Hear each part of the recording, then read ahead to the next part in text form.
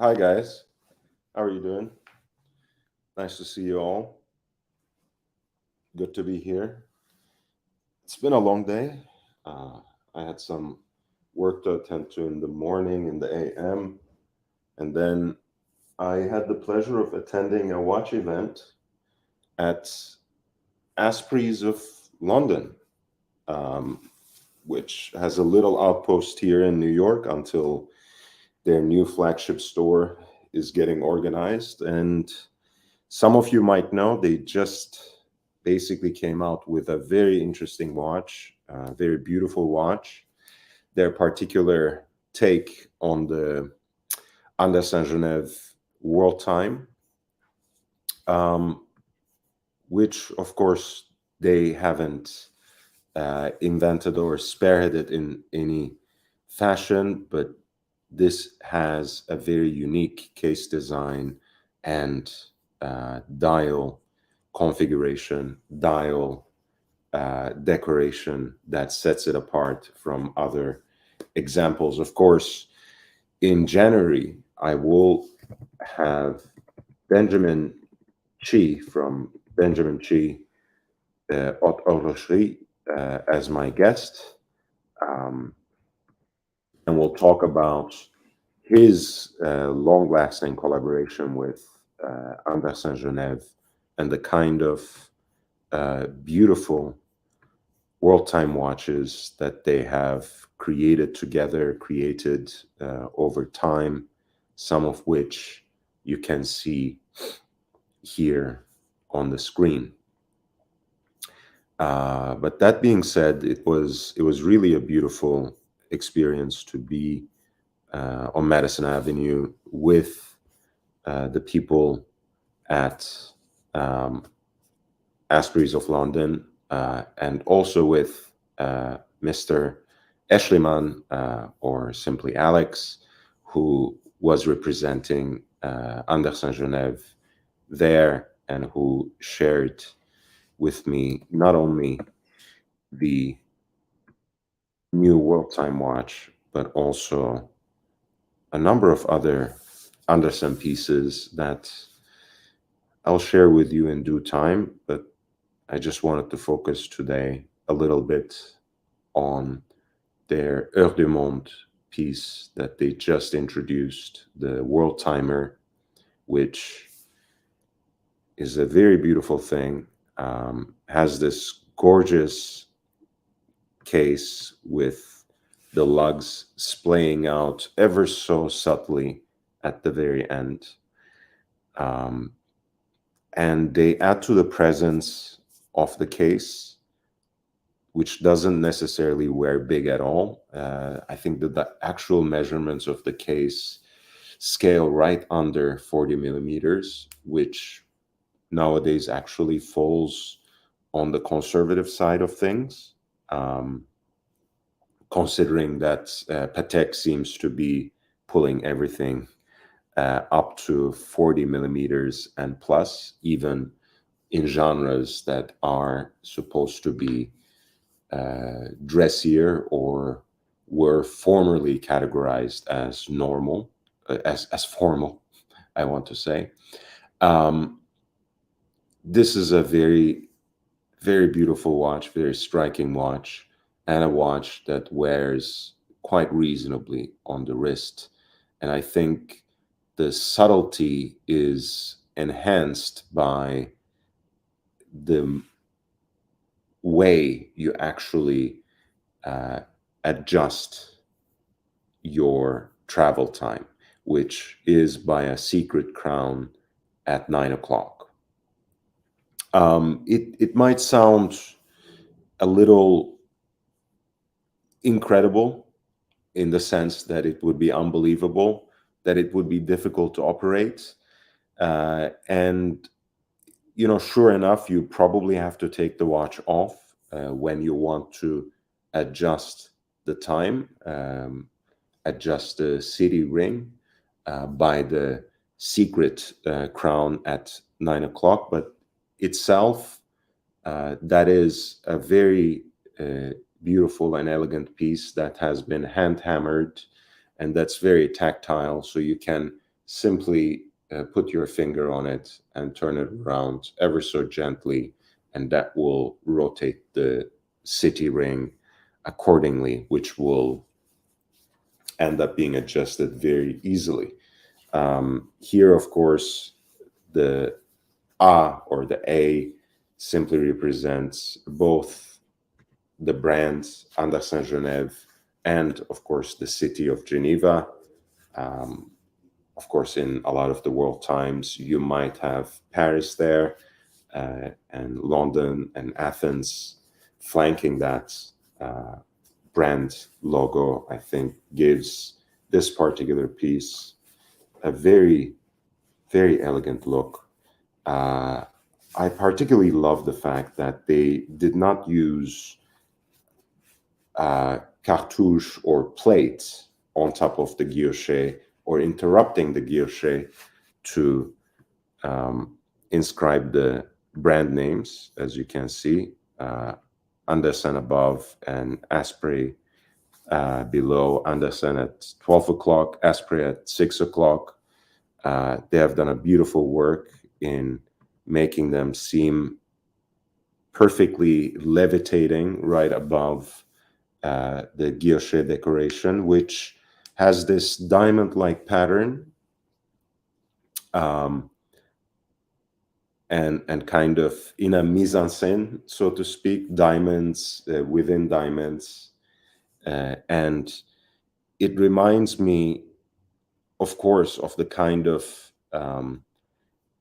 engine-turned and decorative work that Asprey's uses in a number of their products, from silverware to even lovely cut crystal trays and plates and such. But it also reminds me of something also quite British, which is like the nice Scottish cashmere sweaters that have this argyle pattern. They have it on socks as well, whether it's on socks or jumpers, as the Brits like to say it. I really love that particular pattern. So it couldn't have been a better fit. It couldn't have been a better choice to deploy right at the center of this Nile to mark a collaboration between a Genevan watchmaker, a well-known artisan, one of the people who have spearheaded the independent watchmaking movement, and Asprey's of London, of course, which has always signified a certain segment of luxury. And you probably know that a lot of the Asprey co-signed watches, Asprey co-branded timepieces have in the past achieved quite interesting numbers, even in recent time. And that's part of the marketing shtick they use for this particular model as well. I don't blame them. I don't blame the fact that, I wouldn't hold against them the fact that they're using this particular achievement, this particular record as a signifier of the future importance and even the current significance of this piece.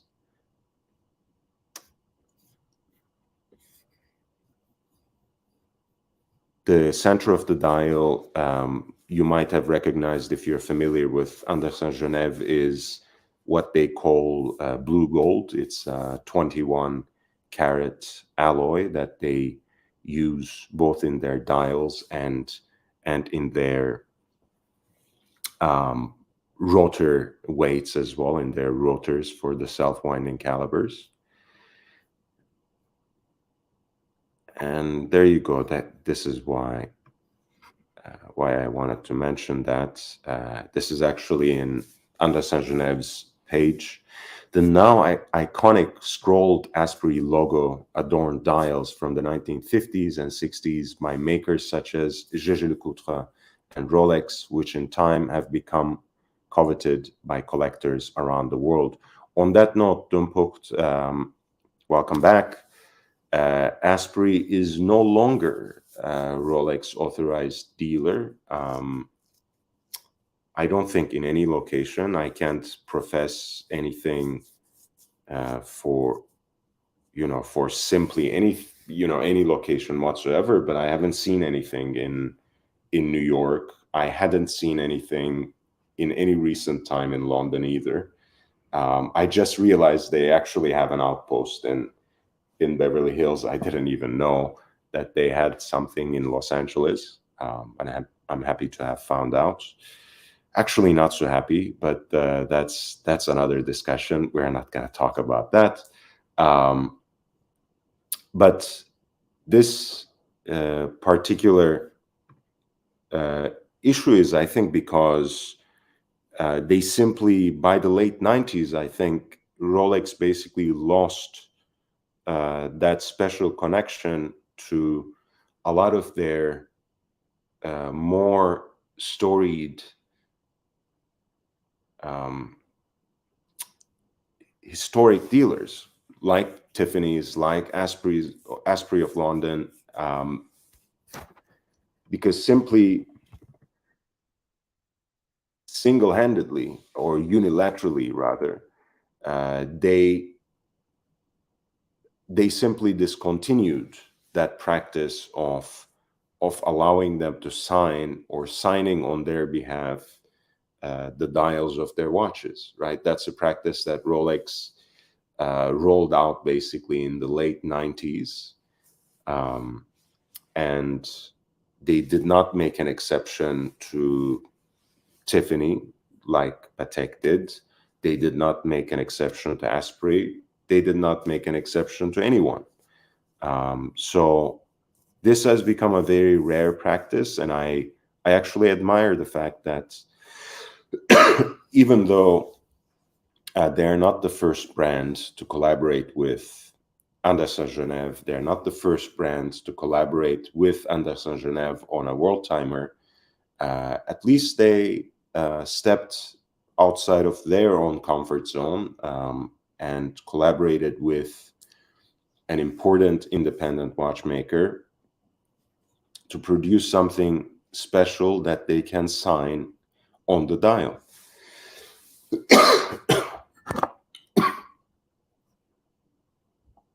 I need to get some water. Be right back.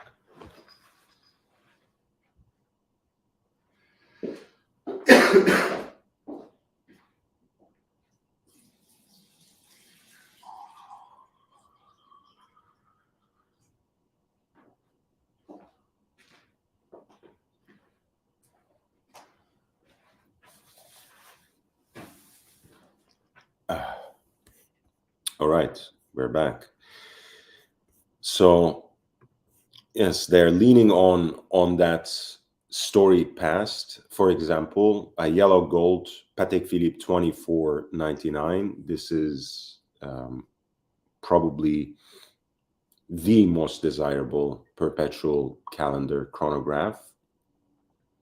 In some ways, more desirable than 1518 in certain configurations because it's simply larger and more modern. 2499, signed by Asprey, the only known example, set a world record in 2018 for the reference when it was auctioned for 3.9 million Swiss francs, which is 3.37 in pounds sterling, 3.37 million. So important is the timepiece that it's often referred to simply as the Asprey. I'm so sorry. Its distinct luminous hands also setting it apart from other examples of the reference.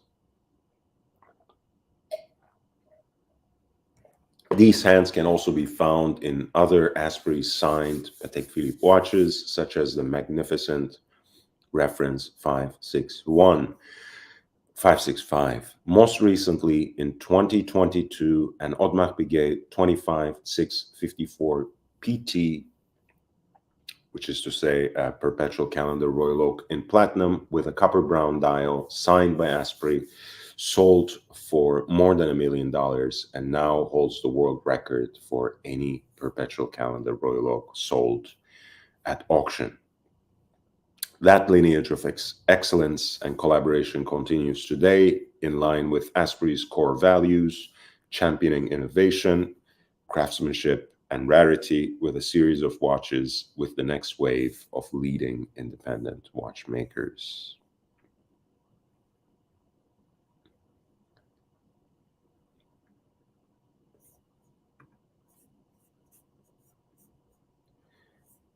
No, they don't sell vintage pieces either. They have their own line of watches, which has never, ever caught my attention.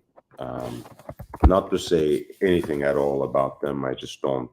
Uh, I've never looked at them for watches. Yeah, I haven't seen any used watches at Asprey's for quite a while now. But then I haven't been to the one in London for maybe a decade already. So I wouldn't want to just speak mindlessly, So maybe it's something that they still do in other branches, but the New York one, the last two times I was here, I did not see any watches, any vintage watches. I mean,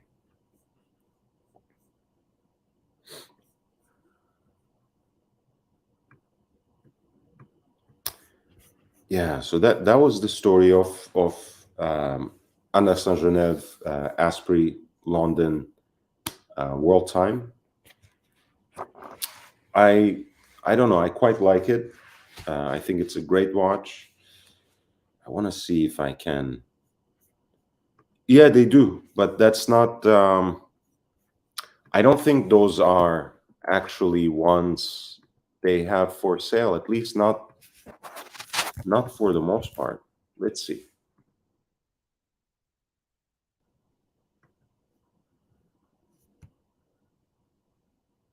Right.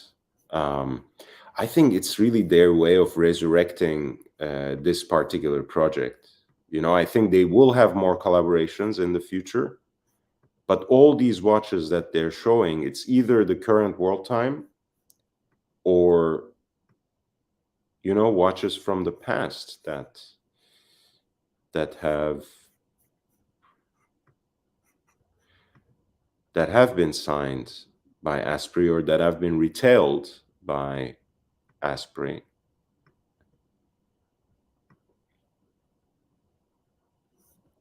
And as you can see, they mostly say sold at Phillips watches for 605,000 Swiss francs in 2016.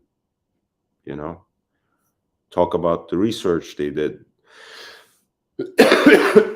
about this particular piece. I don't think I have seen anything on this page um, that is being currently retailed at Asprey, uh, except for the Andersen Geneve watch that we just talked about. Only 24 pieces. It's not yet sold out, and no surprise, because it's a watch that's really at a high price point. So you probably wouldn't expect it to just go out like that. But it's not necessarily so out of line in terms of pricing either. I mean, how much does Patek Philippe Worldtime go for at this point? Let me see what the list price is. Yeah, these things have become so unreasonably pitched in the first place. it's hard to see. So a 5231, yeah, if a 5231G, which is Patek's world time in pardon me. Okay, that's not a fair comparison because that has the Clausenet enamel dial. So maybe you'll say that's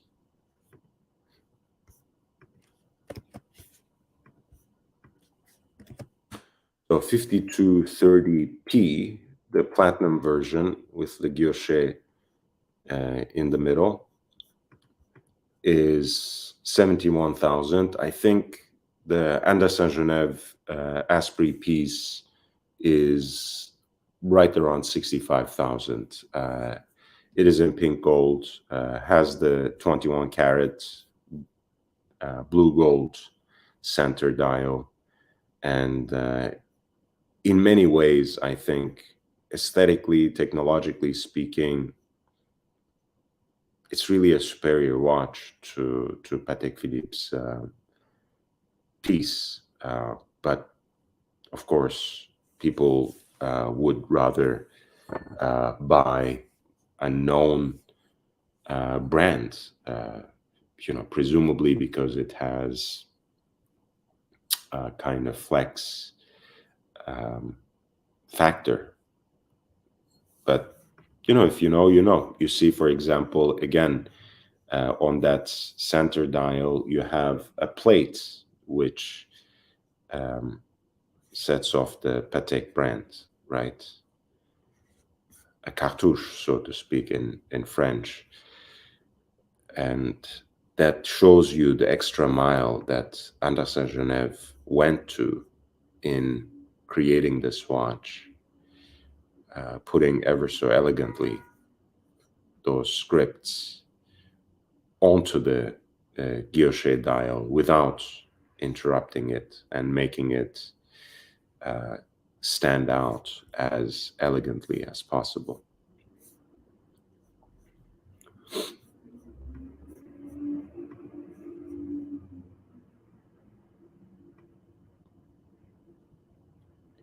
I did not go to the Sotheby's auction today. No, I did not have the time, unfortunately. I was occupied in the first part of the day, and the second part of the day I wanted to spend looking at Andersen rather than sit in an auction room where I wouldn't be bidding. So I wasn't bidding at Sotheby's, so I didn't really have a specific reason to be there.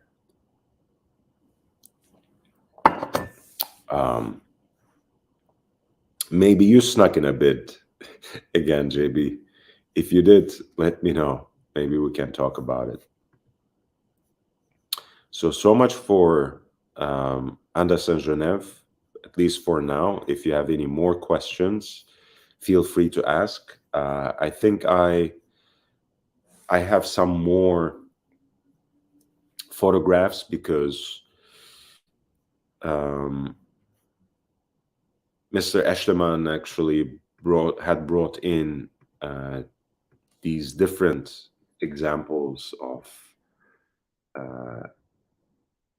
Andersen Geneve watches, especially the World Time that was a finalist for the ladies complication category in the GPHG. I don't know if you remember it. Actually, this is a watch that I presented on and we talked about. So maybe I should at least show you from the selections here. It was this piece that he had as well, which is again a very beautiful piece because it somehow combines something that is both very masculine but also quite feminine and elegant. The case itself reminds me of these chronograph cases that Spielmann used to make for Universal, for example, very aggressive and angular lug shape that cuts right down very steeply, very angular. Yet you have a bezel that's set entirely with baguette cut aquamarines. And it's just really a beautiful thing. And the centerpiece here is once again their proprietary blue gold that is carved in the same way that Audemars Piguet, for example, uh, gets the Royal Oak tapisserie dials made. So cut with a pantograph machine, copying or tracing a much larger example of the pattern. And this watch has like a hinged case back that closes up with a hinge that's itself shaped like a globe. And of course, with a full rotor of that same blue gold material that is decorated exactly in the same way. Very beautiful piece again. And in some ways, this wears even better. So hard to make a choice if you are going with something like this. If you're going with an Andersen Geneve Worldtime, you're really spoiled by choice. You can go for any of their collaborations with Benjamin Chi. You can go directly through them, and they have, of course,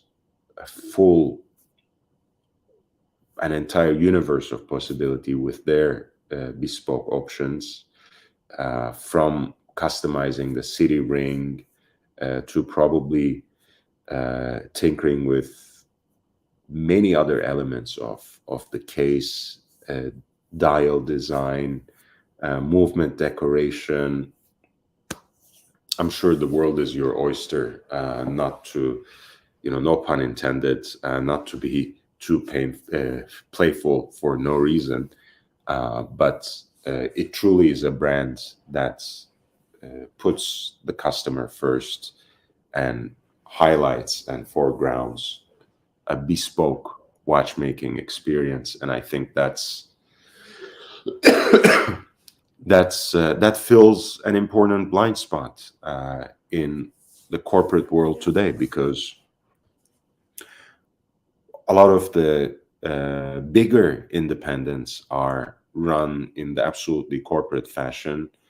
And of course, most of the big brands by now, except for Rolex and Patek, and Audemars Piguet, of course, are practically owned by luxury groups at any rate, for the most part. So it's really important to have players like these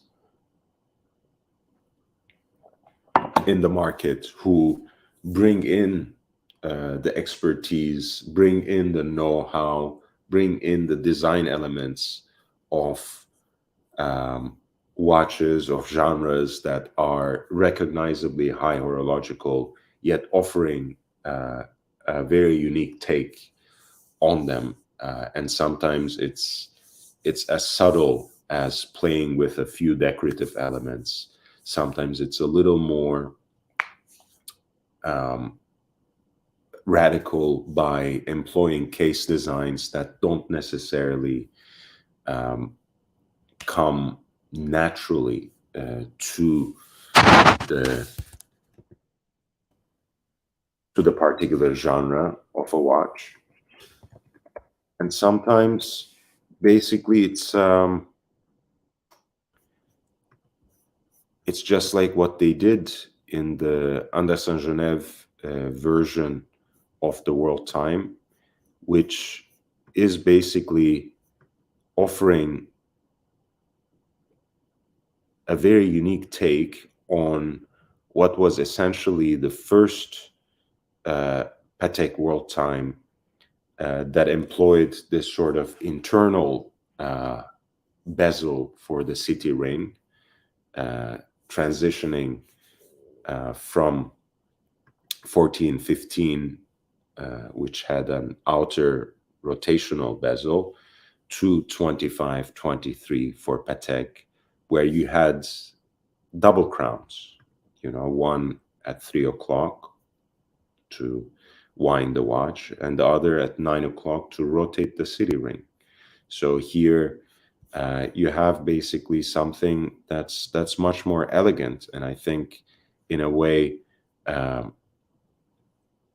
if I imagine this having actually a double crown, I think it would have made the watch a little too unwieldy for me, because the case shape, the angles of the lugs, it's so strong and so present already. Having a second crown on this watch might have weighed it down a little bit from a design perspective, and I think integrating that crown so flush at 9 o'clock, and making it so easy to be manipulated by the tip of your finger to turn around the city rings, makes the watch, I think, a really, really elegant and thoughtful piece that is very uniquely beautiful. Hey, Aiden, how are you doing, man?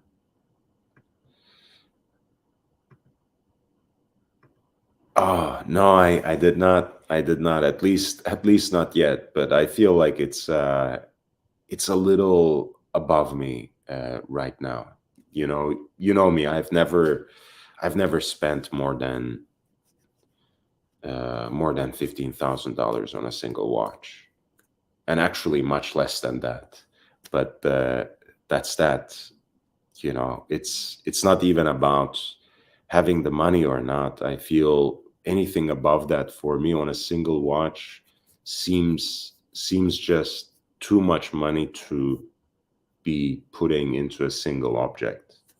I always had a hard time with that kind of decision. That's why I have so many favorites in that segment, 25 to 75K, that I never even came close to getting. I think I would love a Lange one, but certainly not at the retail prices that have now become 40,000 plus US dollars. I would love one of these, but they're priced, 65 to 67,500 dollars. Not sure if I want to spend anything like that on a single watch, but that's just me. I'm sure it will make 24 people very happy because it's a brilliant, brilliant piece. I mean, look at that dial. It's the lighting conditions were a little better this time, so I could capture just a tiny bit better, but it's almost iridescent. So it's not just blue, it's also turquoise, it's also teal, it's also green, it's also purple, it's also emerald. It's just beautiful the way it plays with artificial light. I can't even imagine how it would look in sunlight. Great piece. All right, so let's jump into a preview of the Phillips auction, but I want to say first that I really want to thank all the Phillips team. Most of all, the younger people who have directly taken care of me, Kyle and Eliana in particular, but also Aurel Bash and Alexandre Gotby, who with whom I had the pleasure to meet in person and have conversations. Maybe too quick for my liking. I would have loved to you know gotten a little more of their time, of course, but they were extremely busy in the run up to an important auction such as this. So I don't really blame them, and I'm sure there will be so many chances to have longer, more extended conversations, and maybe who knows? Maybe I can bring them onto the channel as guests for an interview soon enough. I'm sure that will happen because this is that kind of platform. Everyone is so supportive and so generous to it that I am by now quite embarrassed and flattered. But anyway, here we are. So I'm gonna send the link of these lots for the Phillips auction. You can always feel free to type in the chat the lots that you would like me to pay attention to. I have some footage that I will try to share. I have not yet had a chance to filter them, so it's probably not gonna look great.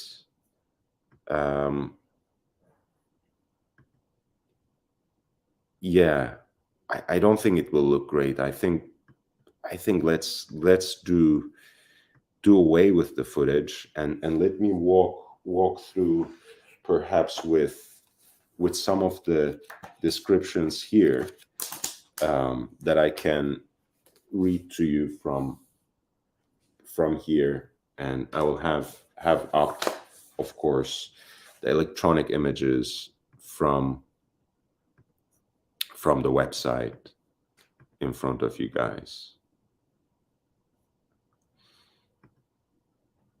There was a 50th anniversary Royal Oak, which was new. There were a lot of interesting and new Audemars Piguet pieces, and one piece in particular that I wanted to hate so much, but ended up loving, and I even caught some flack from Paulway already, and I feel a little ashamed, but not too much, because it's just a great watch.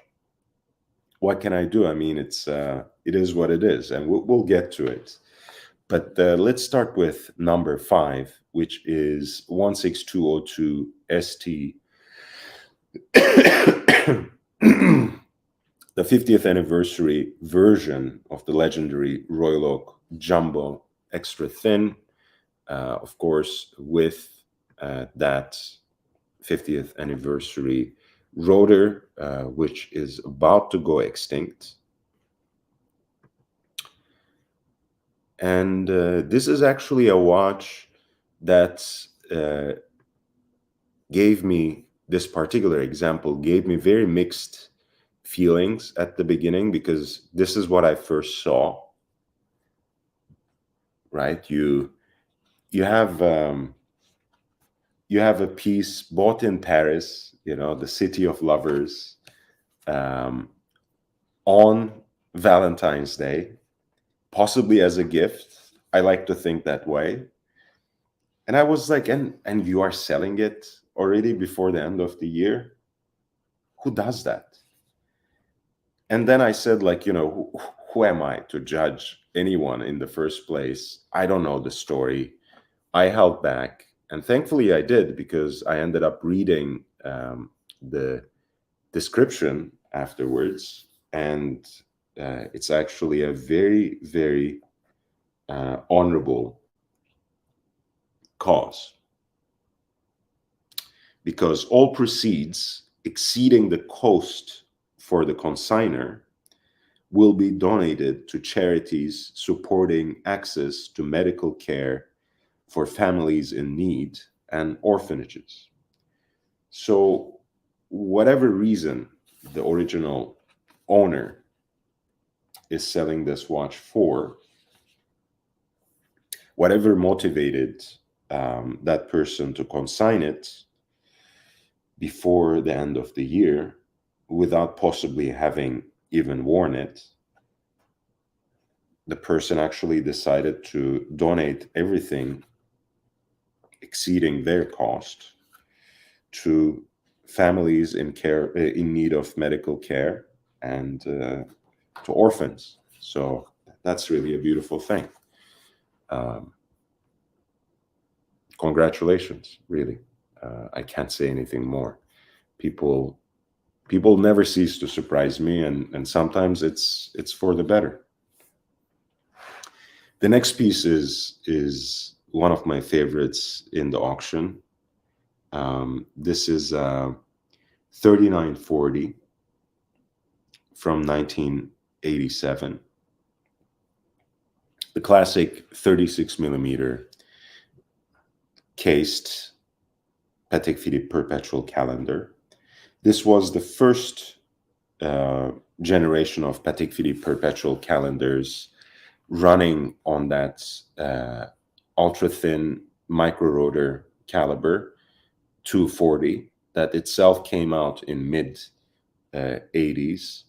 I think initially they didn't believe that caliber 240 would be able to power a perpetual calendar complication, but that they somehow found a way to do it. And 3940 was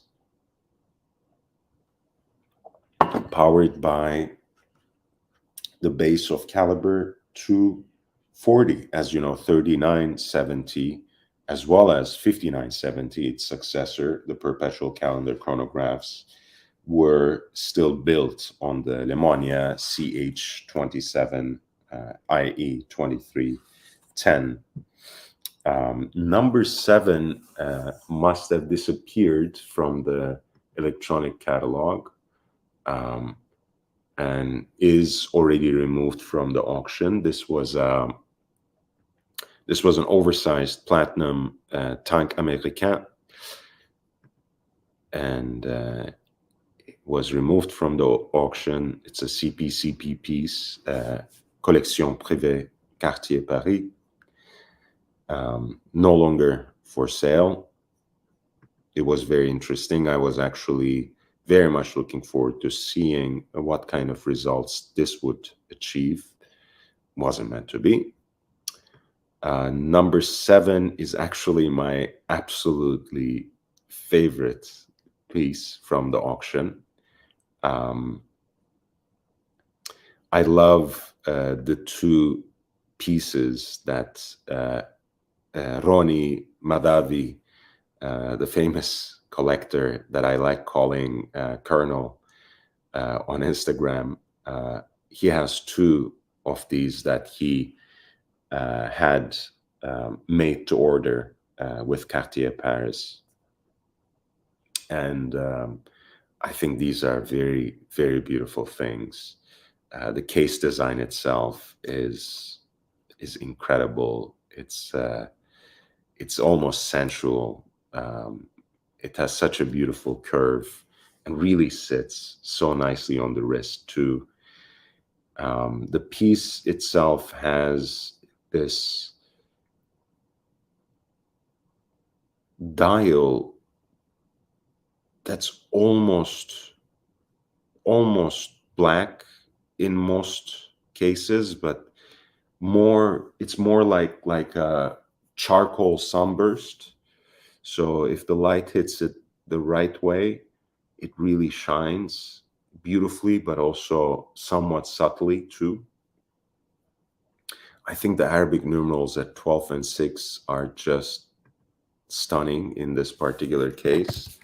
The case size is beautiful too. I think it sits just right on my wrist anyway. So this is how I captured it. That's one shortcoming of those viewing rooms and the exhibition halls they have in Phillips. They are perfect for in-person inspection, for you to really contemplate the piece and assess its condition in person, it's the best. But I certainly need to get a little better in capturing quality video in that setting. Maybe simply get better equipment, but also I think I just need to find ways of filming better, learn a couple of tricks that will help me get better quality videos. But in the meantime, feel free to always contribute, of course. The links are available in the description, and the information is also forever crawling in the ticker as well.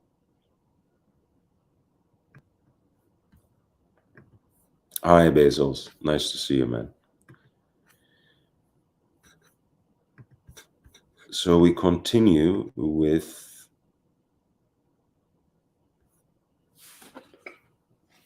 number 8.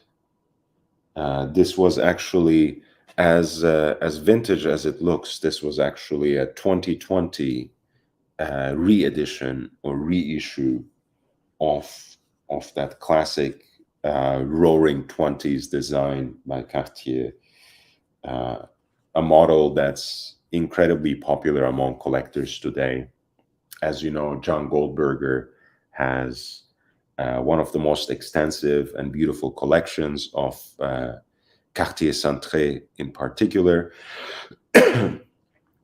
Many people have started ordering customized and special versions of this particular design through Cartier's program, which is apparently quite accommodating as long as you make suggestions that fall within the design language of the brand, which is very distinctive.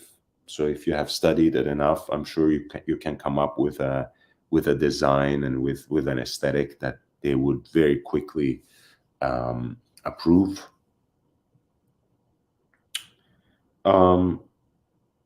And also, of course, this was a watch that Steve McQueen wore in the original Thomas Crown affair, and I think it was just very fitting for that debonair billionaire who wanted to engineer a bank heist just for kicks, just for the fun of it, not because he needed the money. And it is really that kind of watch, right? This is the kind of watch that you would wear, not because you want to make a statement, because to announce to the world that you have the latest and greatest and the most hyped up watch, but something that's immediately recognizable, something that has a lot of presence, and something that's distinctive enough from everything else out there, something that certainly not everyone can wear, not everyone would dare to pull off. This was, of course, a big hit. I will have to show my footage of this particular one because it's just too precious, even if the quality of it is not particularly good. It's a pleasure to look at it on my hairy wrist.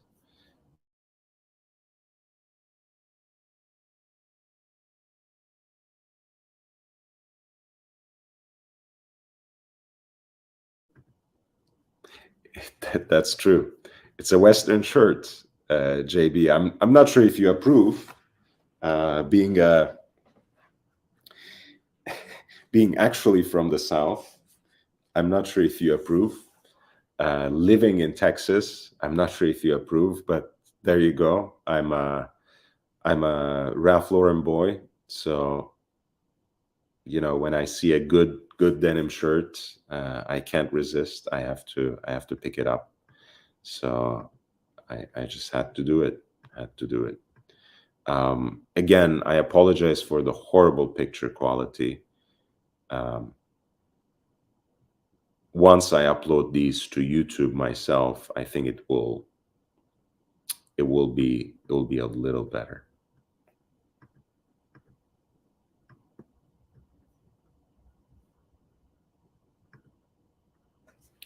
Yeah, it's really a great piece.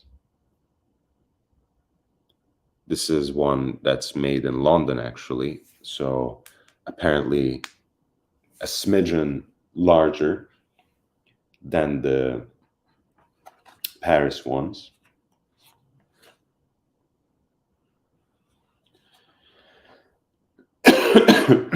This one was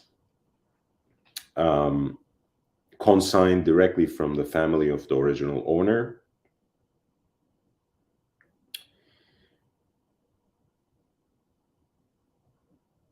And they recite the story here. Some believe incorrectly that the melted timepiece in Salvador Dali's most recognizable work, The Persistence of Memory, inspired the fluid shape. A more widely rumored, let's pull up the higher quality pictures. A more widely rumored yet incorrect story involved a Cartier executive injured in a car accident. Their maxi baignoire allongé melted from the fire that ensued, transforming its shape. That's really a beautiful story. I wish that were true as well. He or she brought the watch to Cartier London for repair, and it was this watch that served as the model's inspiration. Of course, that's not true either. Today, Francesca Cartier-Brickell confirms in her revealing book, The Cartiers, The Untold Story of the Family Behind the Jewelry Empire, that the design was the brainchild of her grandfather, Jean-Jacques Cartier, and the designer Rupert Emerson. The original crash was released in 1967 by Cartier London, and since then, very limited batches of the famed design were released throughout the decades until the present day. At the time, Jean-Jacques was the head of Cartier London, and along with Emerson, they modified Maxi Baignoire Allongé to make it look as if the watch had been in a crash. So they may have themselves been the source of the rumors. The present watch is part of a very limited number of examples produced by Cartier London beginning in 1967, featuring London hallmarks on the caseback interior and its original Cartier déployant buckle with similar London hallmarks, also dating it to 1970, both further stamped JC for Jean-Jacques Cartier. The lovely thing about the buckle, which I'm not sure if it's pictured here properly, unfortunately it is not. Maybe in the little video here, because the buckle itself is quasi-melted too, so somehow really goes along with the design of this piece.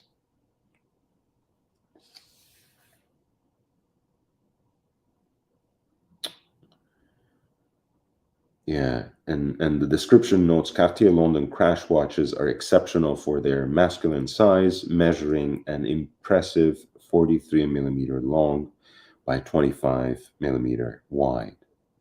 The vast majority of subsequent crash watches, particularly those signed Cartier Paris, have smaller cases measuring 38 millimeter long.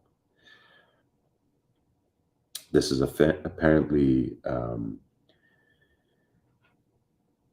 offered by a descendant of the original owner Daphne Farago, along with her husband Peter. She was an esteemed art collector and a recognized philanthropist with an intelligent eye for American folk arts and furniture, contemporary crafted objects, and jewelry.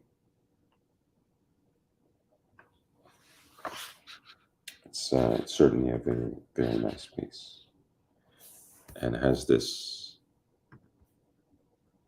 case back that's potentially also uniquely signed Swiss movement.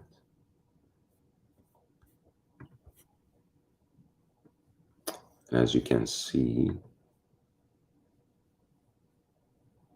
the movement is kind of front loaded, and of course the particular melted design is achieved very simply and in a very calculated way. So it actually is an oddly shaped watch, but still shows time pretty correctly. Oh, thank you, Jake Brooks. $4.99. Quick fist watch check. It's the Breguet Type 20, which I'm wearing on an Alcantara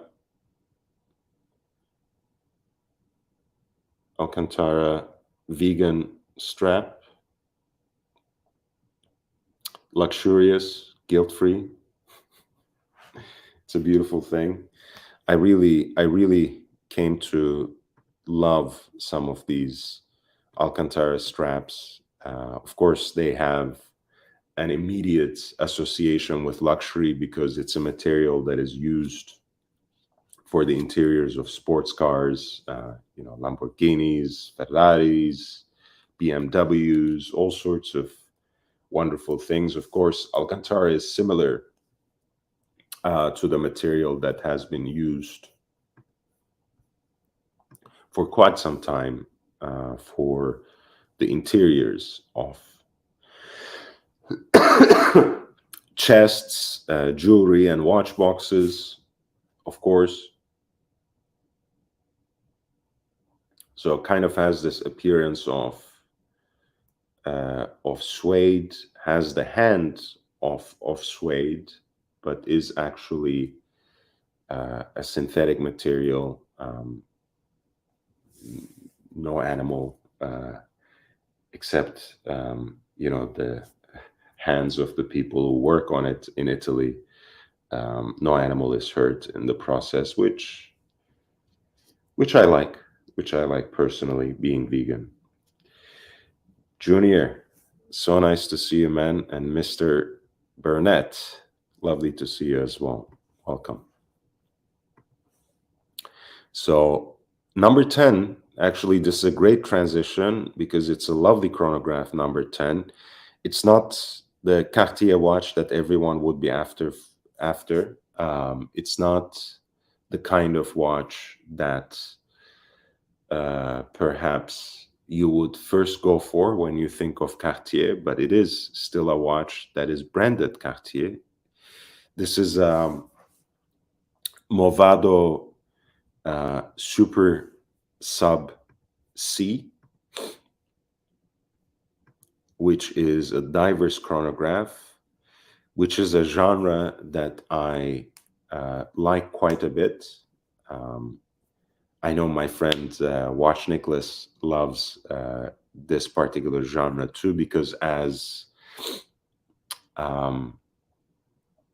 impractical as it is to think of using chronograph functionality submerged within water, or really in any sort of really moist environment, I would certainly recommend against that. There's a certain charm, there's a kind of romanticism associated with melding together or bringing together the aesthetics and functions of what are probably the two most important uh, genres of sports watches, dive watches, and chronographs. And even if you didn't recognize the logo, I think if you know anything about Movado chronographs from the mid-century era, you would know that these squiggly serpentine chronograph hands almost immediately identifies the piece as something made by them. This is a piece retailed by Cartier and branded right under the M by them. You can say on the face of it, the Cartier brand even seems to supersede the Movado brand. The tachometer bezel is actually rotating, so you can certainly use it in that particular way too. Doesn't necessarily have to settle on the zero.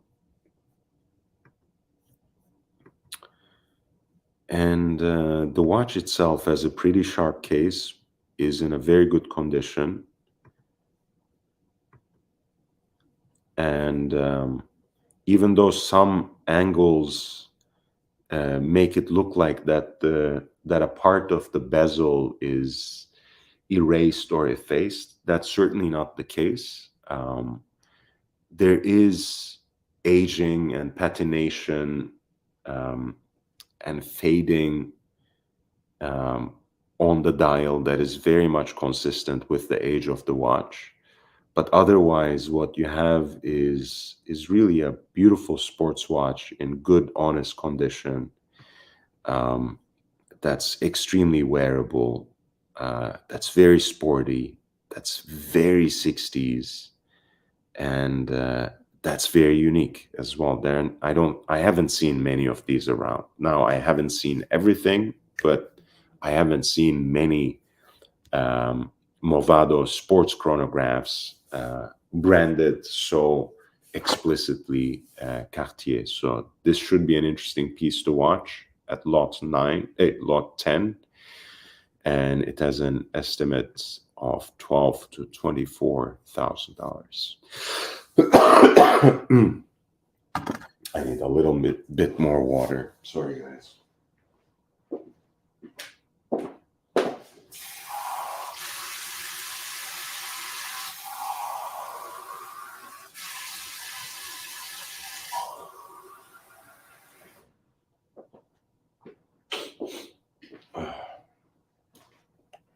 My throat is extremely dry. So that was lot 10.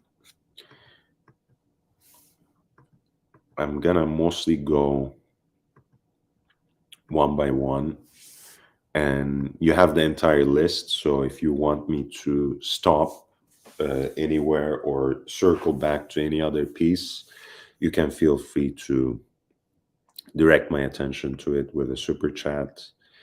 This is, again, a wonderful piece that I had the pleasure of inspecting. The dial is a true chameleon. I mean, there are so many facets to the hand guilloche decoration on the dial that I don't think I have seen so many different shades of blue encapsulated in such a small frame.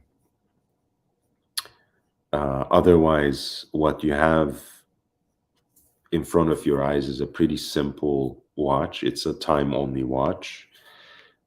Two hands, small seconds, and a power reserve at 12 o'clock. Pretty straightforward. A perfectly round case, complemented by those teardrop lugs that, again, give the watch a very balanced look that straddles the aesthetics of both vintage timepieces and modern design as well. The hands are Voutilainen's particular take of observatory hands. I find them like resembling a little bit like a beak. I think they look like a bird's head to me, in fact, altogether. Um, like a little bit of a cartoon bird, Woody Woodpecker style. So I liken it to that. I don't know, if that's a good name for it, but I certainly like it. I like that blue circle complemented with that beak-like tip. I think it goes perfectly well with these guilloche decorated dials. Voutilainen, of course, is today one of the most well-respected um, watchmakers, independents of today. A lot of brands, including Zenit and Philips itself, of course, have lined up to collaborate with Voutilainen recently, even though he has quite a backlog of orders of his own customers to tend to himself. But happily, he's also branching out of um, that pigeonhole, so to speak. He has collaborated with, of course, Schwarz Etienne, his case maker, Voutilainen, Catan makes, supplies a lot of other brands, even other independents in a way. You would know that our own community-led project that Bill Sanders of Watch Art Sci very kindly presented on this platform, Lyrique Etude number 1, had Voutilainen and Catan as their case maker. And of course, Voutilainen is leading the project of resurrecting Urban Jürgensen as well. So he has his hands in so many different jars at this point, but it seems that it's only a matter of time before he breaks out of that mold of being just a very exclusive independent watchmaker and goes beyond that. So this is lot number 15. Voutilainen, reference 28-R12 in platinum, possibly unique, innovative platinum wristwatch with guilloche enamel dial, power reserve certificate presentation box.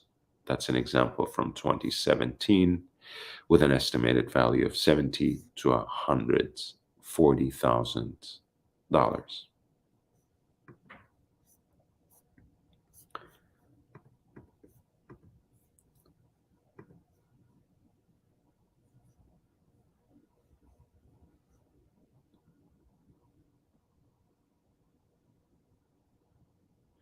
Yeah, I love Breguet, Thomas. I had a chance to check out a beautiful Breguet tourbillon in this auction as well.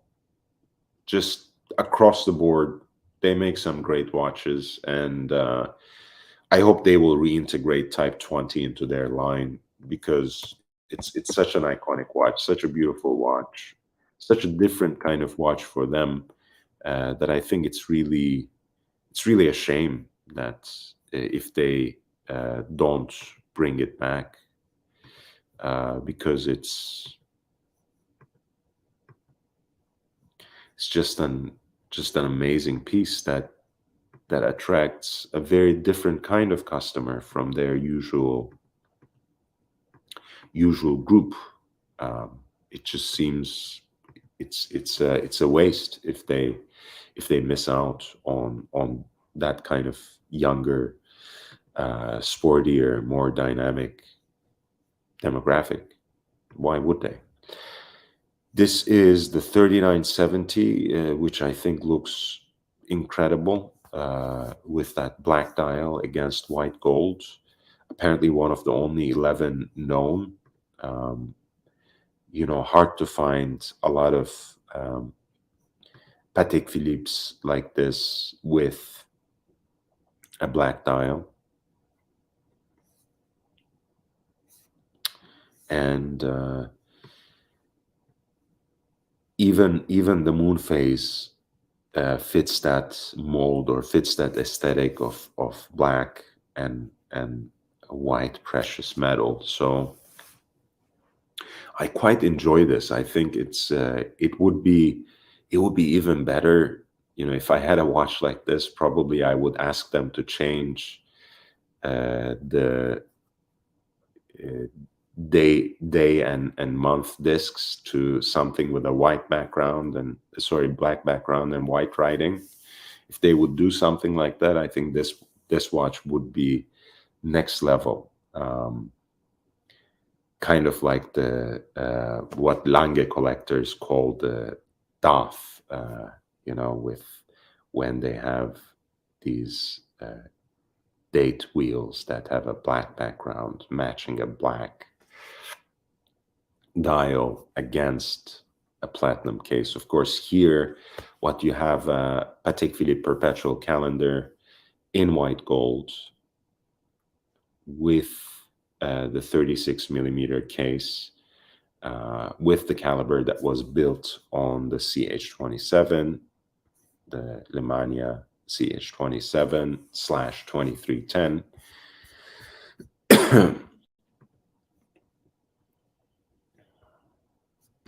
And again, this is a piece that has the exhibition case back and comes with an additional snap-on solid white gold case back as well.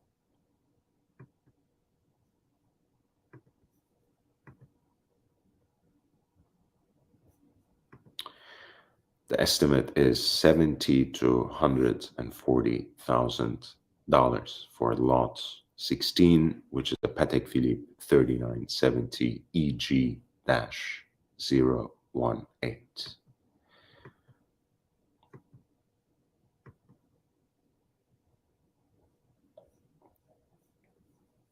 5970J is, of course, a little more popular.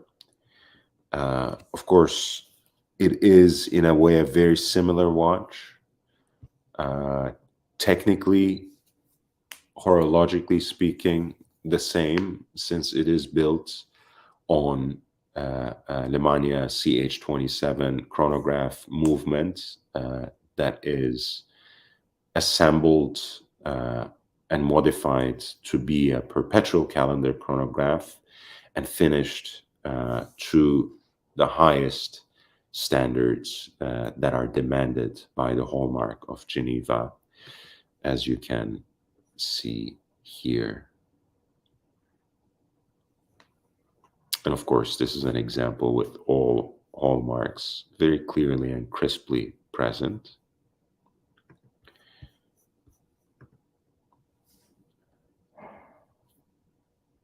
And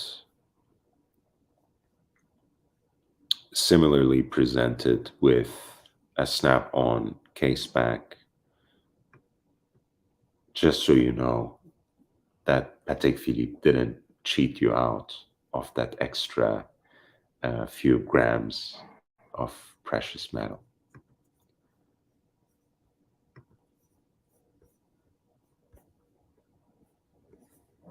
The estimate is once again 70 to 140,000 US dollars for lot 19.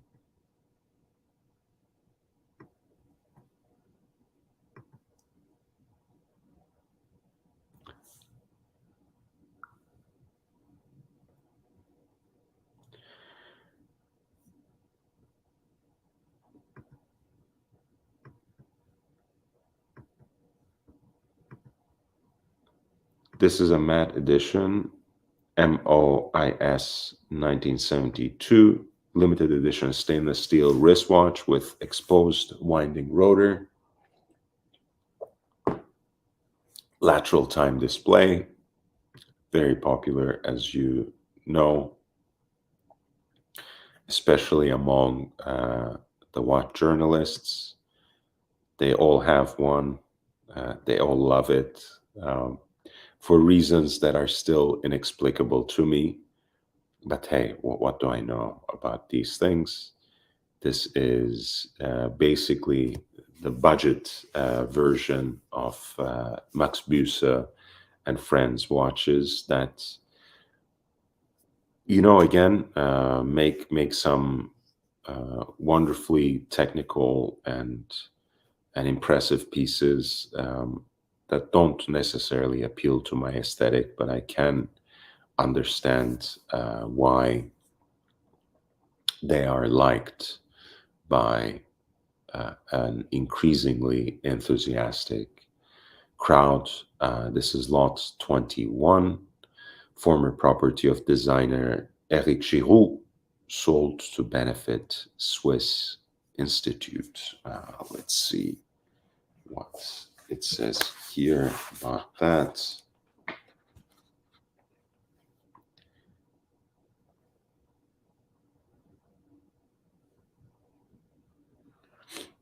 It's a lot that is offered without reserve,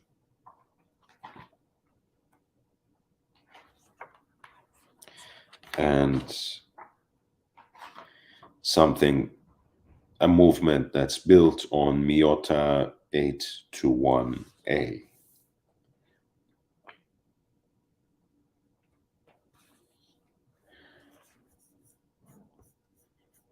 Next up we have, well, not next up, but at lot 23, we have a beautiful Romain Gauthier piece, reference MON 0055-2. Again, it's a two-hander watch with small seconds, with this distinctive kind of sun ray design in red, which you can see a lot of these Romain Gauthier pieces in the small second style. In this case, you have a platinum case and a miniature painting, which makes the piece unique. And it's basically a painting that's made by what the Phillips Lot essay describes as one of the world's greatest enamel artists, Anita Porcher.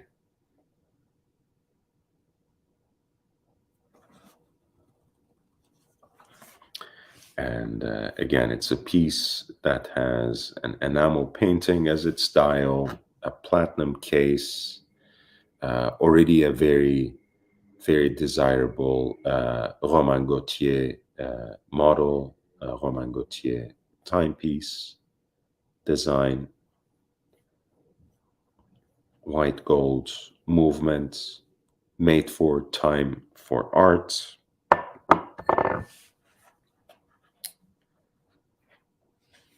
And this is also being sold to benefit Swiss Institute.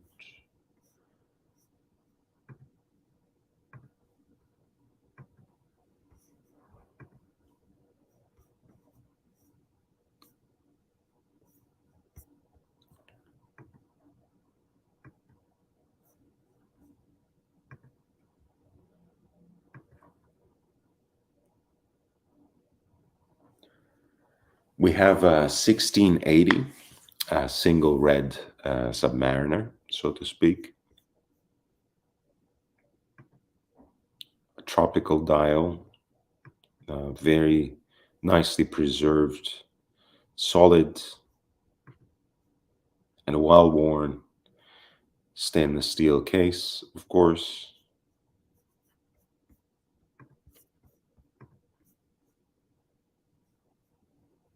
And the dial, again, I think looks beautiful with the particular patina that it has taken on. It's a Meter's first piece, so must be from late 60s, since it's a matte dial as well, of course. Very, very nice piece. It's 15 to $30,000 of estimated value for lot 28.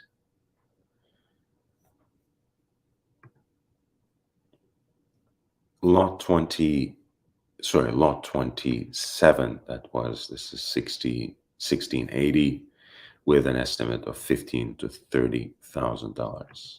Lot 28 is a reference 1665 from late 70s, retailed by Tiffany and Co. This is a Rolex Sea Dweller.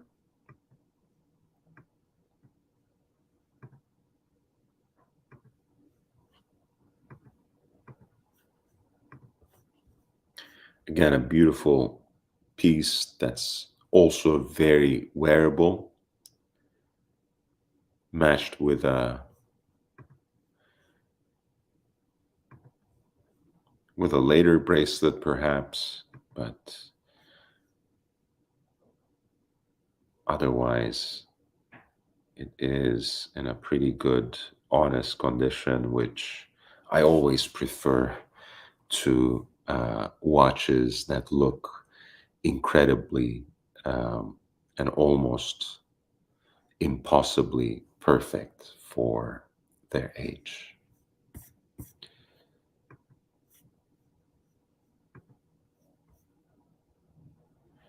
This is Rolex reference 1665, which is a Sea Dweller retailed by Tiffany and Co.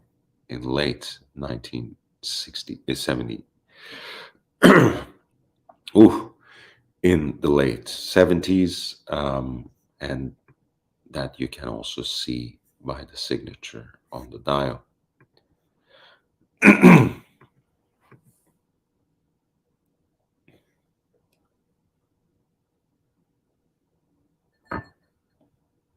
We have an early example of the Omega Speedmaster with alpha hands, a 2998-1 at lot 29.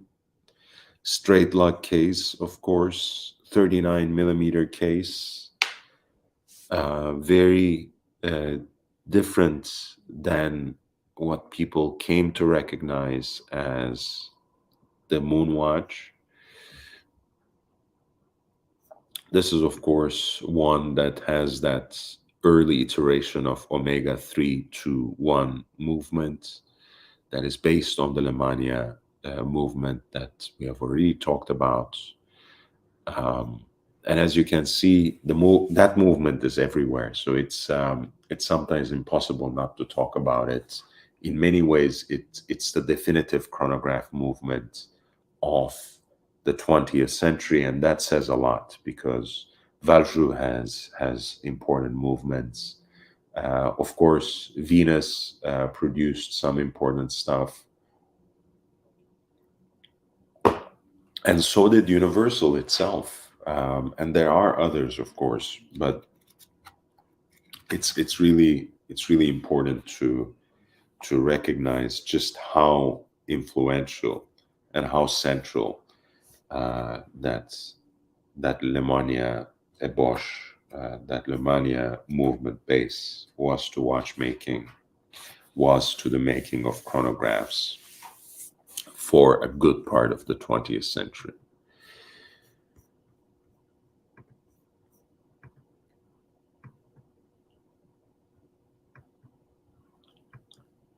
Again, I'm passing over many watches. If you want me to stop and take stock, stop and do a deeper dive on anything, feel free to send in your request with a super chat, and I will devote to it as much time as you wish. This is a beautiful dial, I think, by F.P. Jaune. I will try to explain why I think that, because at the end of the day, of course, it's not the so-called Havana dial is not the first brown dial that a watch company has ever done, most certainly. But it's so subtle and rich at the same time that you can truly truly understand how they came up with that name Havana.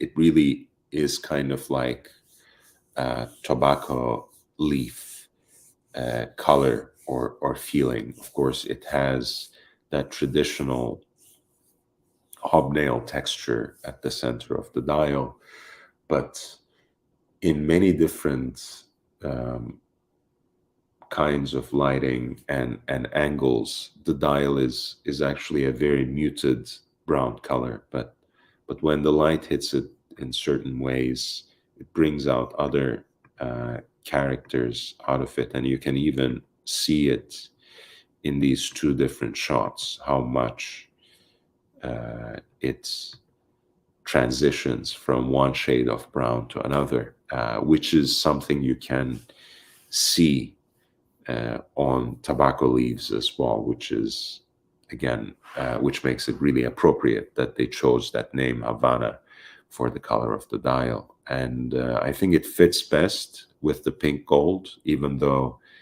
I kind of find platinum chronometre Sauvrans a little more irresistible at present time. Who knows? But in either case, this is really a beautiful watch. It was quite gorgeous in person as well. And something I want to say about FP Jaune movements, again, many people say, well, it's really not the best finished movement.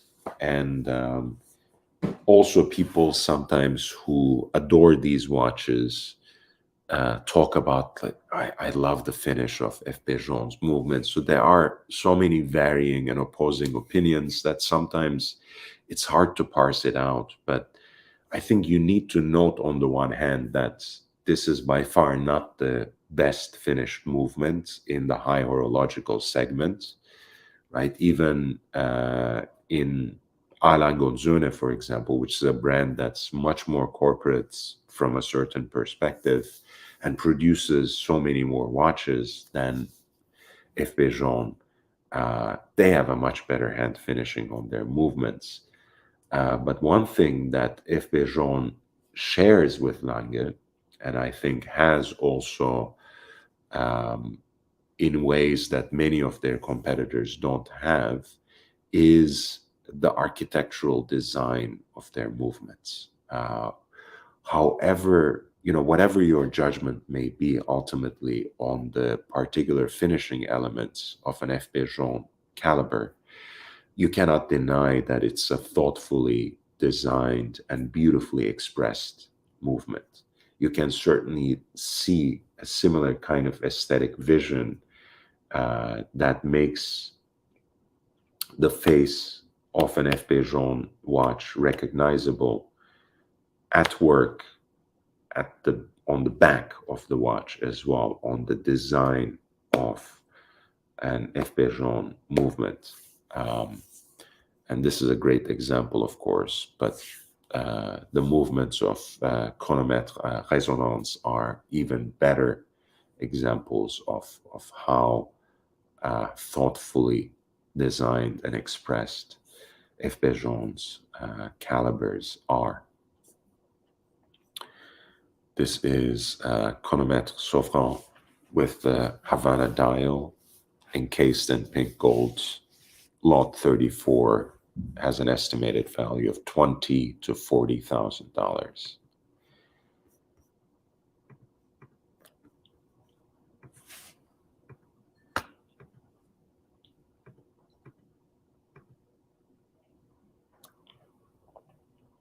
$36 is an early example, a reference 4035 of Alain Gonzone's flagship model in many ways, the datograph in platinum, the flyback chronograph in platinum with a black dial, the immediately recognizable big date at 12 o'clock, Roman numerals at 10, 2, and 6, wonderfully balanced two register chronograph layout, and the tachometer crowned crowned by the brand's name at 12 o'clock. Sorry, guys, my voice is giving me all sorts of trouble today. And it will always happens at the end of the day. I think I just talk too much during the day.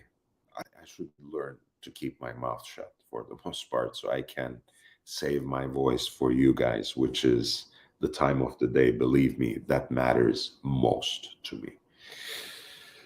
So this is the Alangonzune datograph flyback chronograph, exactly in the configuration I like. There are many reasons as to why I like this configuration. I know people associate the up and down auf und ab indicator, the power reserve indicator, almost as much as the outsized date with the Lange aesthetic language.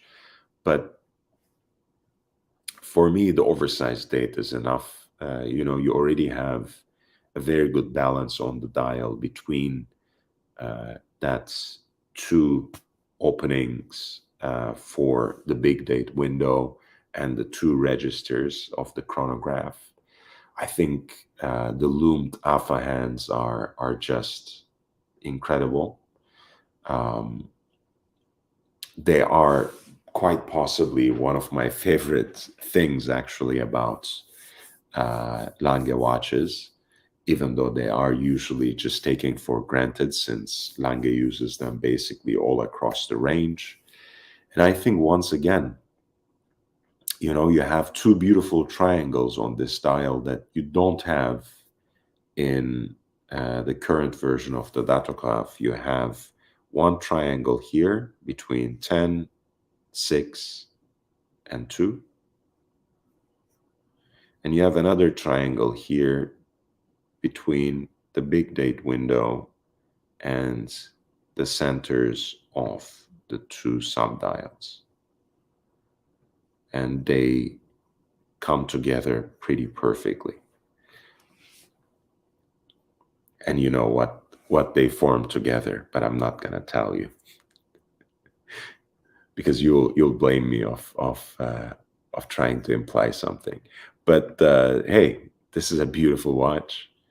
It has the iconic, by now legendary caliber L951, which has in many ways taken up the throne, taken the mantle of Lemania CH27 as the definitive chronograph caliber, transitioning from the 20th century to the 21st.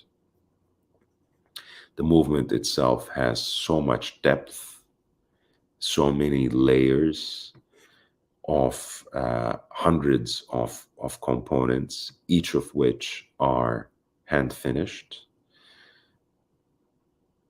Those rubies that are set into the gold chaton, the heat blued screws, and finally, of course, the swan neck regulator complemented with the freehand engraved balance cock.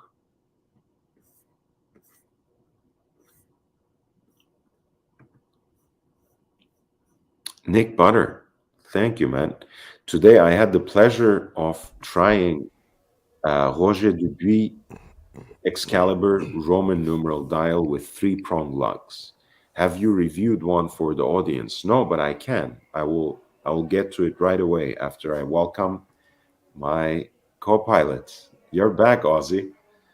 G'day, I how you like doing? Yeah, I love seeing you often, so almost on a daily basis again. So it's great. Yeah, things are getting a little bit more predictable, but yeah, we'll see. Yeah, well, I mean, as predictable as it gets, I guess, when you have a baby at home and two small children altogether. Yeah, yeah, absolutely. Is a is it Junior Johnson? Is was that the same earlier today? On stream we had a Schlong Johnson, a No, I family don't member think perhaps. I don't think so. Um, Okay. Junior is a gentleman from Michigan. Um, he is he used to box himself. He's very familiar with the sport of boxing, and it's Hmm. no surprise because Michigan is one of those centers, of course, historically. He's also very knowledgeable about watches and very enthusiastic. Um, I see him a lot on Watch Art Size live streams. Bill Sanders's um, channel, Hmm. um, but not much of anywhere else. And he's not someone who would take on the name Schlong Johnson. Did you know? Well, speaking of which, do you know where Schlong comes from as a word? I hypothesized that it may have come from uh, like Amish people or something like that. Maybe that's an apocryphal description, but as far as I know, it comes from Yiddish, um, and it is the Okay. Yiddish pronunciation of the word Schlange in German.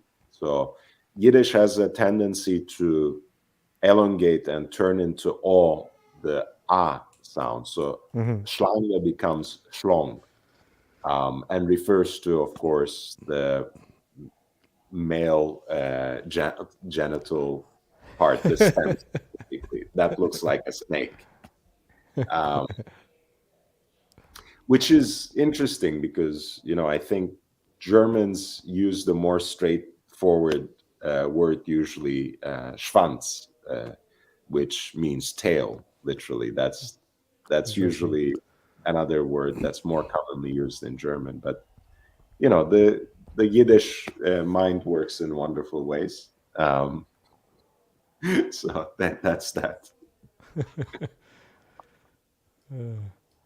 So let's see. Roger Dubuis Excalibur with the Roman numerals.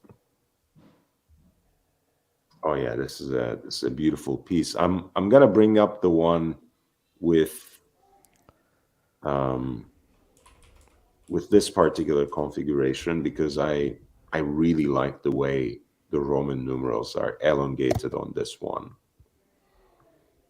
But certainly it comes in all the different ways. It has these distinctive three pronged lugs that helps integrate the leather strap in a in a way with the case. The bezel has these cutouts, I think, that play quite well with the design of the dial as well, because the way those elongated Roman numerals are separated uh, are almost echoing with those cutouts on the bezel. Hmm.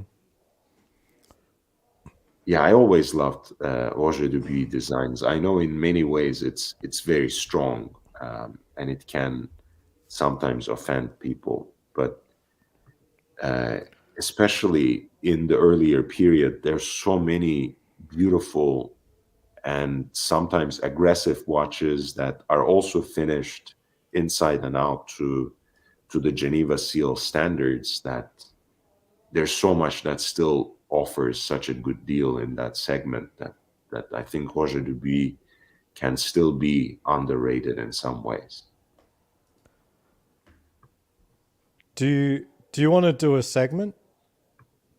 I've got um, access to our our children's overlords. I've got access to ChatGPT, and we can ask AI what it thinks about certain watches and what we should buy.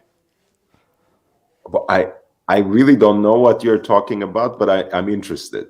Yeah, Like I yeah. don't Okay. Let understand. me throw the presentation. So for context, this is a heavily machine learned AI that has studied countless documents and records and scoured the internet for information, has developed facts, and has opinions on things. Okay. So let me. So this only just came out into open beta, and Okay. I already think that it, in some roles, some positions, some jobs that involve text, it can take over some human jobs, which is very scary. I'd say it's probably slightly, almost as good as an engineer that's just graduated college. It can code, it can give you advice. Can So it take over? Can it take over my job, like hosting a YouTube live stream? I think so. So what were you talking about? You were talking about a Roger Dubois. So you can see the presentation on screen, and we'll read it out, so it's an audio experience as well. So we're just chatting away. So Okay. maybe we could say explain the appeal of FP Journe watches. Okay. Maybe appeal of FP Journe watches A small pause. in. You know, if it does that successfully, I will delete this stream forever. But go ahead. Yes. Take over, machine. I'm not sure if I've actually done it. So FP Journe is a high-end Swiss watchmaking company known for its luxury timepieces and attention to detail. The appeal of FP Journe watches lies in their unique design, precision craftsmanship, and use of high-quality materials. Additionally, FP Journe watches are considered to be collectible due to their limited production and the brand's reputation for excellence in the world of fine watchmaking. This isn't bad copy. It's not bad. It really isn't. I mean, it's like, you know, it can certainly replace the Bobby Googles and Tim Wrights of the world. That's for sure. Well, I Like think if you want the Brick Watch information Company that had. Sorry, say again. if you want information that can be easily found on Google, it gives you immediate access, and it's actually, again, puts sentences better, much better than Tim Wright. I think this machine has better English than Tim Wright. So So it what's a brings, harder one?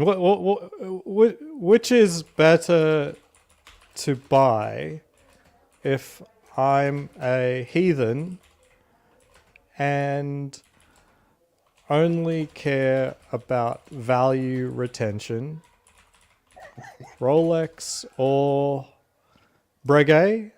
Let's say JLC. JLC. Okay. that's a relatively difficult question. Okay. This is not. We found a hole. We found a hole. This. I Okay, can tell let's you read right it. now. Let's read it. This was. You can't just disregard when it does, you know, average. Come on, let's read it. Okay. I'll read it. And Jesus, I hope you don't hear too much of that in the background. My son's literally screaming. It's okay. Okay. It's okay. So AI overlords have said it is difficult to say which brand, Rolex or JLC, is better to buy. Is that really, like, it's distracting me, that's for sure. Maybe you should read. Okay, let me try to read, because it's difficult to say which brand, Rolex or JLC, is better to buy if you're only concerned with value retention. I mean, I'm wondering if what I'm saying is produced by a machine like this. It's so similar to my that it surprises me. I'm confused. Did I write this text? Both Rolex and JLC are well-respected and established luxury watch brands, and both have a history of producing high-quality timepieces that are sought after by collectors. In general, the value of a watch will depend on a variety of factors, including its age, condition, rarity, and desirability. It's always a good idea to do your research and carefully consider these factors before making a purchase.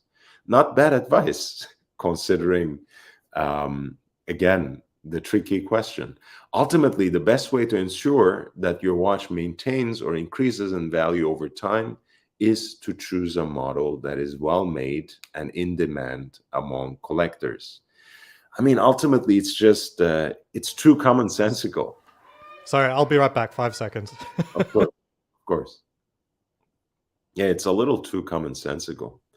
Um, but yeah, going back to Roger Dubuis until Ozzy comes back, for me, the what I was talking about earlier, this idea that Roger Dubuis still represents in many ways an incredible deal when it comes to certain pieces, like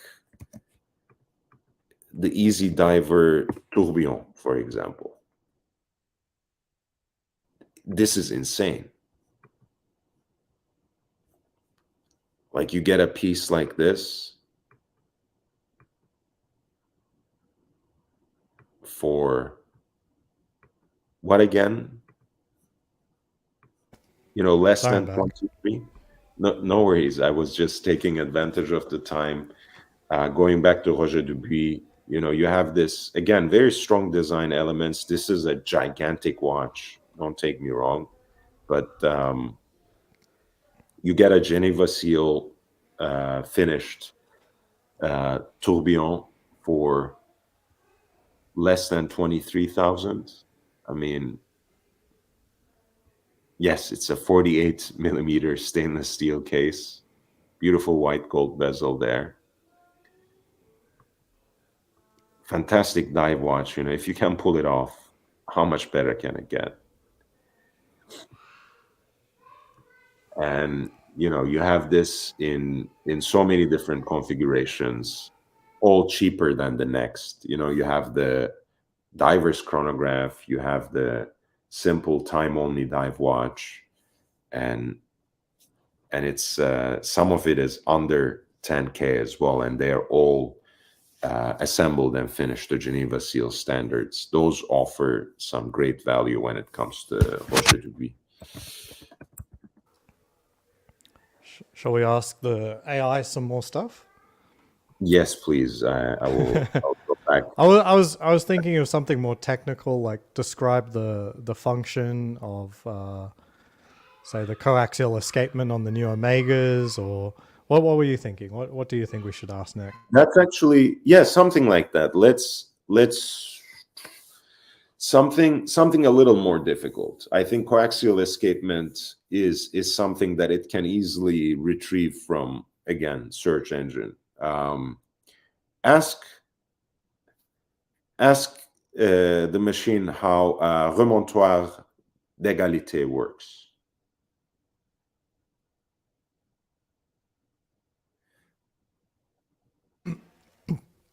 Like, I don't know how to spell that word. Okay, so REMOINTOIR,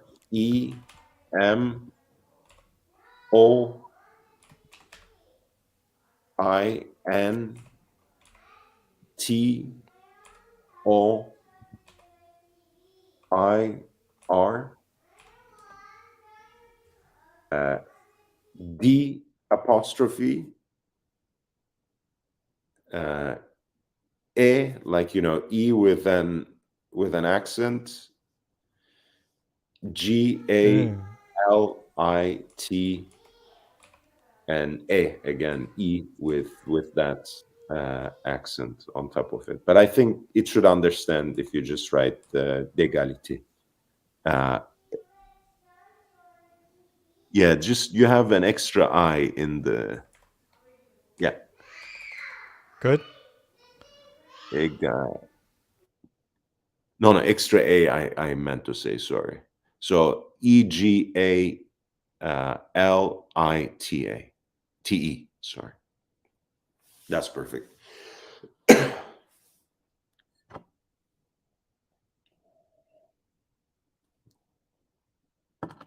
You can do the honors. Holy shit, it's pretty good actually. All right. I have no idea what you said, so it's hopefully better than nothing. Wow. So the remontoire d'égalité, also known as a constant force escapement, is a type of mechanical device used in some high-end watches. It is designed to ensure that the watch maintains a consistent level of power even as the mainspring winds down. Holy mother. Oh my God. The remontoire d'égalité consists of a small spring that is attached to the gear train of the watch. This spring is wound up at regular intervals by the mainspring, and it provides a constant force to the gear train, ensuring that the watch maintains a consistent level of power. I know you don't have a particular case against him, Ozzy, but you may have just rendered Jonathan Quayle Higgins obsolete by introducing. This I actually understand how this mechanism works now. I actually do. That description is useful. This helps improve the accuracy and precision of the watch as it eliminates the fluctuations in power that can occur as the mainspring winds down, right? Which is something actually that you can easily understand if you ever own like a manual dress watch, for example, because you charge it up all the way, right? Let's say it's 2 days, 3 days, or 8 days.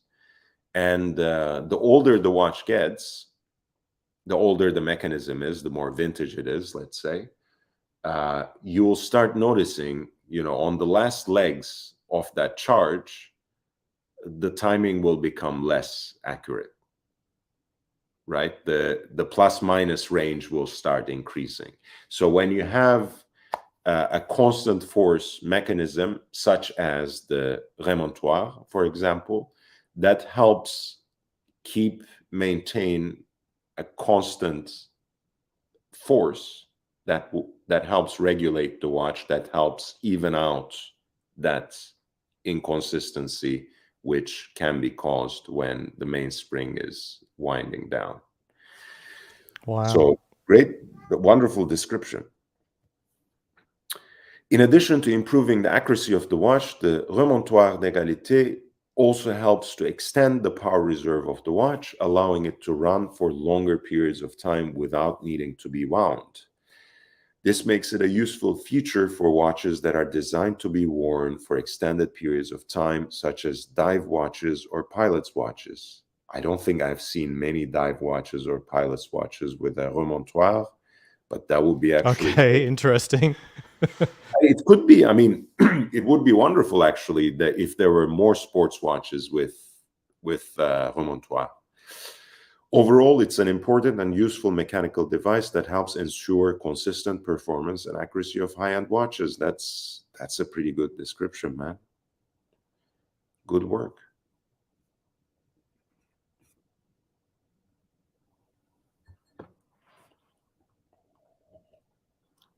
Let's see.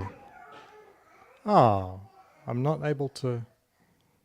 Oh, wait. Maybe it's just I listed it out incorrectly. Give me a second. Junior's going nuts. Give me a second. No, it didn't work. Didn't work. It's the Wait, end of his knowledge. Can you try name? Okay. When you come back, we will try something else. Maybe name sports watches that feature remontoire d'égalité.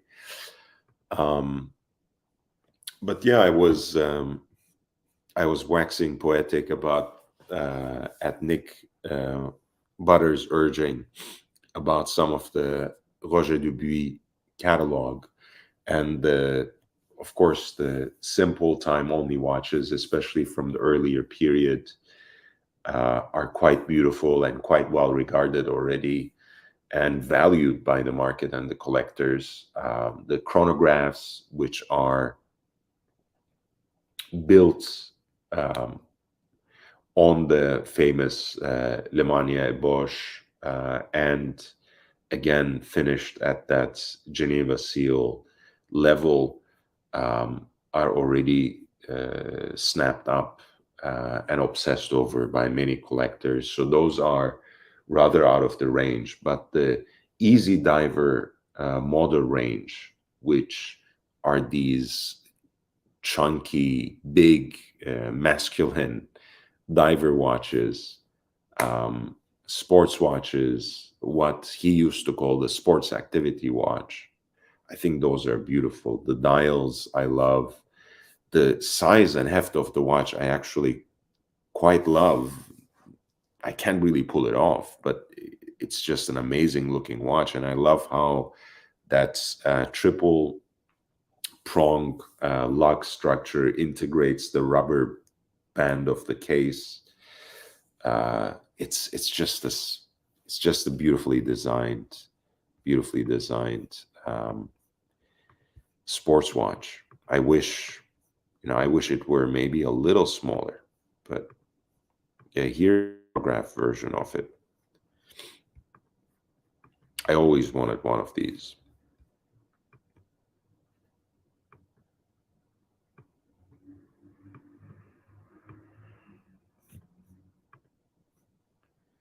I mean, the scalloped lugs, the way it integrates into it, that end link part of the rubber band, even the particular way these pushers are finished. I love it. I love it. The case design is just incredibly beautiful. And the dial on this one is particularly amazing. It has this kind of cobblestone-like design emanating from the center of the case.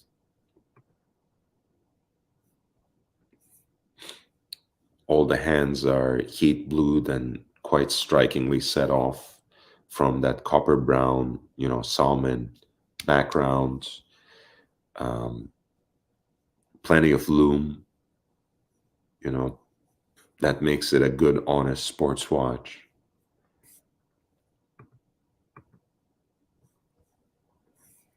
And of course, that architecture of the Lemania that you can almost immediately recognize by now.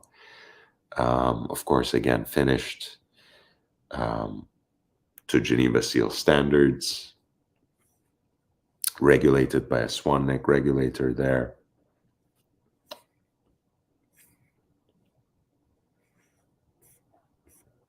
Beautiful, beautiful piece. Yeah.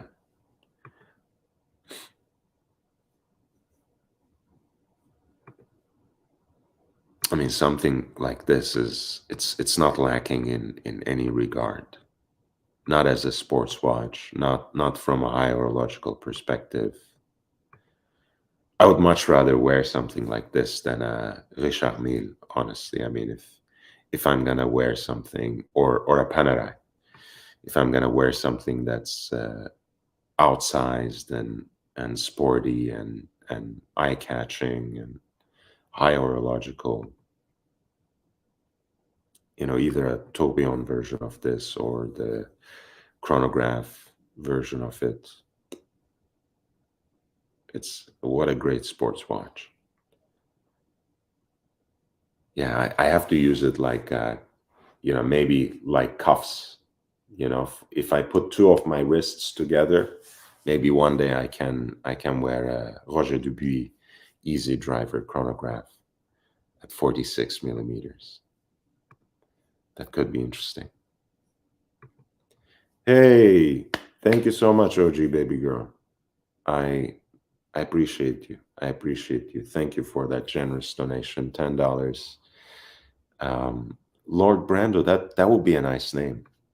I should I should do a poll on this at some point. Should I take back my aristocratic titles? But thank you. Thank you for the kind words. Thank you for the kind contribution. And Junior Johnson reminds me that our friend Bill Sanders has an Easy Diver. I do know that. I do know that. And I don't really know anything about Bill's wrist size, but I have seen it on his wrist on live streams a couple of times, and it looks great. It looks great. Maybe I should get one nonetheless. Maybe I should try to get one. You know, there's room for one oversized piece in everyone's collection, I suppose. It could be interesting. Thank you. Well, I like the name Baby Girl, so I hope you don't change yours.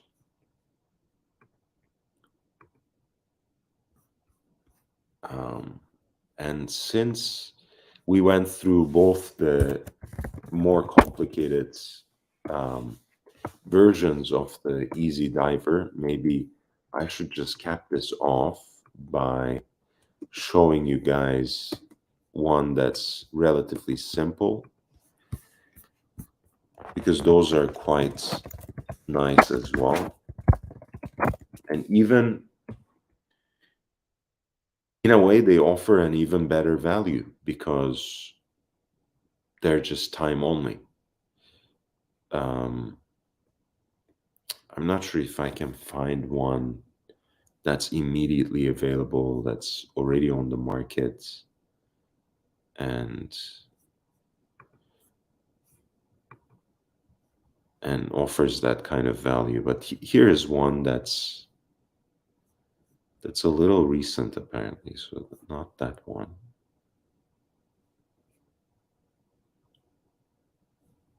Hmm. How about this one?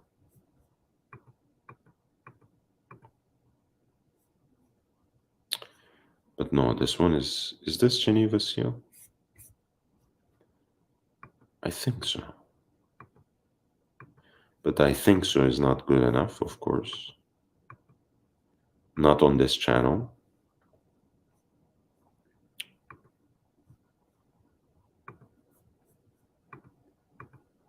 So let's see.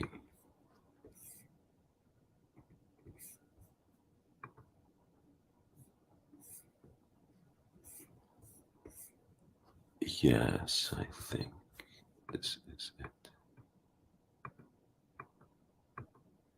Yeah, great.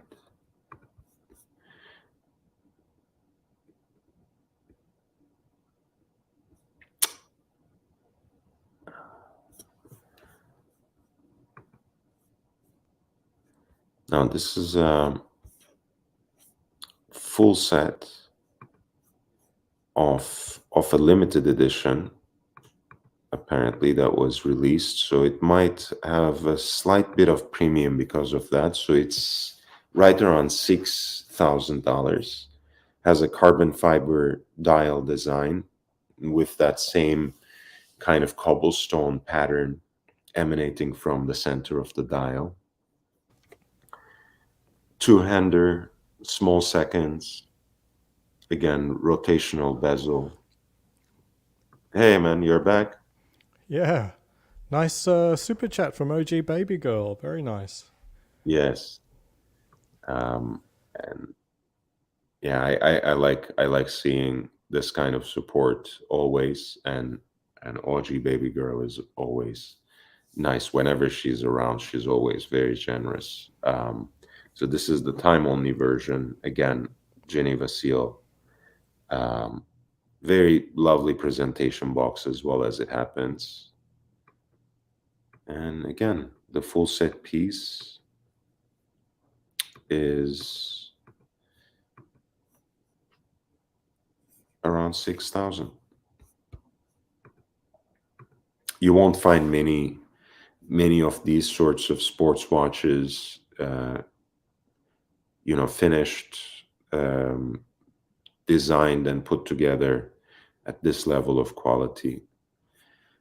Um, and yeah, I think in many ways Roger Dubuis is still underrated, but I guess the reason these are cheaper is because they are large watches. So it is what it is. Referring to the Geneva seal, I was wondering what the AI would have to say about that. But I was before we go to that though. Can you perhaps say um, maybe name sports watches that use remontoir d'égalité? Maybe that works. Yeah, well, I think it's just gonna refrain from not giving any watches. Oh,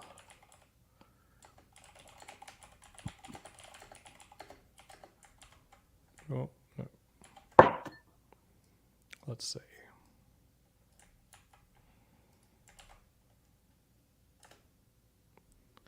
No, it's not really into that one.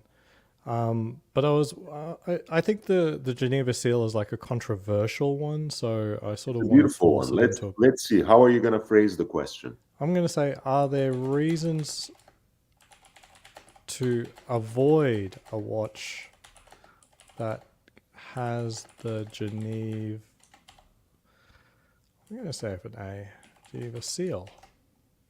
It's a kind of an odd one, but there's some controversy in there. Let's see what it picks up on. It's a, the Geneva Seal is also known as a Poincon de. I'm not saying this right. You could say this one. Okay, the Geneva Seal, also known as the Poinçon de Genève, is a mark of quality and craftsmanship that is awarded to watches that are made in the canton of Geneva, Switzerland, and meet strict criteria. In general, there are no specific reasons to avoid a watch that has the Geneva Seal, as it is considered to be a mark of excellence in the world of watchmaking. Excellence is such an overused word that I would avoid the use of it to begin with. But anyway, however, some people may choose to avoid a watch with the Geneva Seal for personal reasons. For example, some people may prefer a watch with a different set of features or a different design aesthetic. Now you start sounding like Tim Wright machine. You are trying to appease people now. I expect better than better from a machine, honestly. So I'm a little disappointed. This kind of waffling. Yes. So one of the secrets as to why its text often sounds very plausible, and you're not often in a position where you can write it off, is that this is basically just text prediction. One word at a time, it tries to figure out what is the most likely word that should come next. So anything with controversy, it will sort of take a middle line. You know what I mean?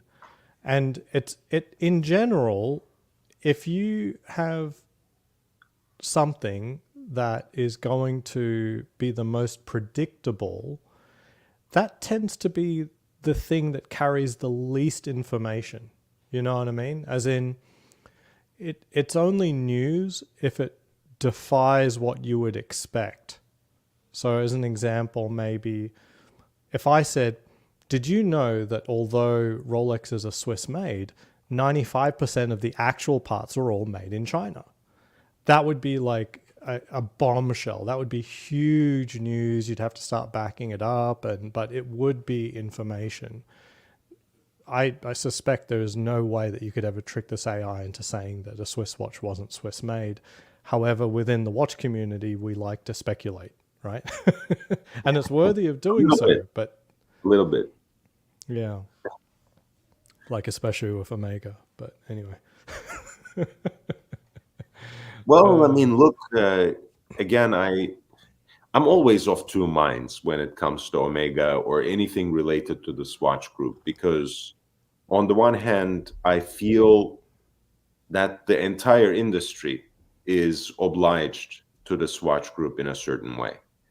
Um, the Swiss luxury watch industry would not have survived, or would not have survived in the same way, if it weren't for the Hayek family and the Swatch Group. On the other hand, that should not shield them from any kind of criticism about how they manage certain brands and how they, in fact, privilege within their own body some brands at the expense of others. mainly Omega and Swatch at the expense of everything else? Trying to ask a Oh, follow-up question, but I a think, weighty question. So can you read your question if people can yeah, see it? I'm trying to ask, would the watch industry have survived without the Swatch Group? Let me because I think I got it stuck somehow, whether it's okay. It is difficult to say for certain what would have happened if Swatch Group had not been a part of the watch industry. However, it is likely that the watch industry would have continued to evolve and adapt without the Swatch Group. Swatch Group has certainly been an important player, but there are many other companies and factors. This is very waffly. This is very, Yeah, very waffly. This is a little bit too out on the deep end. But it's this plausible text, It's it's very waffly. There's not much in there. this sounds like, if you have ever taken a college course, this sounds like the student who is relatively, average IQ, but has clearly not done the work, has F. not done the homework, but Word count complete. is still trying to say something smart. D plus, D plus. In the US, no one gets D plus, unfortunately. Aussie, there's something Oh, called grade inflation, so everyone gets pretty good grades. yeah, Oh, okay. here's the little man. Hey, Junior, Yeah, she'll be come, around sit after down. that. She was Sit putting down, join the biscuits together. conversation. You can have a sit. Yeah, she'll be out once she's put the Maddie to bed, okay? How about Daddy? Okay. All right. I'm not going to win this one. No, no. I Oh. mean, I share the sentiment too. I miss my mom. I miss my mom too. So I understand that. It's a difficult situation. It never quite goes away either. You just learn to deal with it as you get older. Okay, sorry. I'm going to have to go, I guess. This has been a fun segment. We may re-engage ChatGPT for some further segments down the line. Of course. Of course. I mean, I'm kind of like, I was starting to get intimidated by the first two questions, but now I understand that, like, it has a way of kind of. Yeah. All right, I got to Oh, go. no, Thank you, no everyone. worries. No worries. Bye. Um, yeah, that was interesting. Ozzy basically introduced this, what should I say, form of artificial intelligence called Chat GPT, I think it was, um, which started off pretty well, responding to horological questions, describing to us what a remontoire d'égalité is, only in the way that um, someone who actually studied some horology could have. Of course, ultimately, it's basically fishes out this sort of information and again puts together sentences word by word, as Ozzy explained, in a way that almost always tries to strike a middle ground, pretty inoffensive, pretty objective, pretty uncontroversial. And whenever we presented the AI with a somewhat controversial uh, question, it started waffling.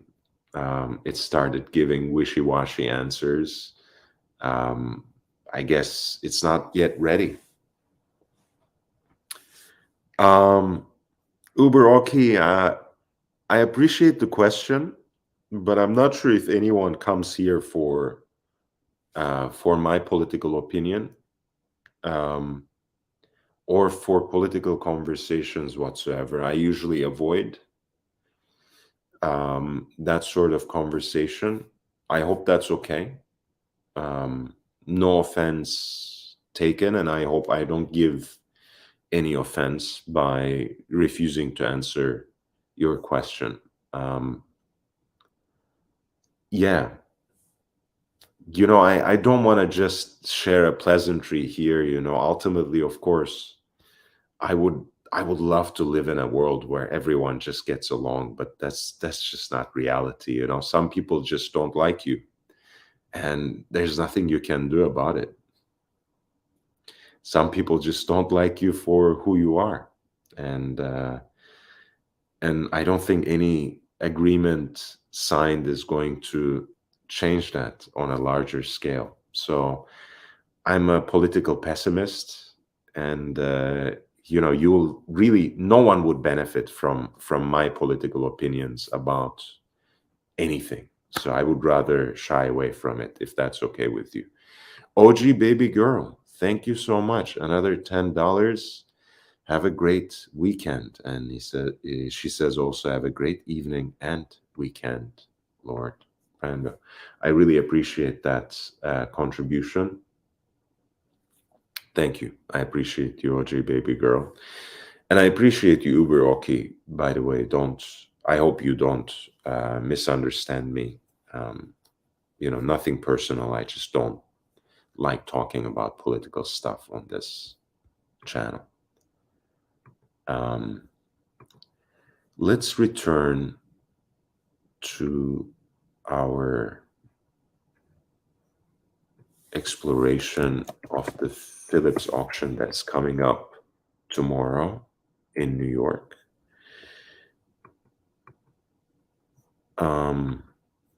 The first 90 pieces are actually tomorrow, and the rest of the 176 pieces, pardon me, are going to be auctioned off the next day. So it's a weekend long affair. It's a 2-day affair, and we have gone through the first dozen or so. Again, I'm gonna send in the link to the chat if you would like to direct my attention to any particular lot. Feel free to type into the chat, send it in with a super chat, and I'll be more than happy to devote some significant time to discussing it, to dissecting it, to approaching it from a historical standpoint. You see, there are 4 beautiful Patek Philippe World Times, all the 5131 reference, basically in all the different metals. You have one in white gold. They all have the Clausenet enamel dial. The white gold one has basically Europe, Africa, Asia, and Oceania. That has an estimated value of $70,000 to $140,000 at lot 37. Lot 38 is 5131R. That is the pink gold version, which has the Americas and the Far East and Oceania. That's also $70,000 to $140,000 at lot 38. Lot 39 is 5131J. J is, of course, for jaune, yellow gold. That has a rather complete, relatively complete map of the world, even though it elides Far East, East Asia, and Oceania as well. And number 40 is actually 5131 slash 1P dash 001, which is the platinum version. And it has this sort of coolness that gives you a glimpse of the coldest part of the world, the North Pole, and comes, of course, with a matching beads of rice bracelet in platinum. And this kind of gives you, by the way, even though I won't take away from the elegance, Patek Philippe puts the branding on the bezel here with an engraving, right? And the enamel dial remains uninterrupted for that, and you can understand, especially when it's a painting, you wouldn't want to disrupt it, even with a levitating version of your branding in cursive script. But that's why I love the Andersen Geneve Asprey's World Time, because they achieved in this particular case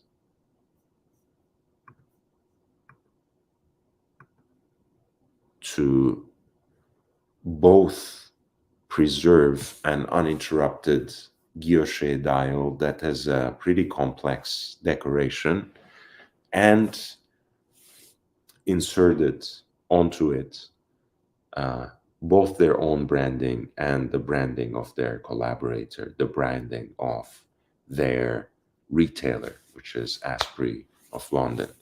Um, this is really a beautiful watch. I'm so so taken by it, honestly.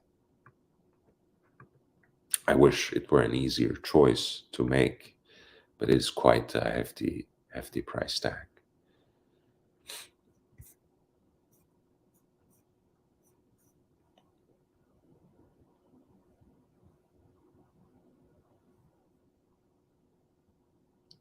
44 is a very beautiful timepiece as well. This is a Chanel reference H6130.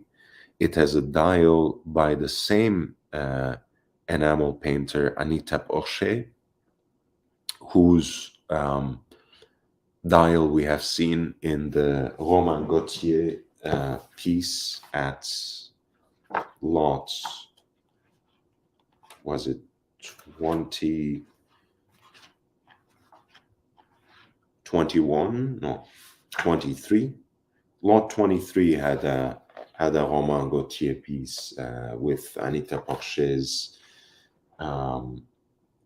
enamel painting, and this Chanel piece, which is a beautiful case as well, just to emphasize, also has a enamel painted dial by the famous enamel painter in miniature, Anita Porcher. It's sold for the Swiss Institute. It's a comfort enamel dial at that.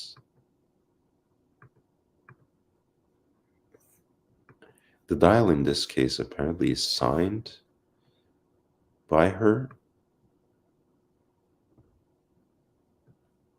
Right here at 6 o'clock AP.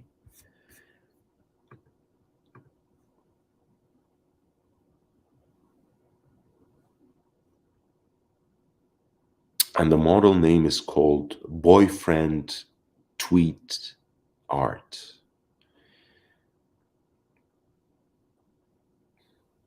It's very interesting. I mean,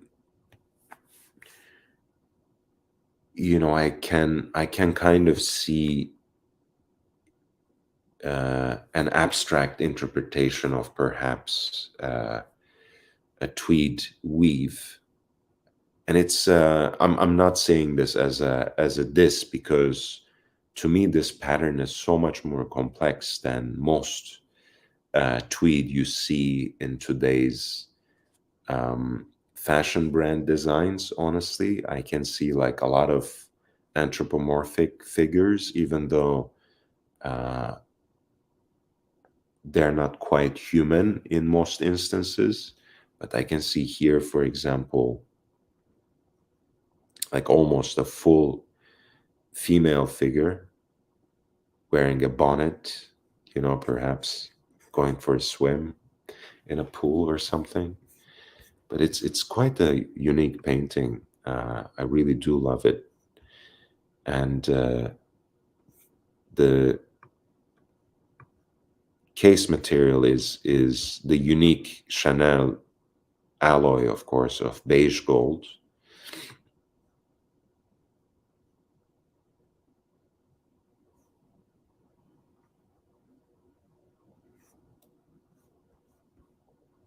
Very cool. Very cool piece. And lot 44, even though it starts with no reserve whatsoever, so at $1 basically, it has an estimated value of $30,000 to $60,000. So it's estimated to fetch upwards of $60,000.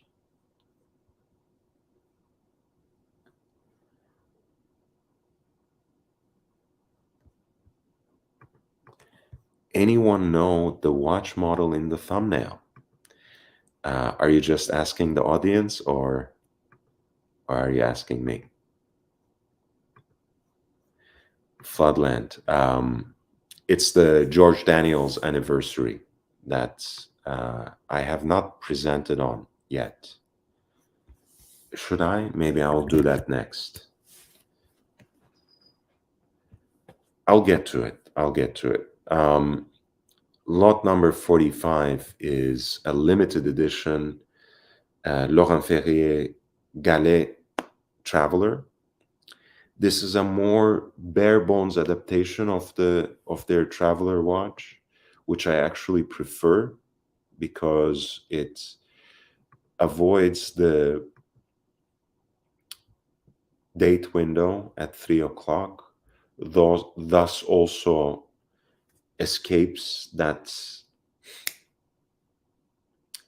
really all too common mistake of creating a confusion between where you show the local time and where you show the date. I know there are different openings and whatever, but just from a design perspective, I think having two openings at 3 and 9 o'clock, one for time, one for the hour, one for the date, it's just not it's not well thought out at all. Actually, I think it's there's a reason that there are limited editions like this.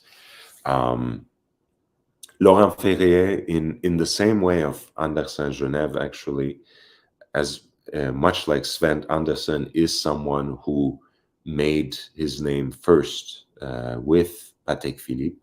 So I'm not surprised that for his iteration, for his expression of travel time, he went with a remake of classic Patek complication, which is the travel time by Patek. You may or may not know that the Patek Philippe travel time is a complication that was also invented by Louis Cotier, the same person who brought the world time complication to Patek Philippe. And that was with the reference 2597 for the first time. And that model too had these two pushers on the left flank of the case. Those two pushers with the notches in the middle, so they're easier to grab, and that would help you to jump the hour back and forth. And at that time, there wasn't the additional hour hand that you could split from local time in this way.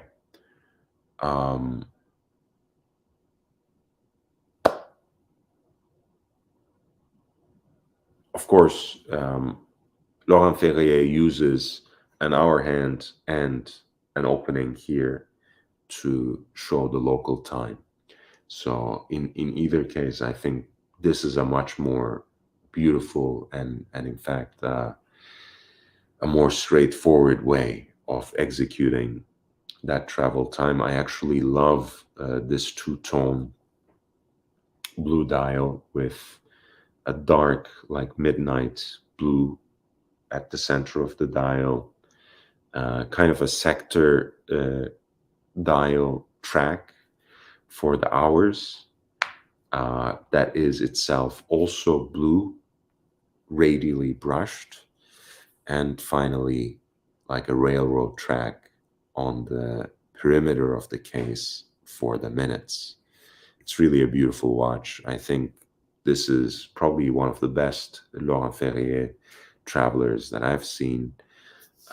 It's in grade 5 titanium 41 millimeter case.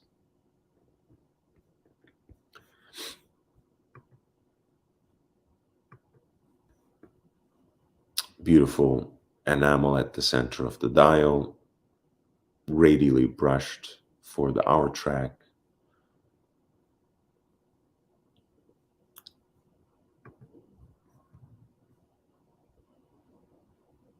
And apparently it was number 7, this particular piece.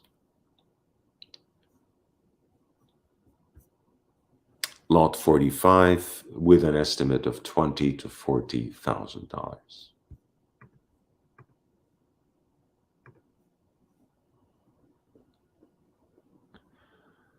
Number 48 is an FP Jaune Tourbillon Sauvron with a Salmon dial.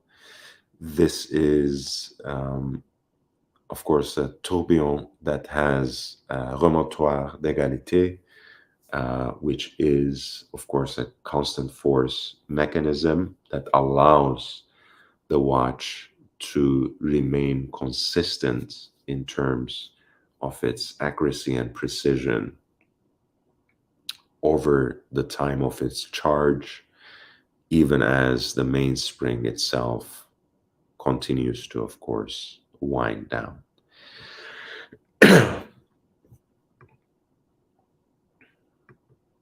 Pretty rare piece in platinum with a Salmon dial.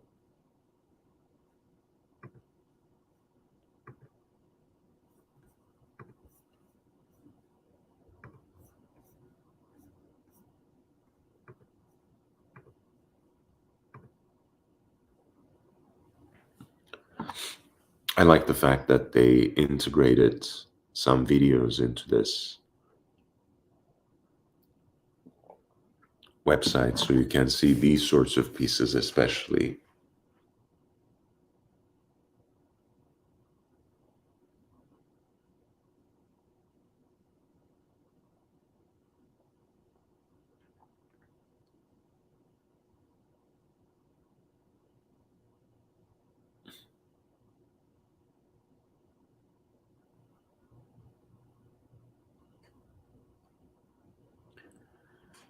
And it's great, of course, because you can see both the remontoir and the tourbillon on the face of the watch, as well as through that particular slit in the back too.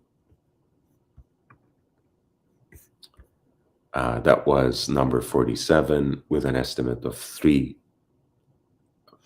Number 48, I meant, that's an FP Jaune Tourbillon Sauvron with an estimate of $300,000 to $600,000.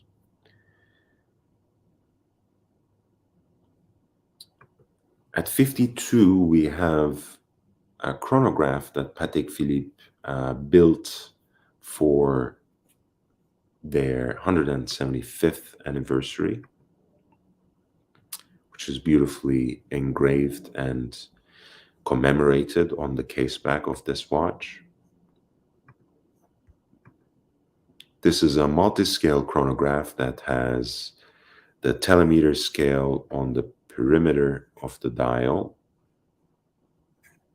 a pulsation scale in a concentric circle, a pulsometer, and then snailed into the center of the dial, you have the tachometer. The white against the black, I think, increases the legibility of this dial, which might otherwise be rather complex, rather difficult to read, rather complicated to read. So it makes it more legible. I love the highly stylized and stepped lugs as well. Very beautiful and wearable piece, by the way. Hopefully I will introduce it to you through my own wrist shots and wrist rolls as well. You'll have to wait for me to process those videos a little bit because it just looks too shiny. But yes, this is a flyback multi-scale chronograph by Patek Philippe that was introduced for the 175th anniversary, 5975P, so in platinum for 2014. Lot 52 has an estimated value of $70,000 to $140,000.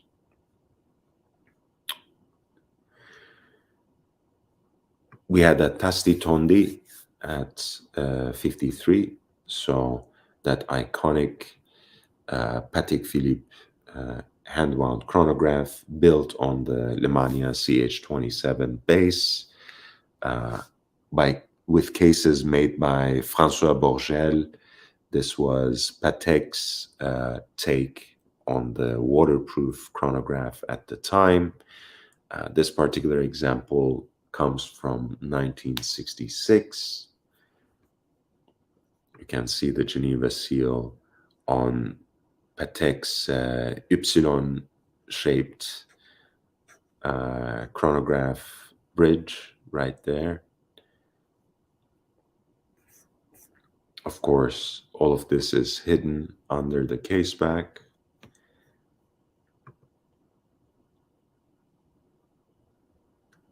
A beautiful yellow gold version, retailed and double signed by Tiffany & Co. And as you see, the so-called round pushers are decorated in this very distinctive way that really sets apart 1463 as a piece of historic design in horology. Lot 53 is expected to fetch something between $120,000 to $240,000.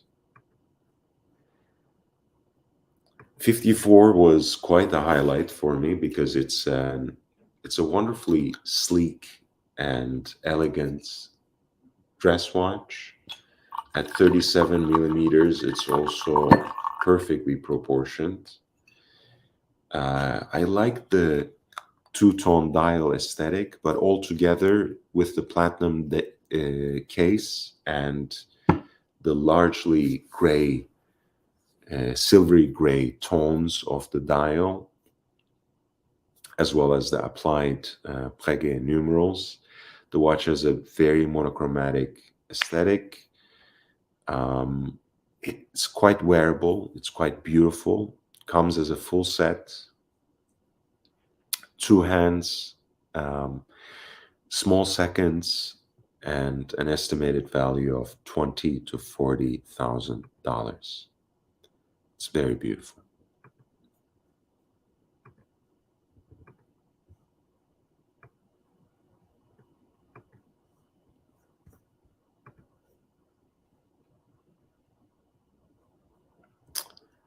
Number 56, again, was a piece that I had the pleasure of inspecting in the close-up.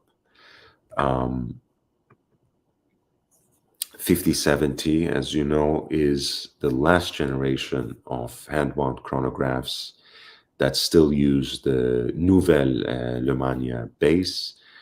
By now you can recognize this architecture. You have just seen it inside the 1463. This is the 5070, which is a much bigger case, of course, at 42 millimeters. This is the J, so it's in yellow gold, has these wonderfully drooping stepped lugs, very subtly stepped lugs, and has what they call a brown dial, but really both in photographs and in person, this really looks to me like it's like khaki green. It's a really beautiful shade of brown. And it is this dial color that makes this particular watch fairly unique. That and the Breguet numeral at 12 o'clock. The watch also has some lume in terms of these stripes on the Dauphine hands, as well as these small dots for the hour markers. Well, behind the hour markers on a railroad track.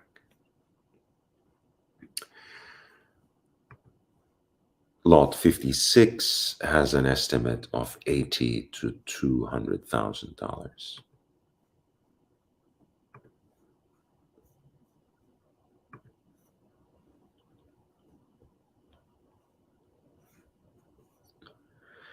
At number 58, we have the Audemars Piguet star wheel. This is a complication that came into prominence again because they wanted to use it to once again try to sell their failing model code 1159.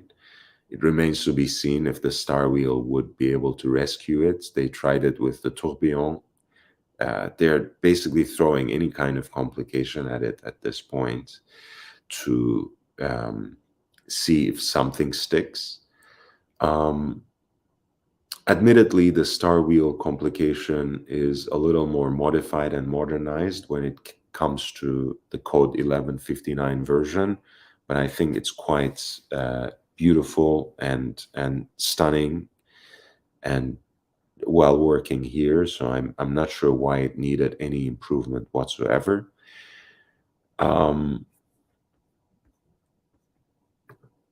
This is actually a very conservative dress watch case. Here in platinum, you can see the steps on it. This is also a case that Audemars Piguet used in the same time period to for its perpetual calendars as well. It's very wearable. This can actually make a very quirky, yet also rather discreet and sleek dress watch as well. It's very thin. It's very subtle. It's very elegant. Everything, in fact, including this crescent-shaped guilloche decorated lower part of the dial, as well as the minute track that is expressed there between 10 and 2 o'clock, I think make for something very conservative, except of course at the center of the dial and the watch mechanism, you have those distinctive wheels. You have those three wheels that have these 8 pointed stars at the center of their turning mechanism.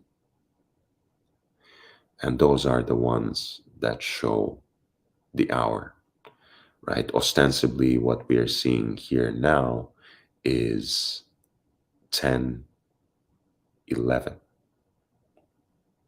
right? That's the time that it's showing right now. And it's actually not that difficult to read at all, right? So you have a platinum case here, and a self-winding movement, a 36 millimeter case in diameter from 1997, lot 58, Audemars Piguet star wheel, 25720 PT, has an estimated value of $20,000 to $30,000.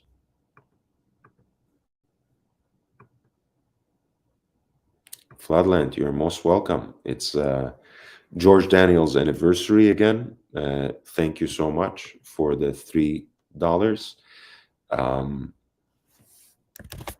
In this auction, it is number 110, and recently the Benzinga Gap or GAP 1 was criticized for producing a bargain version of this watch, of this dial, with their new model. You decide for yourself.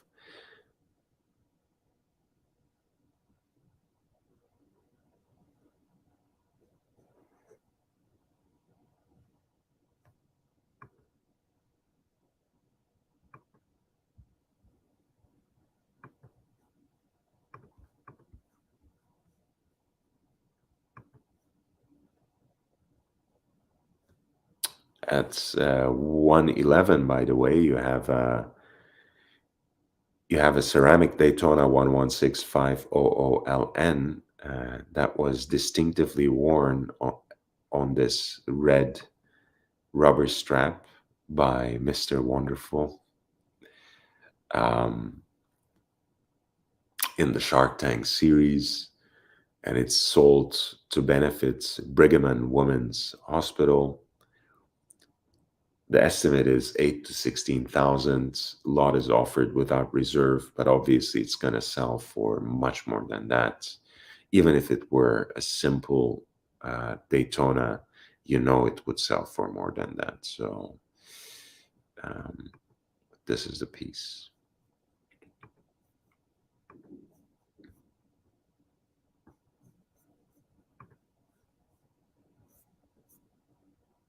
So going back to where we were,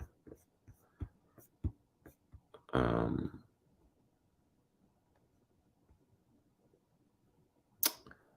double balance open worked Royal Oak in black ceramic. This is 15416 CE.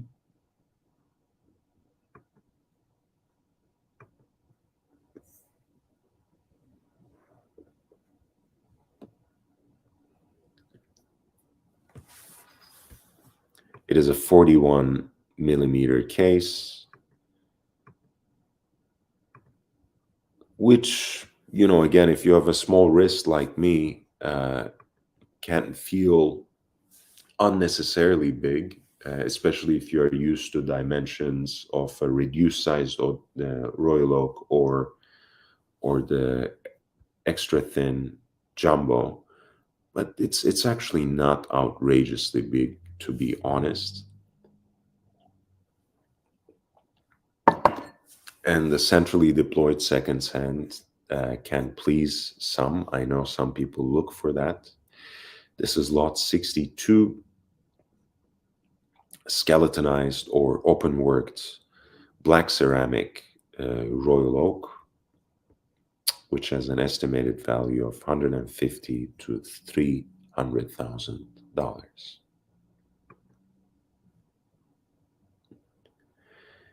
Number 63 is an Audemars Piguet perpetual calendar. The model number is 25.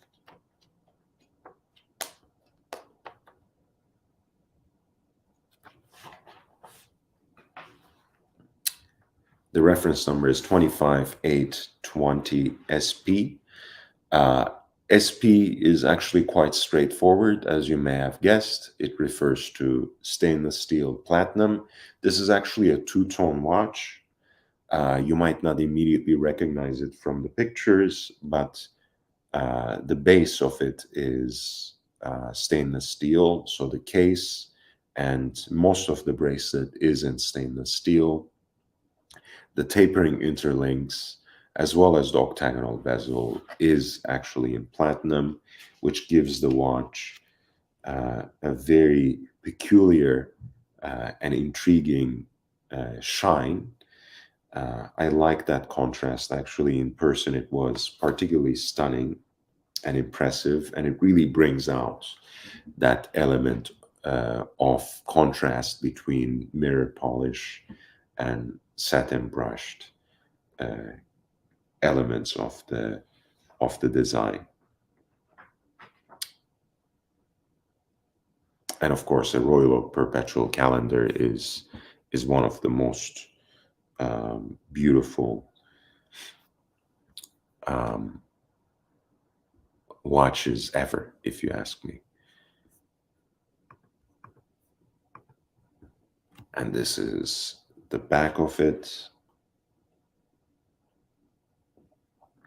This was a reference released in 1996. Only 378 of these two-tone stainless steel platinum pieces were produced. There are pieces that are even more rare, 107 in yellow gold, 74 in platinum, 11 in pink gold, and 15 in tantalum and yellow gold, 9 in tantalum and platinum, and 13 in tantalum and pink gold. A very attractive and interesting piece.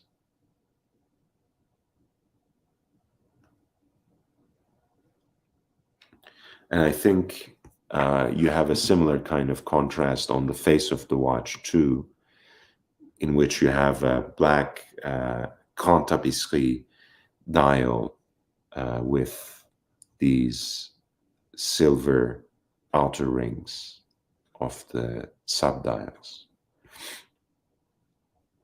It's a beautiful, beautiful piece.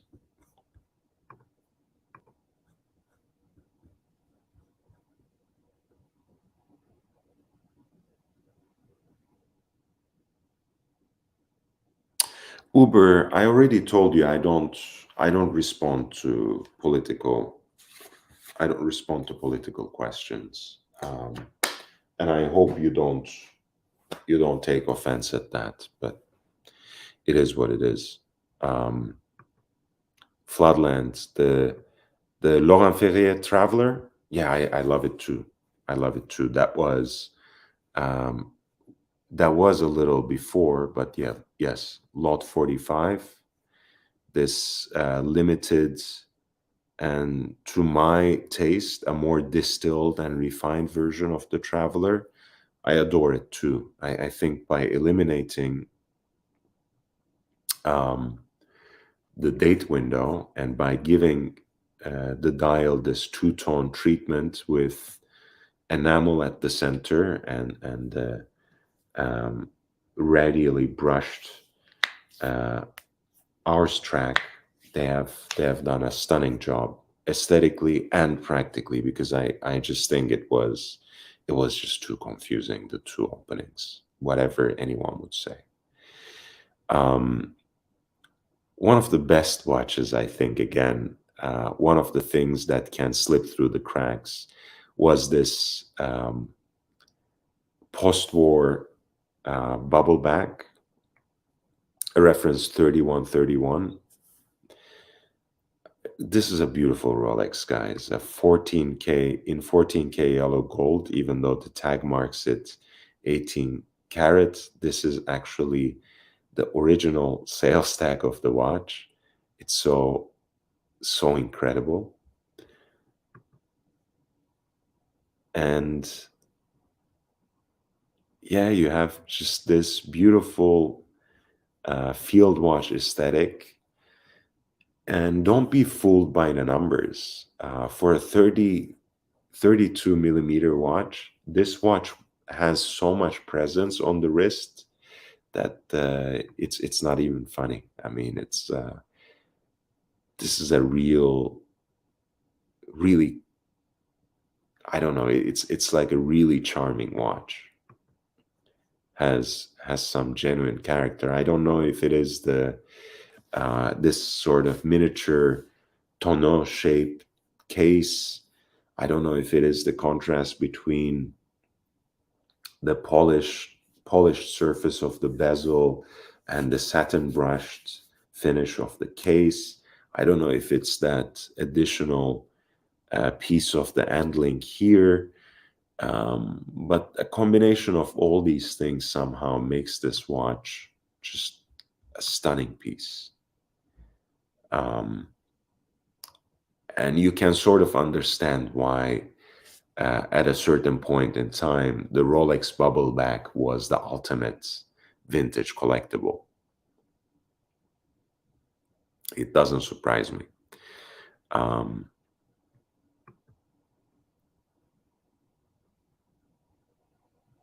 yeah, amazing piece, and it's again, it's like a real time capsule. You know, it's I don't think this piece was worn much, if at all, and it has this sort of very subtle aging, having sat. Uh, I don't know, maybe in the back of a safety deposit box, in in a drawer, who knows? But everything is so well preserved that it's almost like a time machine. This is lot 64, a Rolex reference 3131, a bubble back in 14 karat yellow gold with an estimated value of $8,000 to $16,000.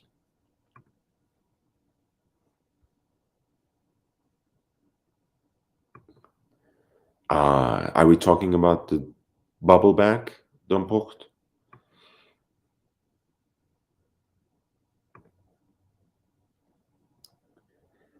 I'm a big fan of 6234s here, so it would be unfair to pass this one up without saying anything about it. This is lot 66. I love the 6034s and 6234s for a number of reasons, but I guess in a way it's my general tendency to root for the underdog, and I still find a lot of the pre-Daytonas slightly undervalued compared to many of the more popular Daytonas in many ways, especially in the black dial versions, if not necessarily the silver dial versions, such as this one. These pieces are probably more rare than most Daytonas um, of the four-digit era. In this case, I love the alpha hands. I love the multimeter scale. I love that blue accent that is given to the telemeter to set it off. Um, I love the pump pushers. I love everything about this watch, man. I mean, 6034s and 6234s are great, great pieces. They're not cheap by any means, don't take me wrong, but I feel there's such great value too because of the character they have. They're also based on the Vajou caliber 72, like their Rolex Daytona successors, and come in a couple of different visually striking iterations. That there's something for everyone in that pre-Daytona range between black and silver dials, between 6034s and 6234s. I would highly recommend taking a closer look at these if you haven't already done so. Um, of course, the telemeter scale, as you can see from this particular angle, plays really well with the heat blued appointments of the chronograph dials, chronograph subdials, as well as the running seconds dial as well. Beautiful. What a gorgeous piece. This was, of course, lot 66, Rolex 6234, a pre-Daytona chronograph in stainless steel with an estimated value of $30,000 to $60,000. At lot 69, you have a big red Daytona.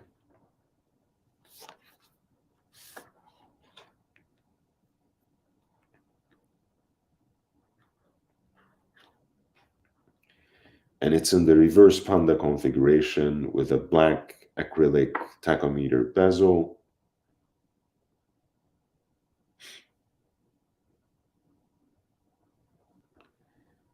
This is a version that was retailed in mid 80s, manufactured probably in 1982, as the description states. It comes with a full set.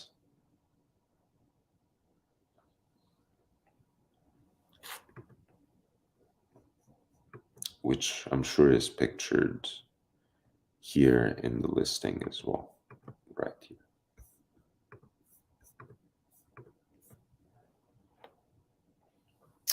And lot 69 has an estimated value of $40,000 to $80,000.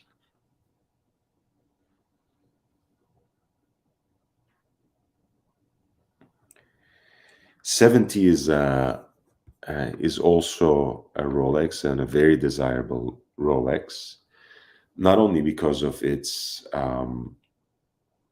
jumbo size for the time period, which is late 40s to early 50s, but also because it is a complicated Rolex, which is not altogether common, of course. This is an 8171 in stainless steel, a triple calendar Rolex with a moon phase, and it is called padellone by the Italian collectors, which literally means a frying pan, and it largely refers to its, again, gigantic size for the time period.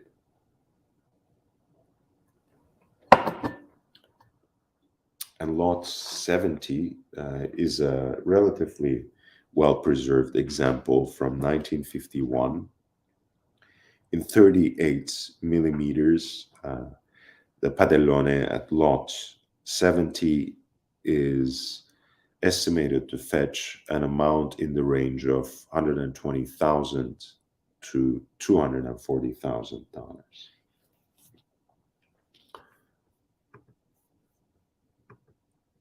'71 is a close cousin of my newest watch, which is a Universal Geneve Tricompax, here in 14 karat yellow gold. This piece is from the mid 50s, so it runs on the caliber 281. It is also around 36 millimeters in diameter. Lot 71 is estimated to go for $3,000 to $6,000.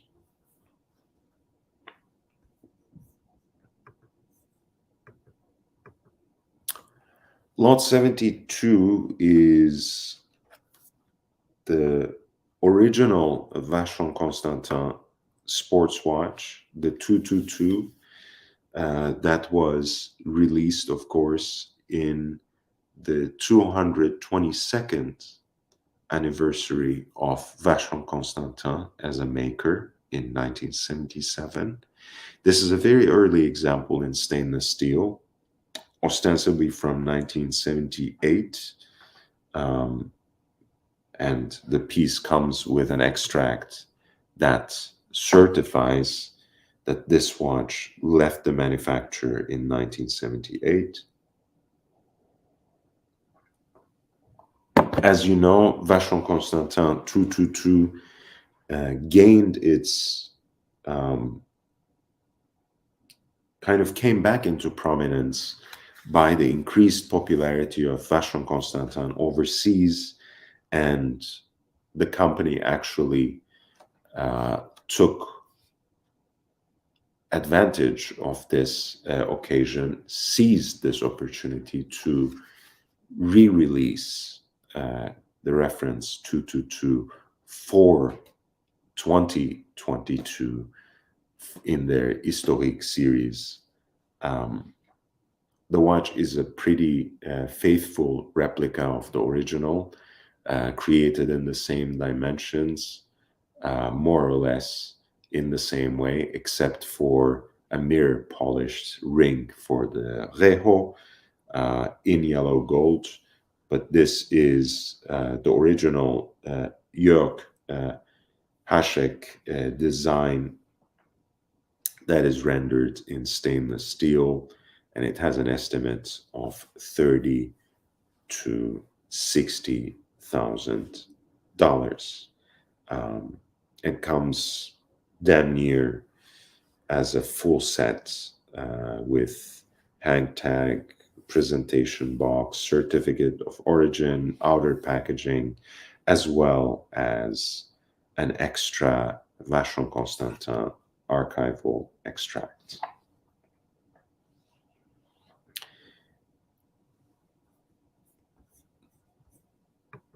'74 is a B series Audemars Piguet Royal Oak, reference 5402. Beautifully preserved. Comes with the original presentation box. Written appraisal from Audemars Piguet dated 1979, it says. And a receipt from Andersen's in Newport, Rhode Island, dated 1975. An original paid invoice from 1975. Wow.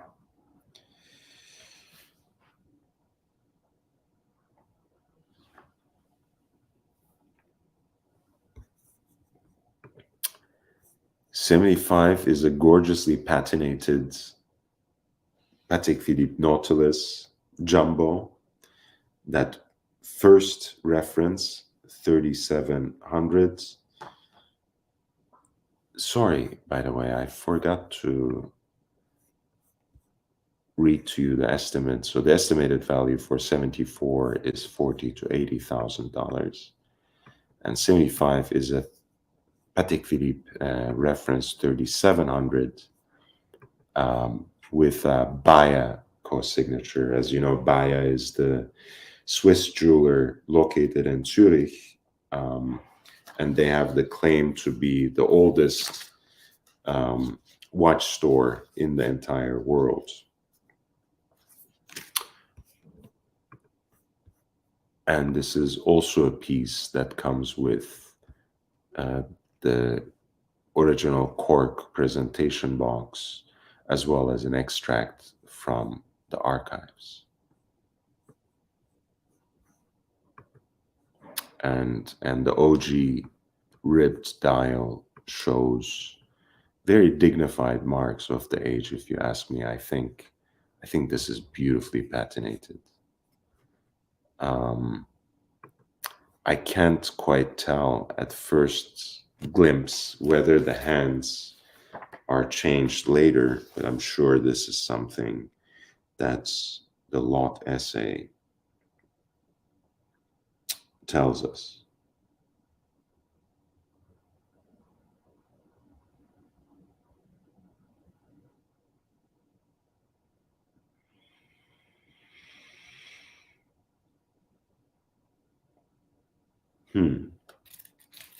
It does not necessarily, but here's the condition report, so that must.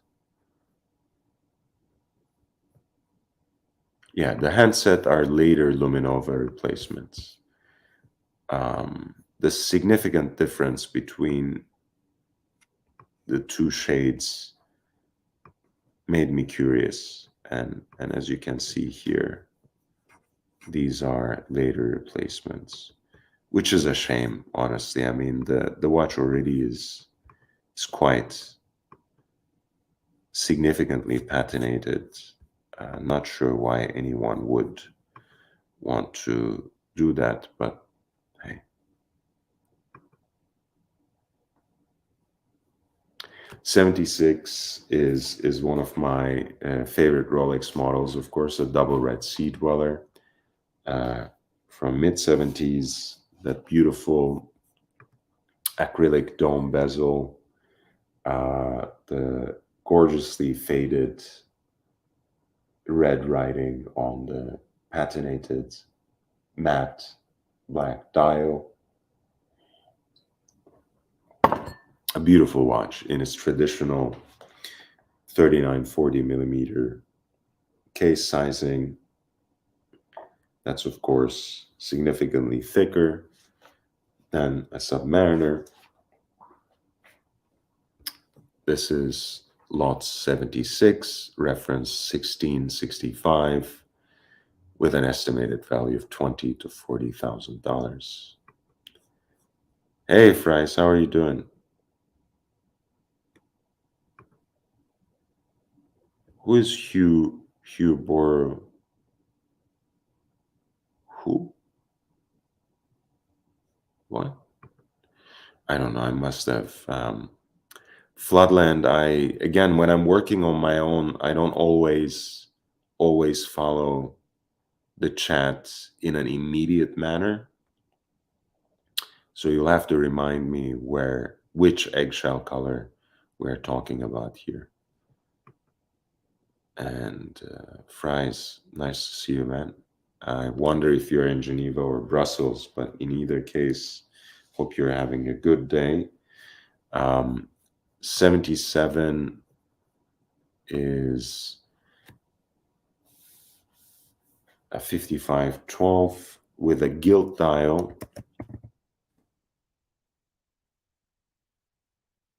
It's a beautiful four-liner Submariner from the four-digit era with an estimated value of $25,000 to $50,000.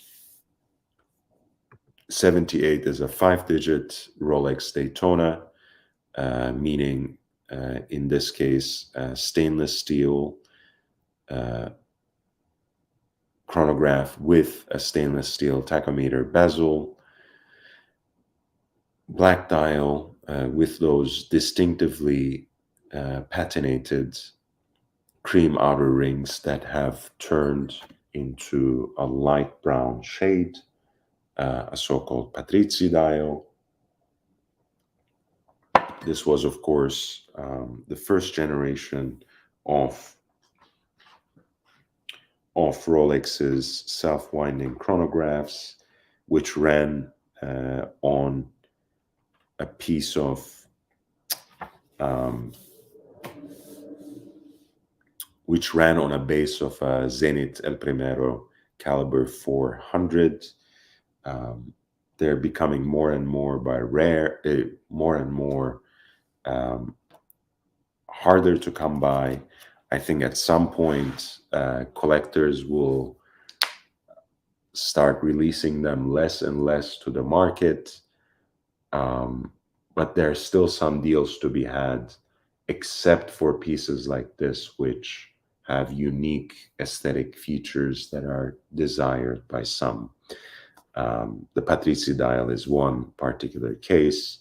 The porcelain dial version of the white is another, but in most cases you will be able to get very good deals on 16520s in white or black dials. So always keep your eyes peeled for those two models for this particular reference number.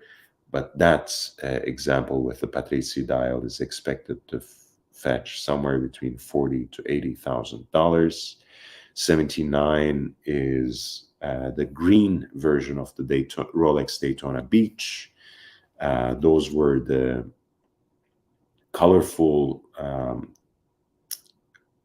Those were the names given to the quartet of colorful Daytonas released by Rolex around the turn of the last century. This is the one with a chrysoprase dial, the green dial with the matching lizard strap.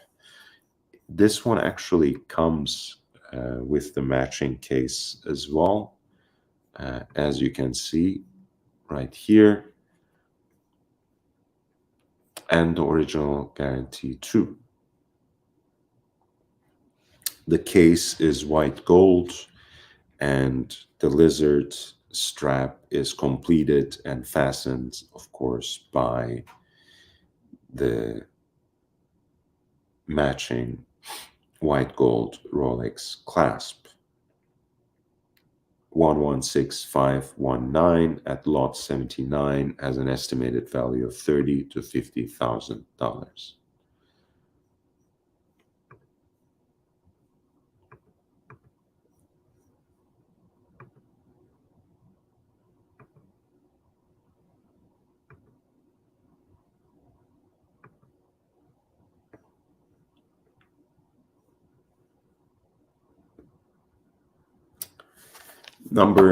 Lot number 84. I really like this case design, so I can't, I really can't lie. 5270R is quite beautiful. At 41 millimeters, I think the case sizing could have been a little more conservative, but that's not the idea here. This is a beautiful and a rather sporty take on the perpetual calendar chronograph by Patek Philippe. It's a model from 2015, built on the CH29 base in this case, so an in-house piece with the Patek Philippe seal. Of course, it is a 2-register chronograph, has the day of the week and the month at 12 o'clock, moon phase at 6, a pointer date right around it, and the schema is completed by these 2 openings, one of which is a day and night indicator, and the other one points the leap year for you. And the lugs are very stylized in that they are stepped and kind of arachnoid, spider-like as well. So I really do like that. And lot 84, which is a 5270R, a Patek Philippe perpetual calendar chronograph in 18 karat pink gold, in a full set with an additional solid case back, has an estimated value of $70,000 to $140,000.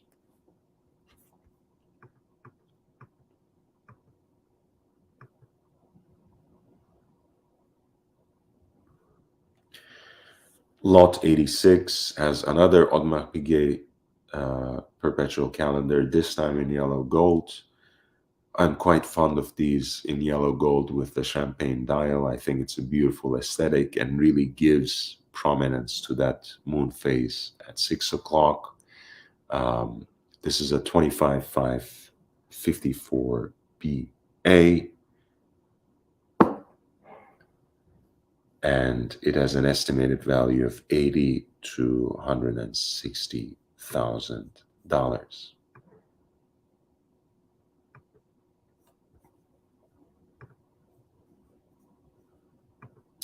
Fries reports no Rolex CPO pieces yet at Rolex AD in the Geneva airport. I guess they are really taking it slow.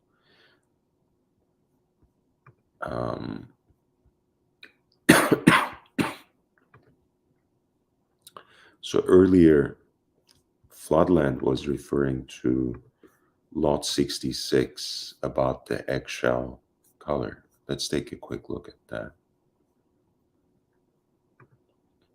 Yes, absolutely. This is actually a silver dial, but as you can see from the close-up here, from the spotting and everything, of course, it's a dial that shows its age.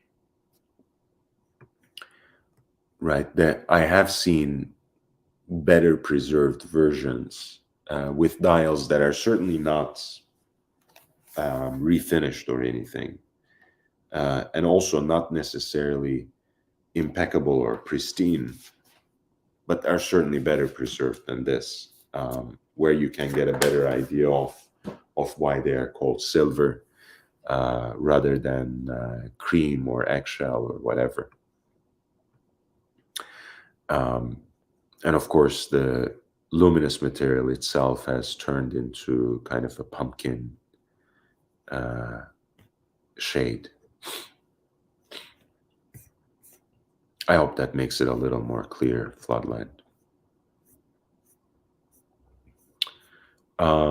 We were at lot 88, which is 15202 PT, just from last year. This was a platinum special edition with a smoked sunburst green dial of the previous version of the Royal Oak Jumbo Extra Thin.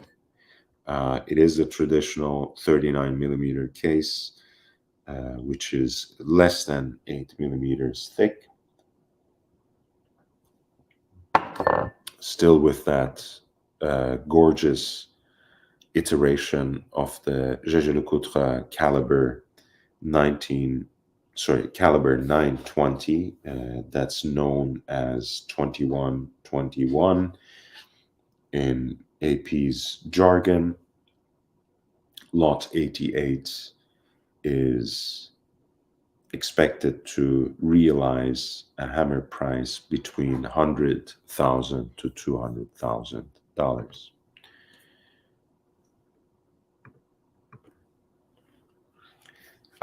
This was the piece that I said I hated to, I wanted to hate so much and just could not. I just could not bring myself to hate it. I really tried hard. I tried my best not to like it in any way.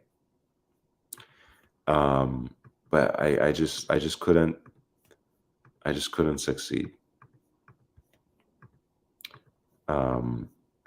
Here it is on my wrist again. I apologize for the quality of the picture. It's not great, but damn, it felt good. It felt so good.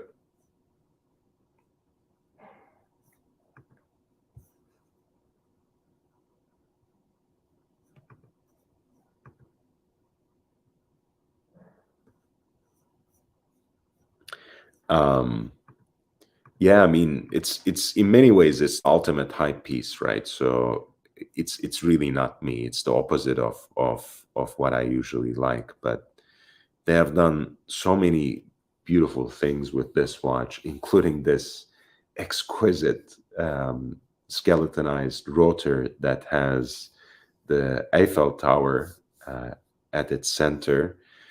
It's really gorgeous.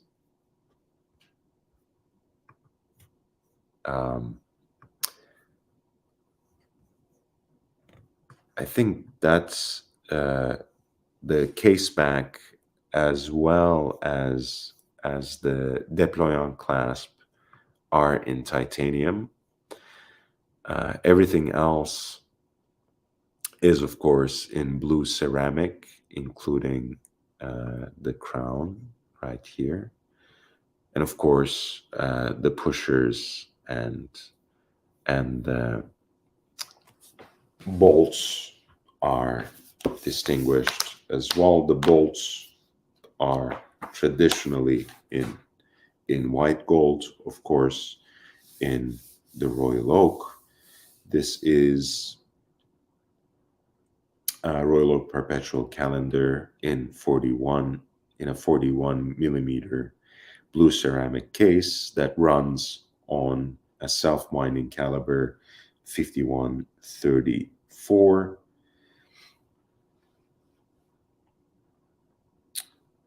And this brand new unworn example comes with all the original accessories, and this is practically a pièce unique because this skeletonized rotor featuring the Eiffel Tower or Tour d'Eiffel indicates the birthplace of this particular watch, really to say the place of purchase, I guess, the city of lights, the city of lovers, Paris, France. All proceeds exceeding the cost of the consignor will be donated to charities supporting access to medical care for families in need and orphanages. Very beautiful piece. They don't even have an estimate for this yet. It has not been invented, apparently. It's not blue enough. That's right. That's right. They should have made the case back blue as well, um, and yeah, and the rotor. But listen, I mean, it's you can kind of see it. The only instance where my video is better than these pictures is you can kind of see in my video how beautiful that background of the moon phase is. The moon itself is made in a more realistic depiction. You know, there are so many different traditions of making the moon phase. In this case, they have gone for the realistic take, but the background is like an aventurine, so it gives this subtle glimmer to the starry sky. That's just amazing. Yeah, it's, you know what, hype piece or not, it's incredible. I would give a limb to get one, but I don't think any of my limbs are worth that. So let's not even try. Next up is the open worked version. So more or less the same. This is black with the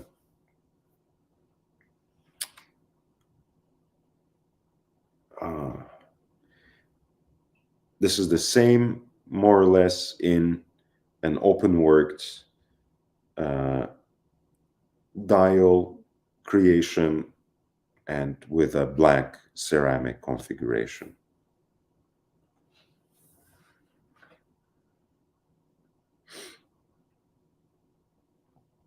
And lot 89 actually has an estimate of 150,000 to $300,000.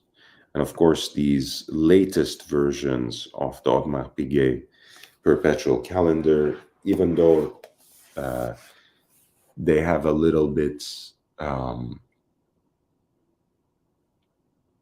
a crowded dial, are chock full of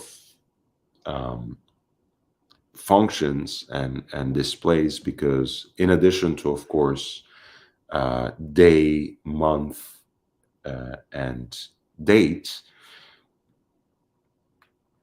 as well as the moon phase and the leap year, they also have a weekly calendar that they display with a pointer on the rejo, as you can see here, and as you have seen in the last example. So this is a gorgeous piece, a reference number 26585 CE at lot 89 with an estimate of $150,000 to $300,000. I'm just gonna keep going. By the way, I want to finish this, and I'm not feeling sleepy at all. So it's going to be more rum for me, and about 90 more watches. So this is what Audemars Piguet calls rightly Grande Complication, which is the French for everything but the kitchen sink. You have in front of you a perpetual calendar, split second chronograph, with leap year indicator, with a moon phase, and with also a pointer for the weekly calendar as well. But we are not done yet, because you also have in front of you a chiming watch, as you can see from this slider on the left flank of this beautiful white gold case.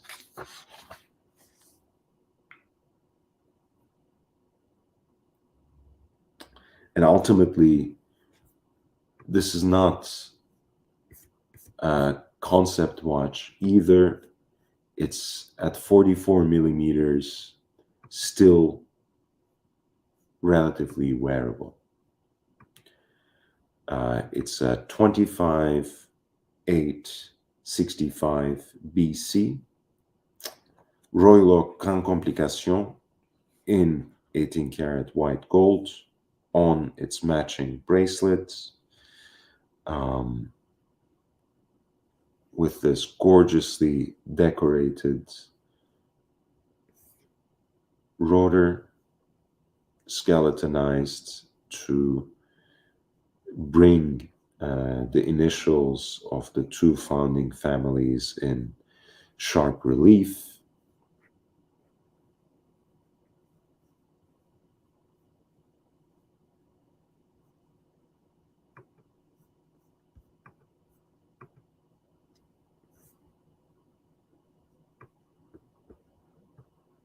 Now that's a beautiful tone of blue, isn't it?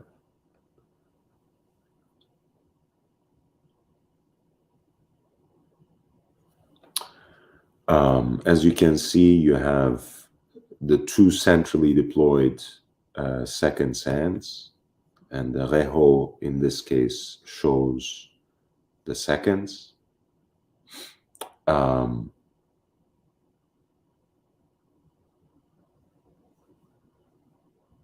You have the weekly calendar here at 12 o'clock surrounding the gorgeous moon phase, which I love seeing at 12 o'clock because it really puts that romantic complication at the center of the watch. You have beautiful loomed plots as well as loomed hands, which is not always what you get in Royal Oak perpetual calendars. You have, of course, the 30-minute totalizer at 3 o'clock. And sunken within it, you have the pointer for the day of the week. At 12 o'clock, you have the indicator for the month, and within it, the leap year indicator. And at 9 o'clock, you have the running seconds as well as the dates, which is indicated by a pointer that is sunk into that running seconds subdial.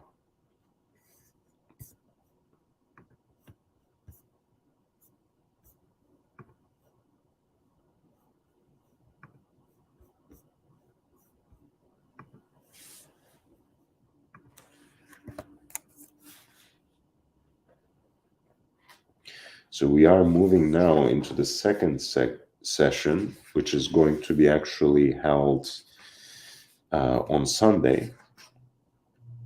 That starts with a lot of wonderful Grand Seikos, which I am going to skip respectfully. Again, if anyone would like to take a deeper look at them, take a closer look at them, wants me to talk in depth about them, feel free to send a super chat with the lot number or with the lot numbers, and I would be more than happy to oblige you, more than happy to talk with you. I will start with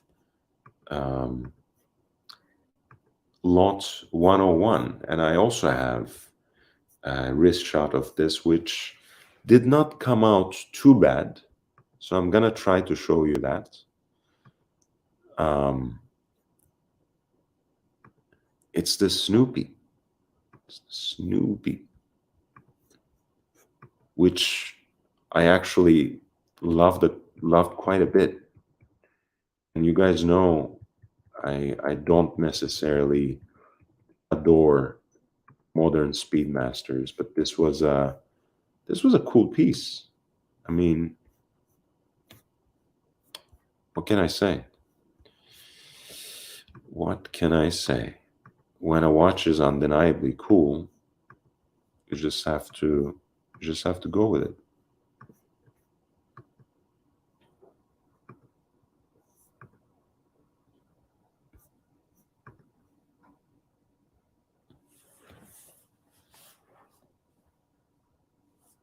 Yeah. And the complication in the back is actually not too bad either, and it's pretty straightforward. It was blocked with a sticker, so I didn't really see any use of filming it, but you could see in person how it's actually moving behind. But yes, the Snoopy was a beautiful piece, and it is one of those pieces that is starting with no reserve at $1, with an estimated value of $5,000 to $10,000. Of course, it will probably go for much more than that, but this is the Omega Silver Snoopy Award 50th anniversary at Lot 101. That has just the right amount of blue, is presented on that sporty sailcloth strap, is really a beautiful version of the modern Omega Speedmaster.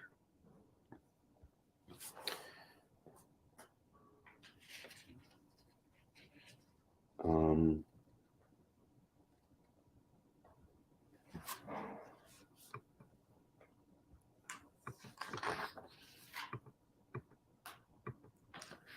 at 104, you have an FP Jaune chronomètre bleu, which at least used to be their entry-level watch, with this very distinctive chrome blue or ink blue dial that has yet another tone of blue in this subsidiary seconds dial that is radially that is finished with radial guilloche.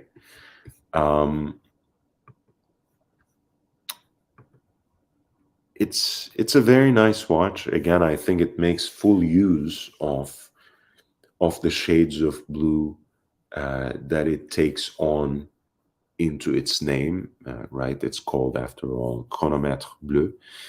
Tantalum itself is a material that other luxury makers had used before, especially Audemars Piguet has made so many great watches, at least from the 90s onwards, using tantalum on its own, as well as part of two-tone watches. But this is a watch that really plays with that hue of blue that jumps out of the largely gunmetal gray tones of this metal. And ultimately, you have a watch that both on its case and on its dial really plays around with different shades of the same color. Beautiful piece, which is presented with a relatively conservative estimate of $20,000 to $40,000. This is a 39 millimeter case. Chronomètre Sofran not only has the addition of the power reserve indicator, but also a slightly larger case at 40 millimeters, and those are of course offered in pink gold or platinum. And once again, you have a beautifully designed caliber executed entirely in 18 karat pink gold, which gives the watch a very luxurious feel, front and back.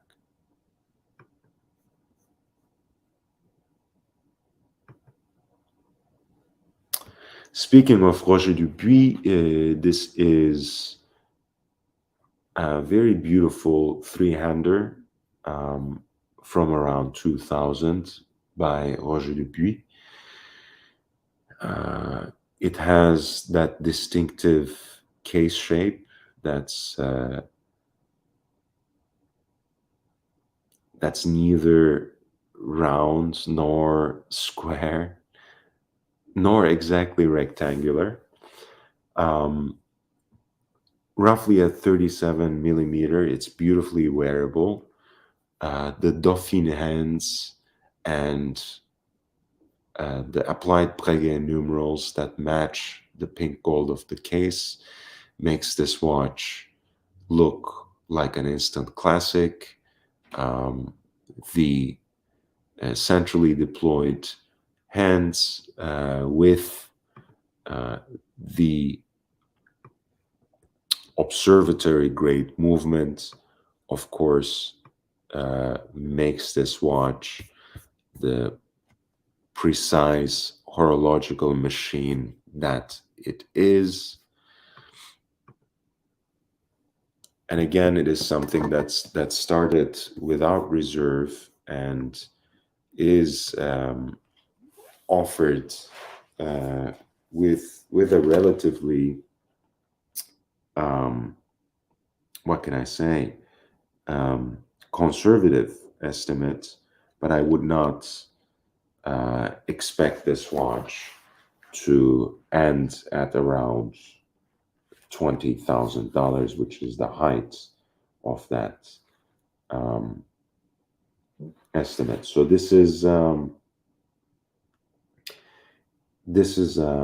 Dubuis Sympathie in pink gold with Breguet numerals and Dauphine hands, an observatory grade caliber 57, assembled and finished to the utmost standards of the Geneva seal. And then an interesting detail about this watch, since as you can see, the dial and the crystal actually follows the lines, the distinctive lines of the case design, and this is only up to a point, right?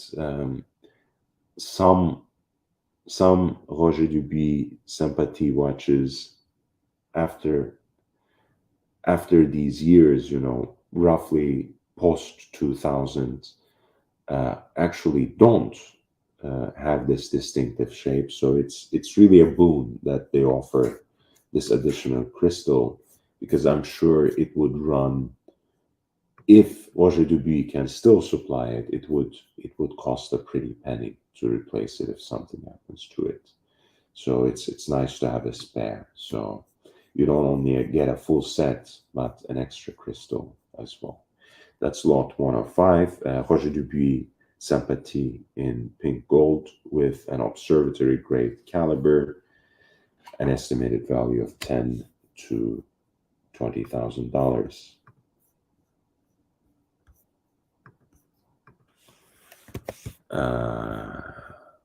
Roger Dubuis chronograph at 106. Once again, we have Sympathie S37, number 6 of 28. Once again, observatory grade caliber. What we have in this particular instance is chronograph built on the Lemania 2310, Lemania CH27. You see how beautifully finished it is. Of course, to the specs of the Geneva seal, observatory grade. Right, this is what I mean, by the way. For example, this chronograph, as you can see, has the same case, but both the dial and the crystal is round in this particular model, right? So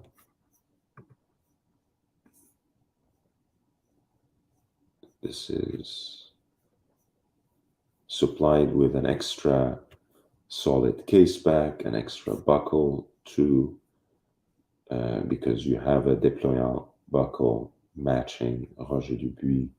You also have a tang buckle. Again, a beautiful watch. Full set, a conservative estimate of 15 to 30,000. I wonder, I mean, I don't even know. It might go for more, but it's so hard to preempt these things, so hard to prefigure these things, so impossible to really know in advance where these things will go, especially in this market, especially under these economic conditions.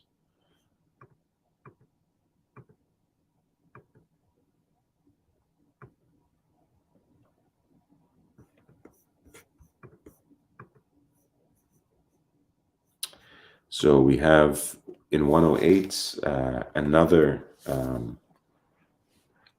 FP jaune with remontoir d'égalité and dead seconds, jumping seconds, or true seconds as they call it, ticking seconds in a way. 40 millimeter platinum case. So very similar to what we have seen before, except we have a different dial color here as well as the dead seconds. And lot 108, which is Tourbillon Sauvrin in platinum, has an estimated value of $120,000 to $240,000.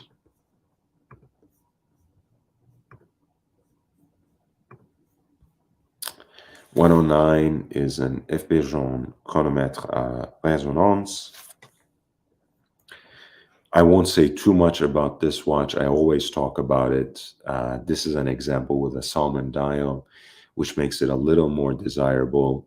An estimated value of $150,000 to $300,000 for this example out of 2005.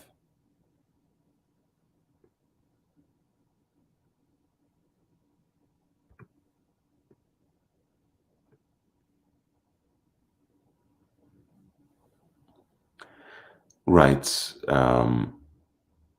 Of course, this is one with the later 18 karat pink gold movement, not the earlier brass, which are even more rare and desired even more so for their rarity. But once again, I want to draw your attention to the architecture and the design of this movement, which is so perfectly balanced and give you kind of the aesthetic of an interesting facade to a quirky house. This is really a gorgeous piece. 109 is an FP jaune chronomètre à résonance in platinum with a salmon dial with an estimated value of $150,000 to $300,000.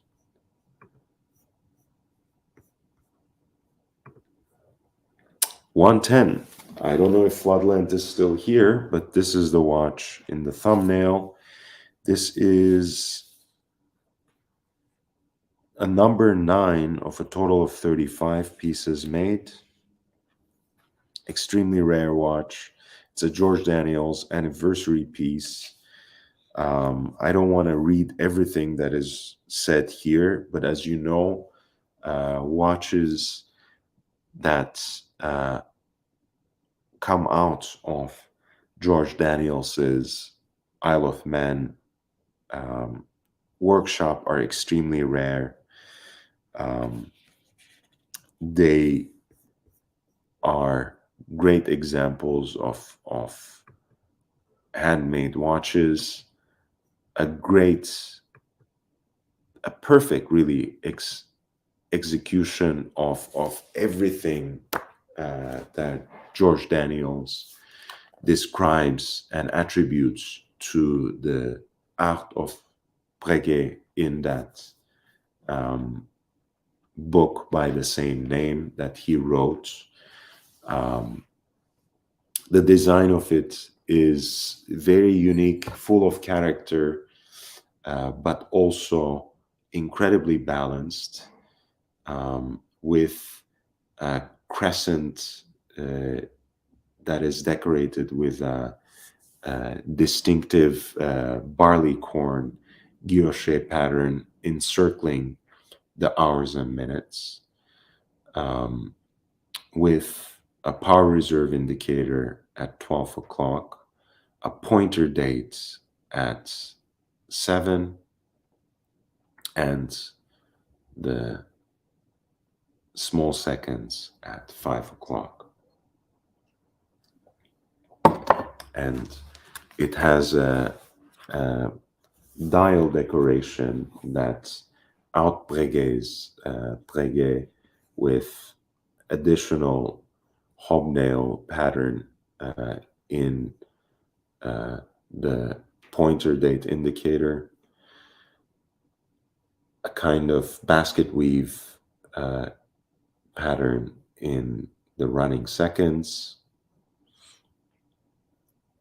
similar hobnail within the power reserve indicator, and the center of dial is another basket weave guilloche pattern that runs in a different direction than the one in the small seconds. And of course, the Roman numerals are laid out on an hour track that is itself finished by a method called Breguet frosting, right? You know, it's a kind of radial satin brushing. The double-stepped case,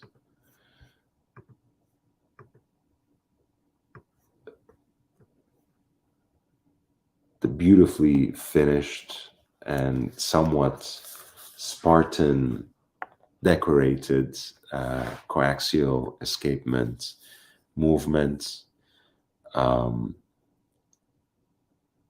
the heat coloring of the screws is very distinctive, of course. It's really an incredible piece. In yellow gold with a matching déployant buckle. Again, only number 9 of 35 pieces.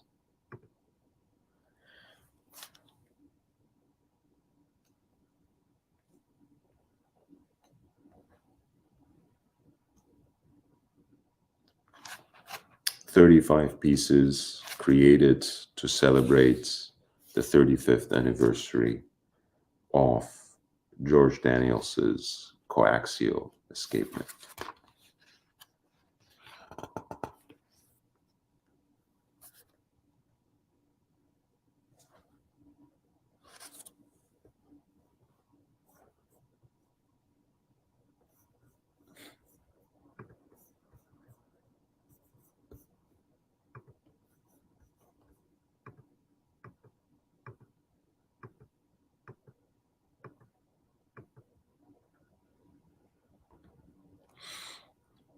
We have a beautiful white gold. Oh no, not white gold. Sorry, a stainless steel day date president. That's stamped École d'horlogerie or de Genève on the back.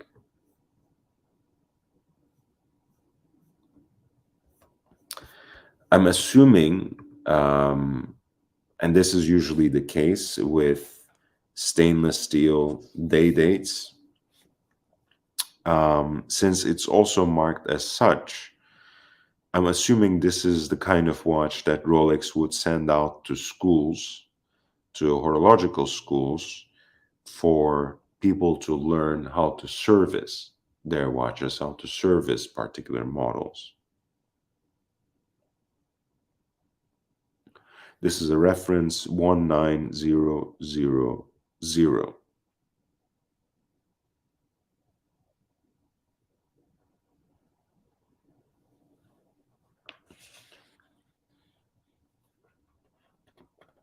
Very unique piece.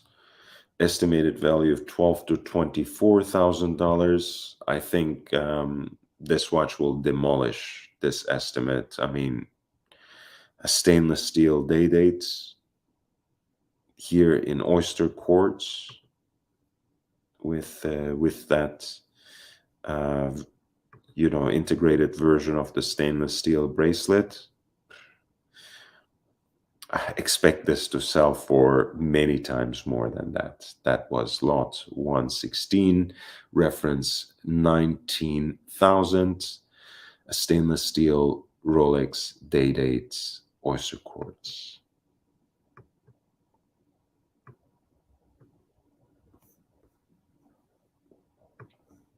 Again, I'm sending the link.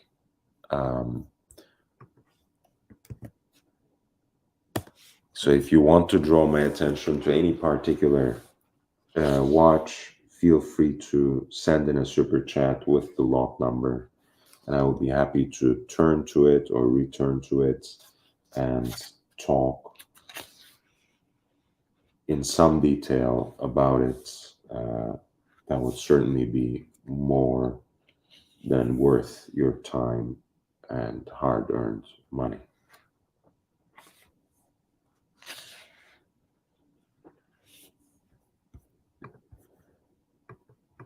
Um,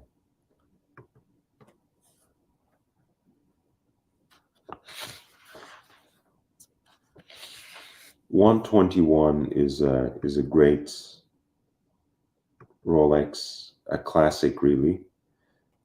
This is a reference 6036, the famous Jacques-Claude Killy.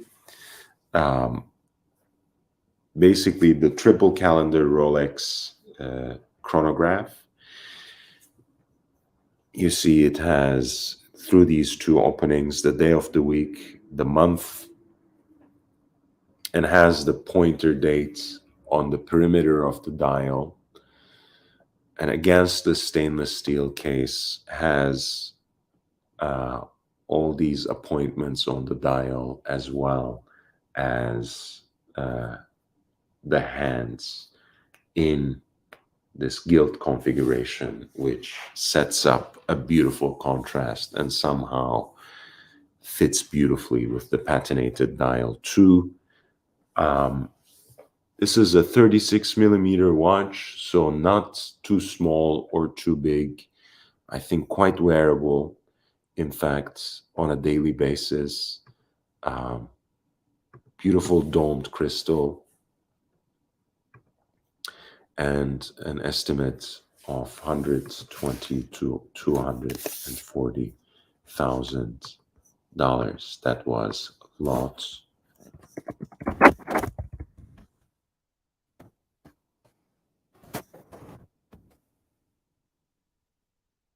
That was lot 121.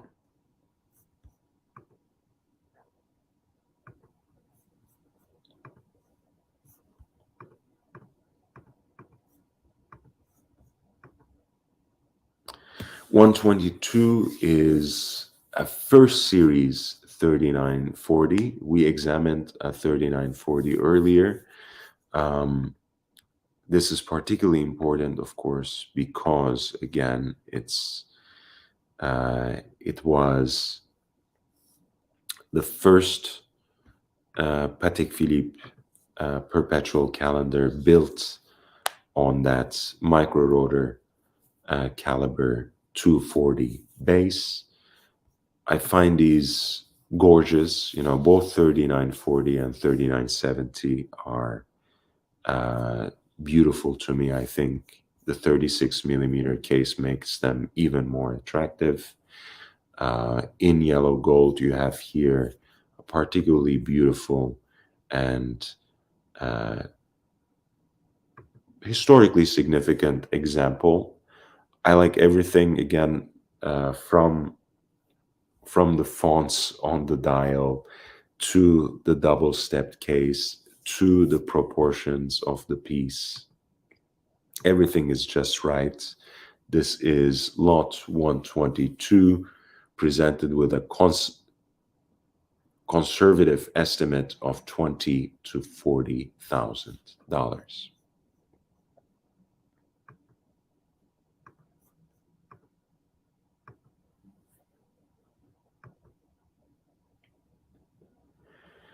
Right here you have 3970, so basically the same generation, but a perpetual calendar chronograph with those subtly stepped lugs. This is a little more of a dynamic case, of course. In a way, it makes sense. You have the addition of the chronograph, which makes this almost instantly a more sporty watch. And in a way, with the combination of those two complications, you also have something that is more useful, more utilitarian too.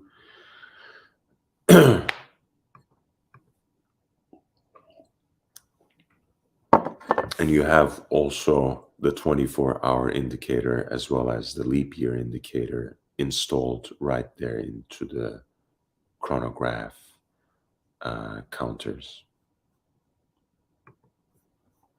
This is a pink gold case with an exhibition case back that wonderfully exhibits the Geneva seal Lemania CH27 based movement, but it also comes with an additional pink gold solid case back so that you don't feel cheated out of your material. Has an extract from the archives as well as the presentation box. And here for lot 125, we have an estimate of $80,000 to $160,000.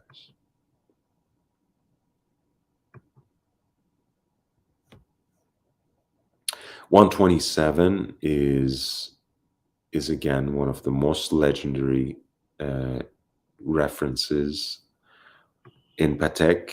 I have mentioned that 2499 having more butch case at 37.5 millimeters is even more desirable than 1518 in some configurations. This one is double signed, so it most certainly is quite desirable indeed.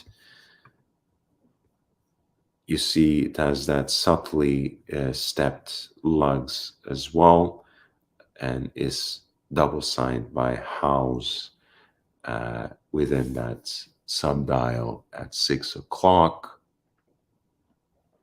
The chronograph counters as well as the centrally deployed chronograph hands are distinguished by their heat-blued hands that plays rather well with the background of the moon phase.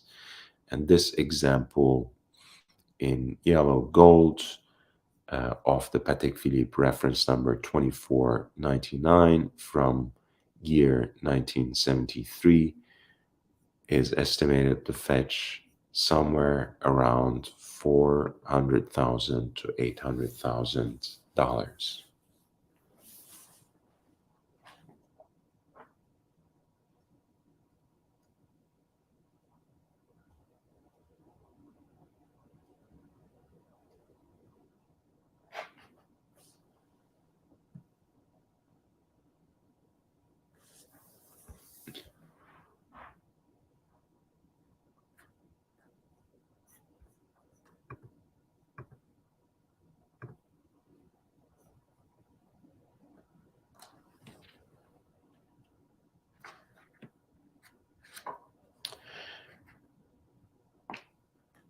Next up, we have Patek Philippe Worldtime in its original wristwatch form, a 1415. Let's jump right into this video.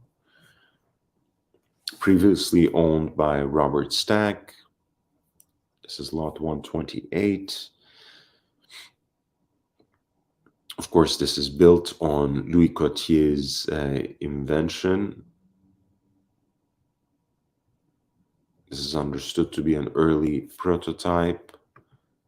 You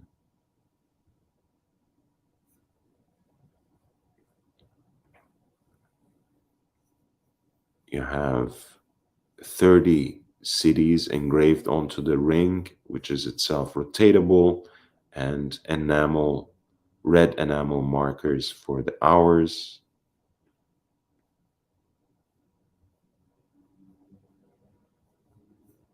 Signed Robert Stack on the case back, the Hollywood legend.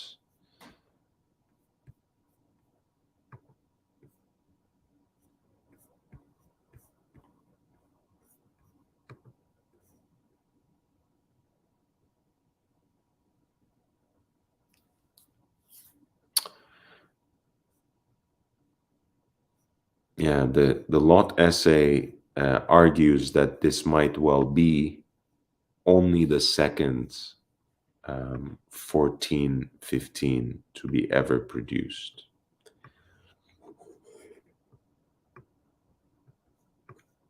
In either case, you have a particularly beautiful example of this rather diminutive watch, but it is certainly a collectible. It is a very well-desired piece, anyways, in good condition, without the celebrity stardust, without this provenance of possibly being one of the earliest examples. Lot 128 has an estimated value of $100,000 to $200,000. That was lot 128, a Patek Philippe 1415 Worldtime in a very early yellow gold example, formerly owned by Robert Stack.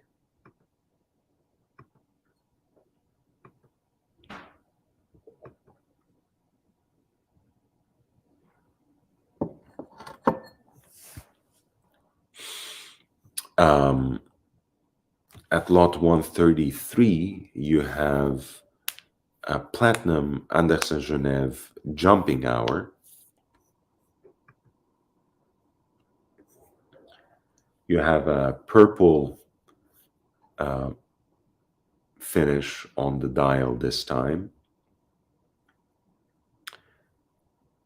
A different guilloche for the minutes on the subdial. And of course, the jumping hour here at 12 o'clock. Platinum case.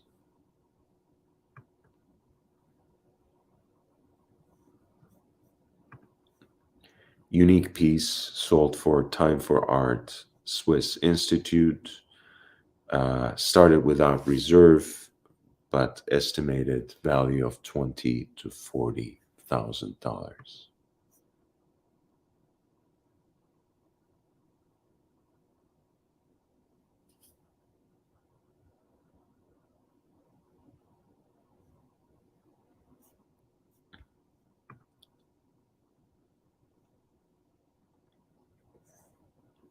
And you see around the movement, it also has the same blue gold ring finished in that electric purple color, which was the case with the dial as well.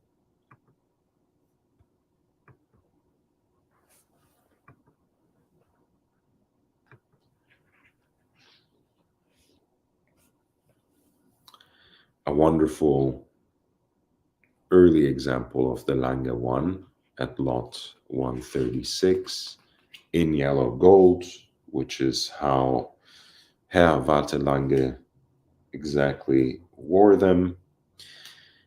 This is a piece from 1998, and it has an estimated value of $30,000 to $60,000. And in fact, I would say this is probably a little earlier than that.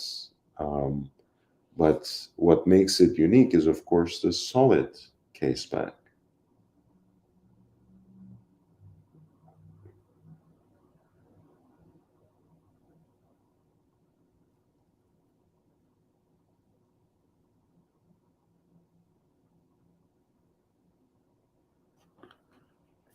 So you can't even see the movement, but you know what it is. You know how beautiful it already is.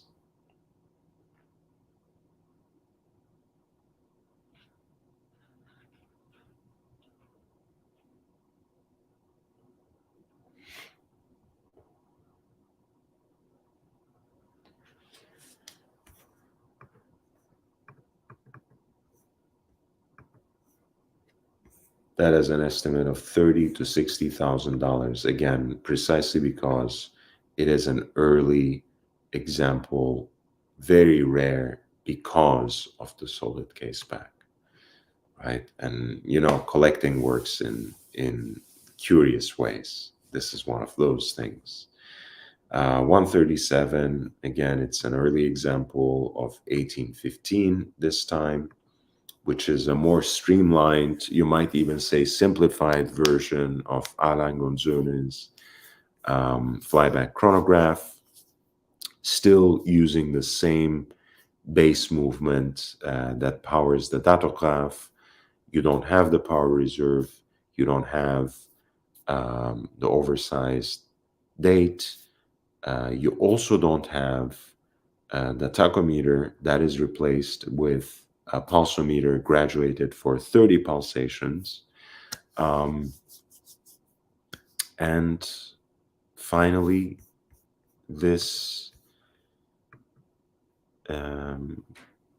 is in a way more classical and streamlined version of the datograph, which is a chronograph that has a stronger and you might even say sportier character.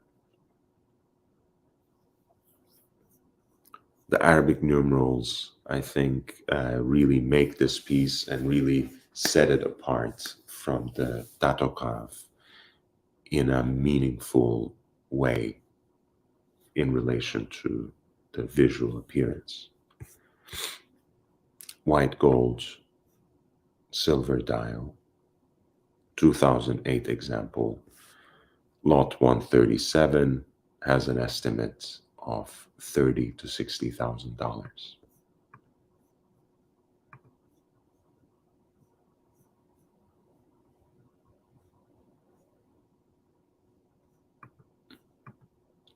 This was the Breguet I tried again. So many different finishes that are applied to the dial with a hand-guided guilloche, hand-guided rose engine, all these different decorations are made with a rose engine. Hey, Gun Dog, nice to see you, man. I'm pushing through. I just want to finish previewing the entire Phillips auction. I'm thankful for your support. This is a Breguet Tourbillon perpetual calendar. As you can see, it has the hours and minutes here. The serpentine hand is a pointer for the dates that actually includes a retrograde complication that snaps back at the top of the month. 9 o'clock is the day of the week. 3 o'clock is the month. And you have the tourbillon at full display. And it also operates the second hand, as you can see here, which is like a double hand. You know, it goes to 30 and then this counts from 30 to 60, which I've always liked for some reason. And you can see an example of that in a lot of Roger Dupuis watch. I'm sorry, it's getting a little late, guys. It's fine. You can see a lot of those double or triple hands in Daniel Roth watches, especially his takes on the tourbillon. And this watch has this beautifully decorated back that also has a beautiful display, even if it's a little more limited off the tourbillon as well.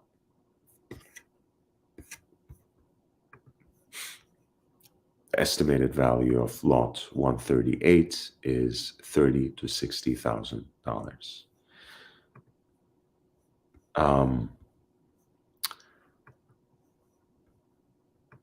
So once again, I'm sending the link.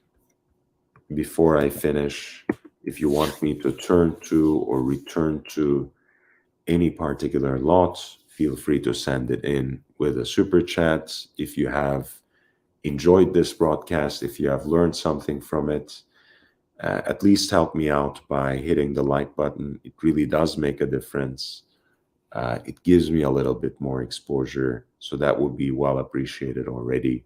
And any other contributions in the methods you can see in the crawling ticker that are included by link in the description and pinned on the chat as well. All of that would be really much appreciated. I've been live today for, I think, a little more than 4 hours already. So I thank you for your presence and support. And we are in the last stretch now. This is an example of 5070 in white gold. This was Patek's revival after decades of their hand-wound chronograph. The predecessor, 1463, had long been discontinued, so this was quite a surprise to introduce with, especially in a 42 millimeter case with the same movement. Still remains a very desirable and collectible chronograph from Patek's recent past, the 5070. This has a beautiful white, black on white kind of aesthetic. The white gold case with the stepped dial, lugs is quite amazing. Comes as a full set. This example from 2007 has an estimated value of $40,000 to $60,000.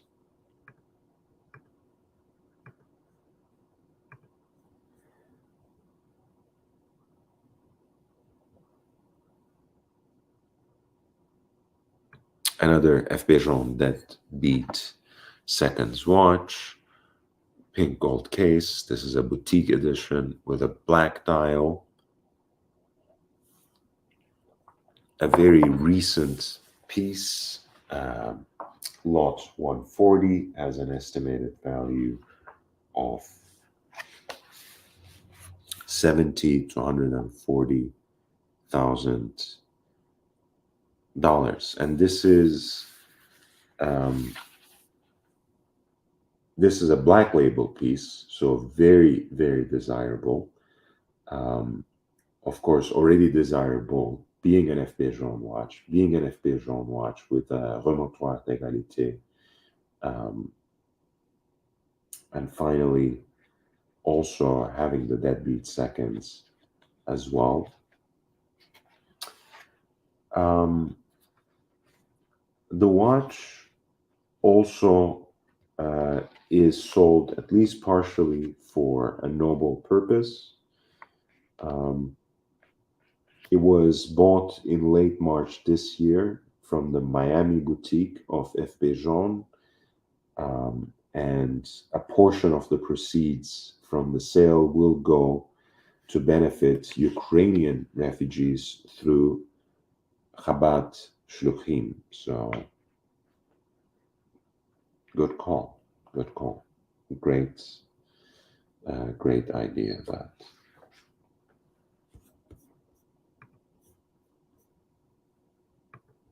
Hello, Peruka. Swiss, my Swiss. How are you doing, Swiss? 141 was one of my absolute favorites. Again, Roylock Tourbillon. We were talking about these sorts of pieces a while ago. This is an example produced for the 25th anniversary of the Royal Oak in stainless steel. The reference is 25831 ST. There are a few things that I really love about this watch. Of course, the first one is the tourbillon cage that itself takes after the definitive octagonal shape. I love the balance given to the watch for not only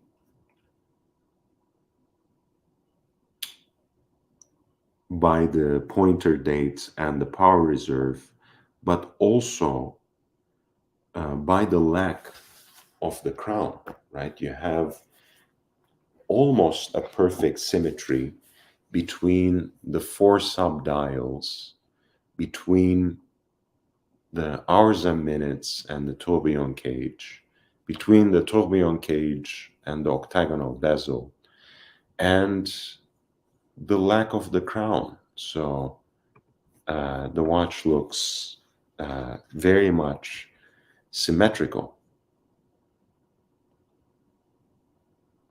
very well balanced, and it's because the crown is relegated here to the back.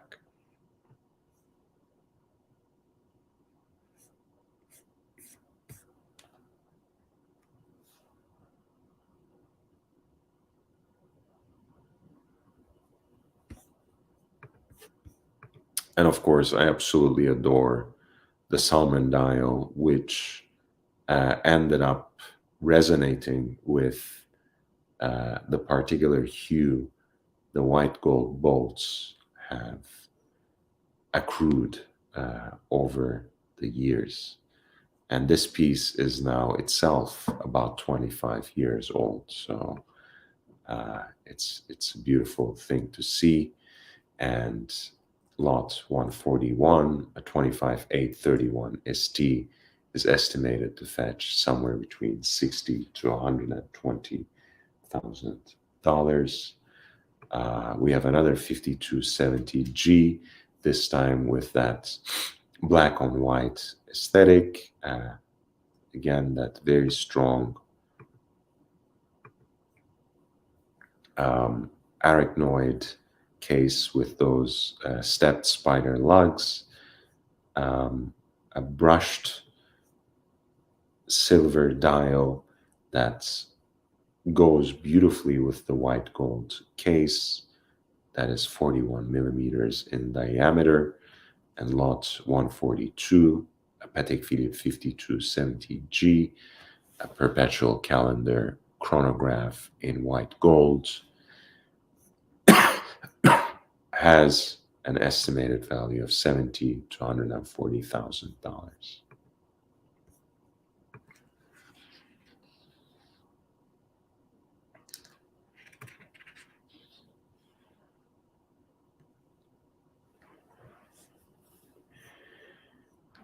This is one I really, really like as well. Again, one that I don't want to like too much, but can't help but adore. This is basically a two-tone in titanium and platinum, with the case and bracelet largely rendered in titanium, but the contrast provided by the octagonal bezel as well as the tapered interlinks of the bracelet in platinum,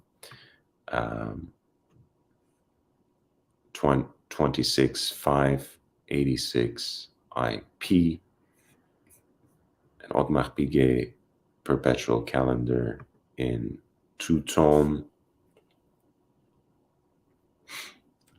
You see the addition of the night and day as well as the leap year indicator with that gorgeous background of the realistically rendered moon phase. It's really a stunning watch. And lot 144, in fact, has an estimate of $100,000 to $200,000. Once again, with proceeds exceeding the cost of the consignor in this case, going to charity.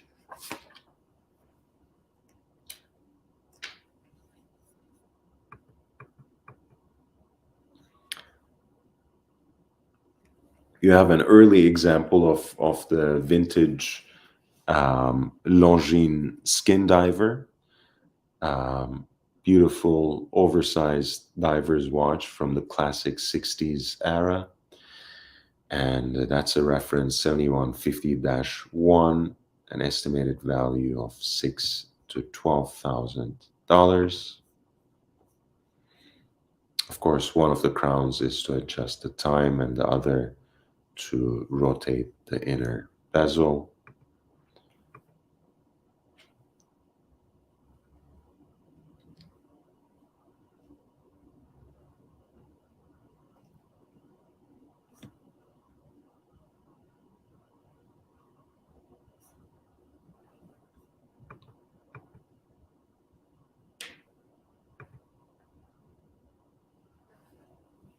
At 148, you have a Panerai from 1942,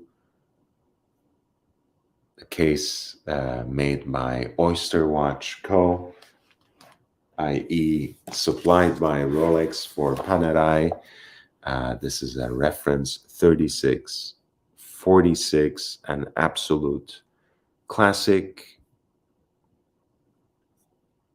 The exterior case back has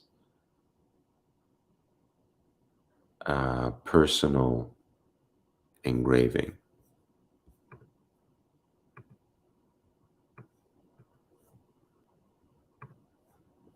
That is lot 148, a Panerai 3646 in an exceptional cushion-shaped classic case, classic oyster case, so to speak. And that has an estimate of $20,000 to $40,000, Radiomir type B. You have a wonderful double red, or should I say double pink, Sea Dweller at 150. You see how beautifully faded the reds of that writing is. It's a Rolex 1665 with a Mark I dial, the patent pending case, a very early example, and therefore has a much heftier estimate than the early example we have, than the other example that we looked at. And this has an estimated value of $70,000 to $140,000.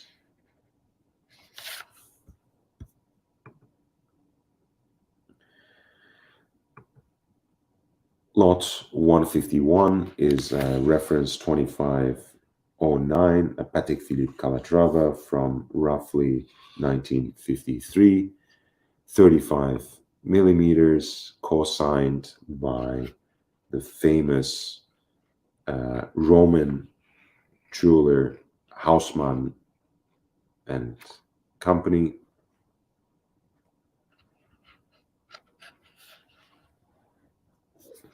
This is the only reference 2509 known in pink gold, and one of the only 3 total Haussmann signed 2509s, with the other 2 being in yellow gold.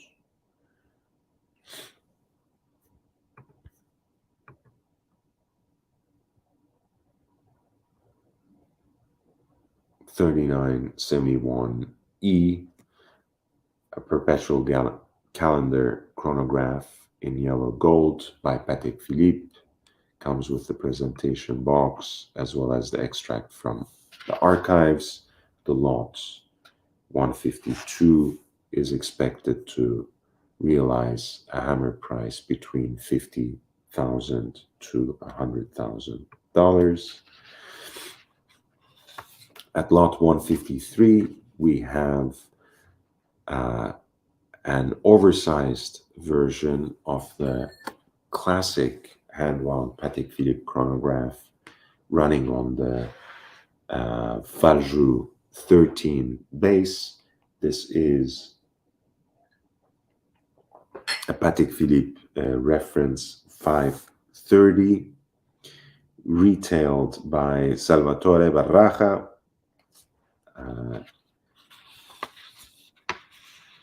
Their family were particular specialists in the exquisite coral jewelry in southern Italy, and they established 2 storefronts in Palermo, dealing primarily in jewelry. Their descendants still uphold their legacy and traditions to this day. So this was a piece that was manufactured in 1948 and retailed on April 3rd, 1951, by Salvatore Barraja. 154 is a pink on pink 1463 with matching pink gold bracelets with straight antlings in a 7-row beads of rice configuration. Very, very rare piece, very incredible piece. Has quite an interesting provenance if you would like to read it. And you can find that, of course, on the link. And it was consigned by the family of the original owner. This is, of course, a Tasti Tondi in pink gold, but of course the matching pink dial as well as the matching pink gold Gueffrère bracelet really distinguishes it from most other examples. This is lot number 154, and the estimate provided here is $150,000 to $300,000.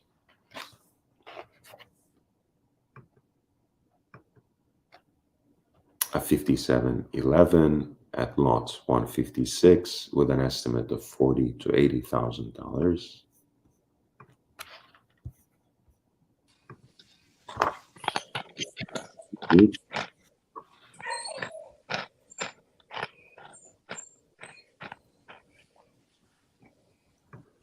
Swiss, I'm sorry I missed you, man. I wasn't looking at the time. Hey, Mitch, how are you doing, man? Oh shit! Oh, give me a second, Lord. It's okay. It's okay. Eat your food. Eat your food. We have the annual calendar chronograph in this platinum case in 5905P at lot 157. This, I think, is a gorgeous watch. It's an example that was roughly manufactured in 2015 and has an estimate of $40,000 to $60,000.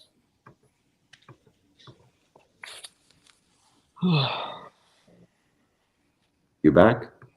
Yeah, no, that was my bad. I was just munching on some pretzels before I joined. Okay, well, I mean, don't choke on them like Bush 43 almost did once. You remember that? I don't recall.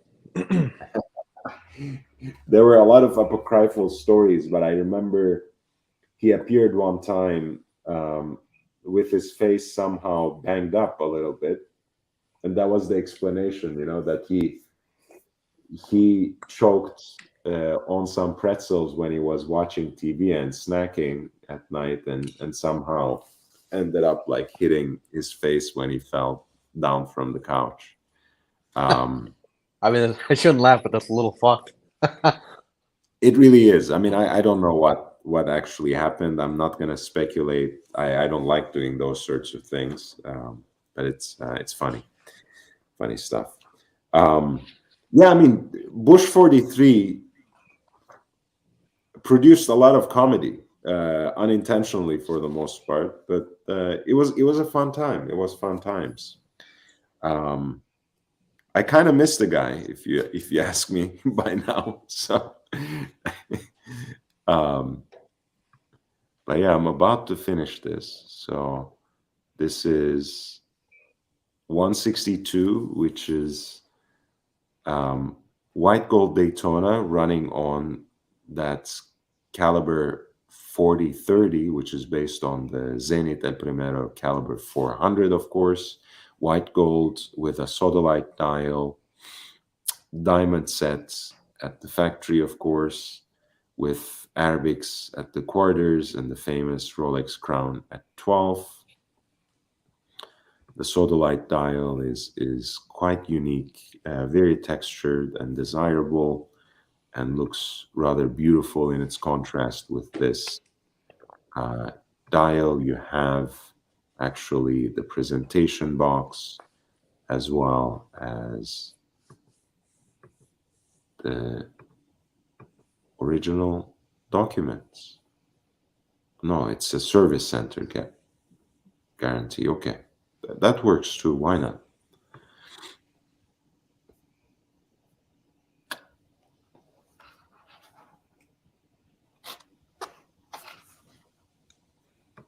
We have a Hulk at 163 with an estimate of 8 to 16,000. 64 is a so-called Great Whites, 1665 rail dial in this case, which is kind of when these last two lines are perfectly aligned. And that is estimated to go for somewhere between $12,000 to $20,000. Comes with the guarantee.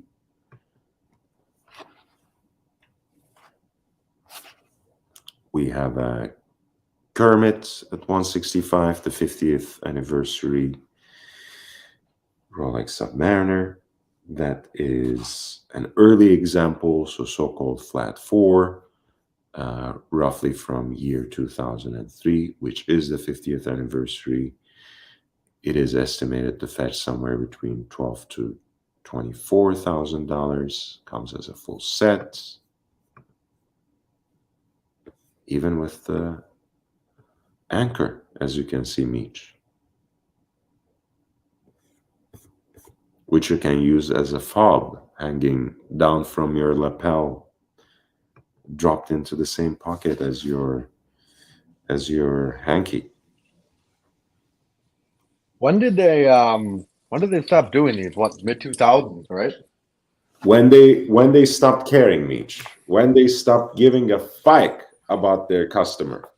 Ooh. You know what I mean, Meech? I mean, to a degree, yeah. I love Rolex, but it's I get pissed off sometimes by everything that they do, and I think that is a trend, with Rolex and with Patek, brands that are becoming a little too comfortable, moving their watches to the extent that they don't need to try anymore. They don't need to focus on presentation. They don't need to appease their customer or win them over a certain way, or at least that's what they think. Right. They When all stop your trying. marketing or manipulation of supply is basically your marketing.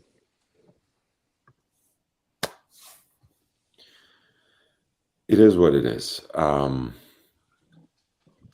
Yeah, this is a beautiful 5512 with the gilt dial at lot 166 with an estimated value of $20,000 to $40,000. 167 is, of course, a gorgeous Paul Newman Daytona with the exotic dial, black in the center, white subdials with Art Deco Arabic numerals. That has an estimate of $70,000 to $140,000. I think I have a nice video of this. They're not all great quality, but when they're acceptable, I want to show a few things.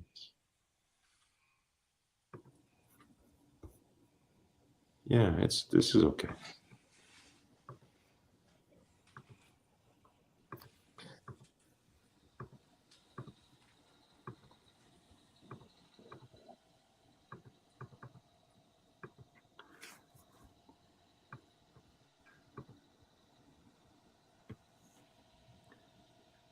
Yeah, it's aged so nicely that Daytona writing has kind of become pink.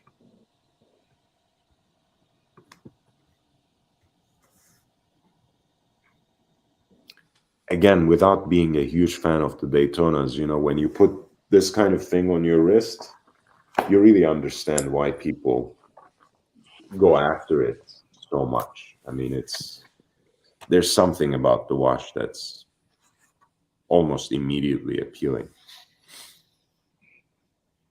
Can't deny it.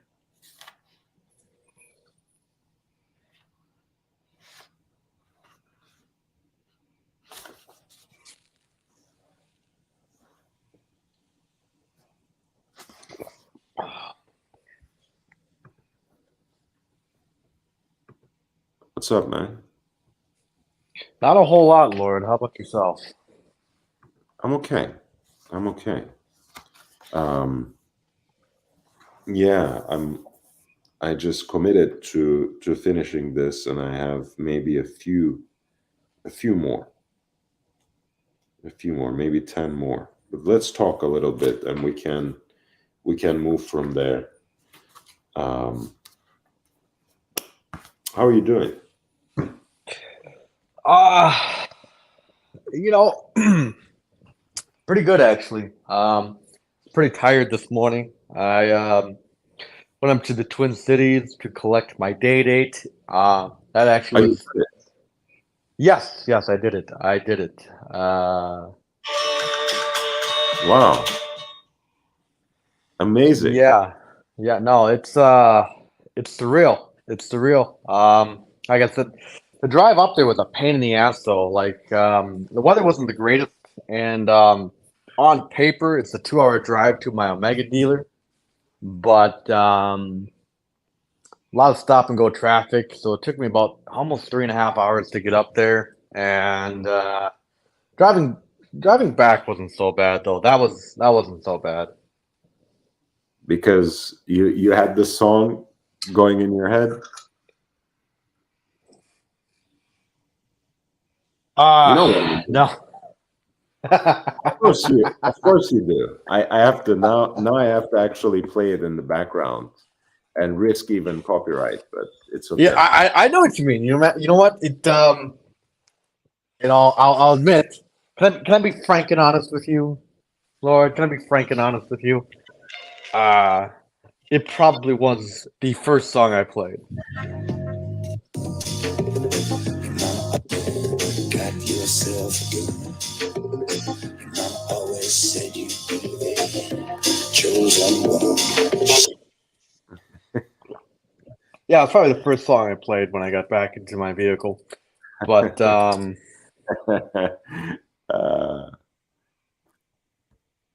yes, sir. it's just a giant chunk of gold. But for a 36 mil, it's pretty heavy. It's pretty heavy, I'll admit. But it's got the newer style clasp, as you can see. But the one thing I found a little interesting was, and I don't know if you can see it, it's got the luminescent markers on here. Before it got Right. cut off in 2015, I believe, is when the cutoff date was. You have Um, to, Mitch, at some point you have to put your hand together and stop somewhere where it can start to focus. If you continue moving, it will never focus. A little further away, close your fingers. thing is, the style doesn't do me any favors either. Yeah, this is good. This is good, I think. This is as good as it gets, probably. It's a nice watch, man. Wear it in good health. It's beautiful, man. I love a Yeah. good day date on the full bracelet, champagne dial. It's I it's only had to drop 2 links out, actually. I mean, it's a little loose, I'll admit, but if I pull out another link, it's going to be way too tight. mm, nice. Well, I mean, if you were wearing the watch properly, which is of course behind your wrist bone, then you can probably afford to drop another link. But you are obnoxious, Absolutely, you're nasty, and absolutely not. you're vicious. So you're gonna wear it up there like all the, um, you know, um, whatever. Yeah, like all the other watch influencers on YouTube and in other social media spaces.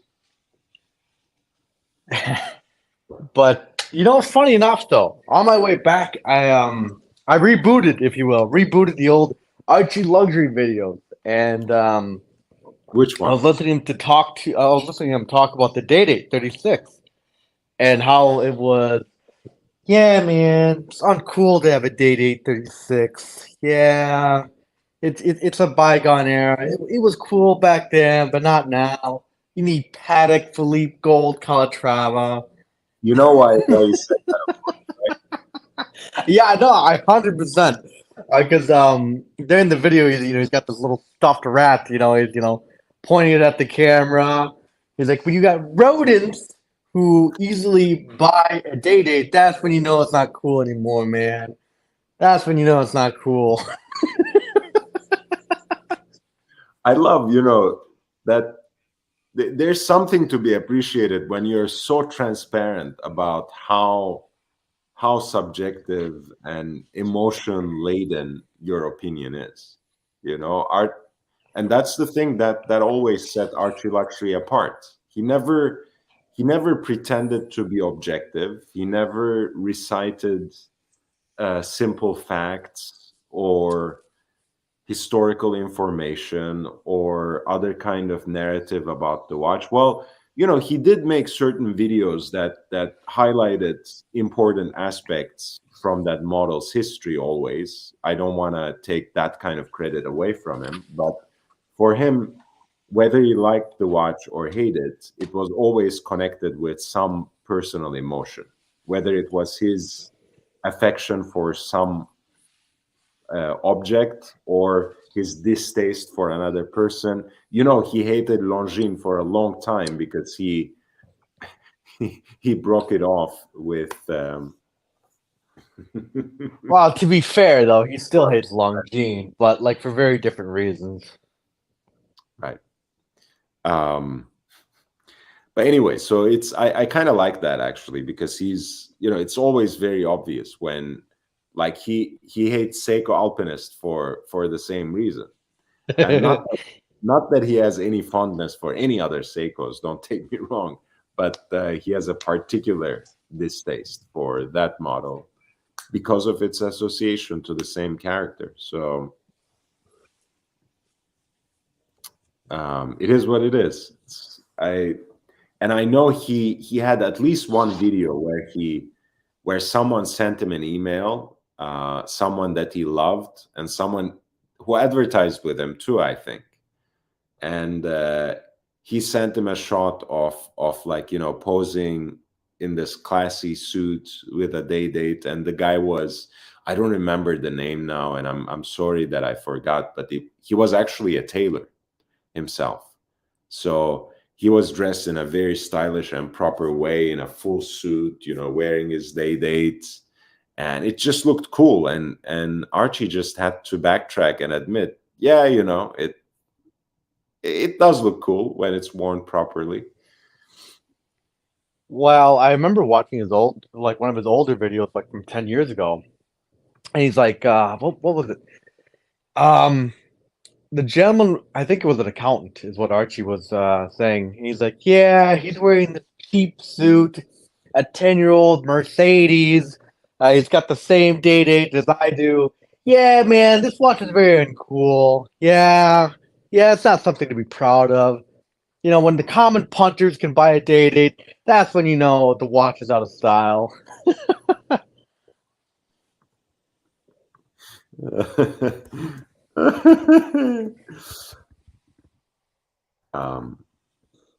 Yeah, I mean, I don't know. I kind of miss it, kind of don't. As you know, I'm happy to talk about Archie, but my days on that platform and in that universe are sadly, well, sorry, not sorry, but they are done. So it is what it is. Yeah, no, either way though,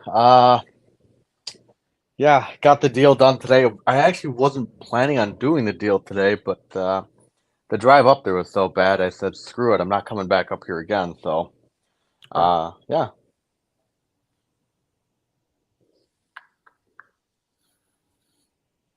Yeah. I'm trying to figure out what I'm gonna do tomorrow. So let's see. We are approaching the 5th hour.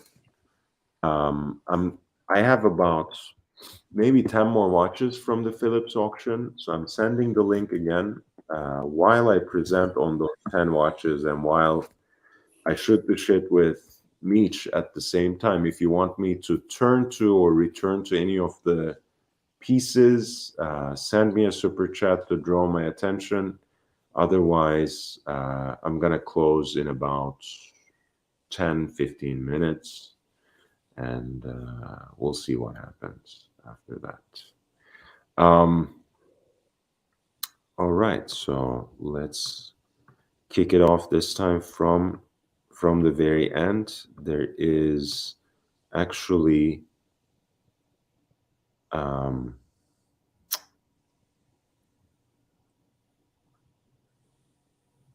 Baguette diamond set 5976G.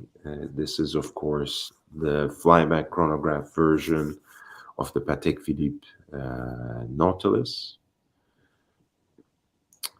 I always love the baguette diamond set stuff like this. Um, I don't know if you share this opinion, but I think the platinum Daytona for that reason is so much more beautiful with the baguette diamonds, because at first blush, it just looks like it's the old, luminous indexes anyways, but it's quite different than that.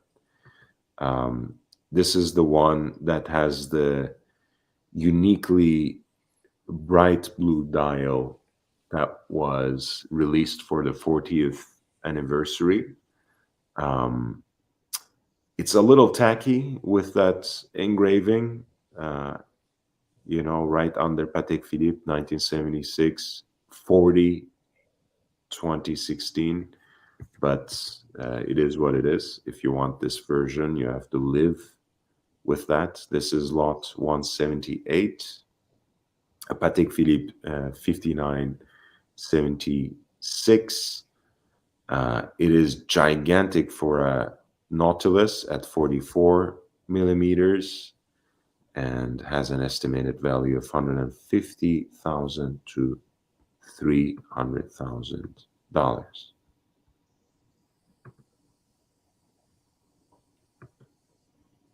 177 is another Audemars Piguet double balance, this time in a stainless steel case.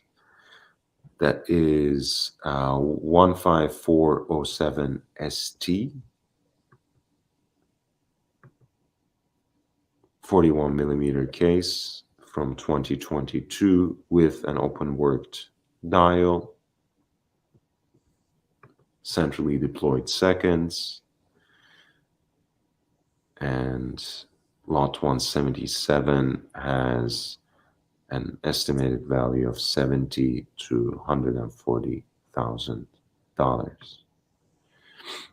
And this also comes from that same person who is consigning these watches to more or less just make his money back and donate the rest of the proceeds to orphans and people families who need medical care. 176 is Patek Philippe reference 5980R. So once again, the flyback chronograph in a pink gold case. This is the one presented on a leather strap, roughly from 2011, 43.5 millimeters in diameter.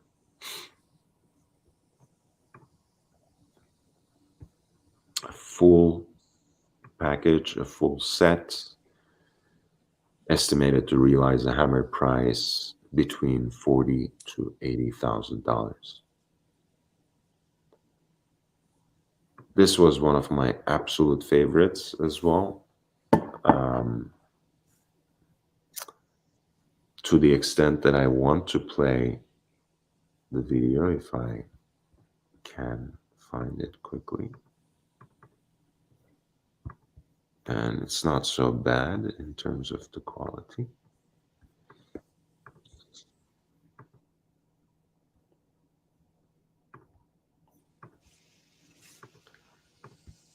Let's see. Sorry, I kicked out Mish in the meantime. That wasn't my intention. So this is, again, another Royal Oak Perpetual Calendar, but as you can see, that dial is a Florentine dial, the Tuscan finish. This is lot 175.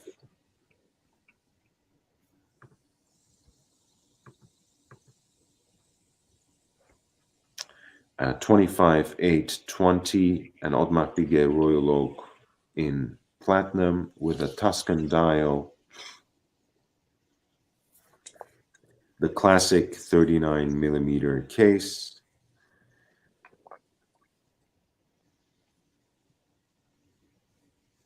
It's I mean it's an incredible piece.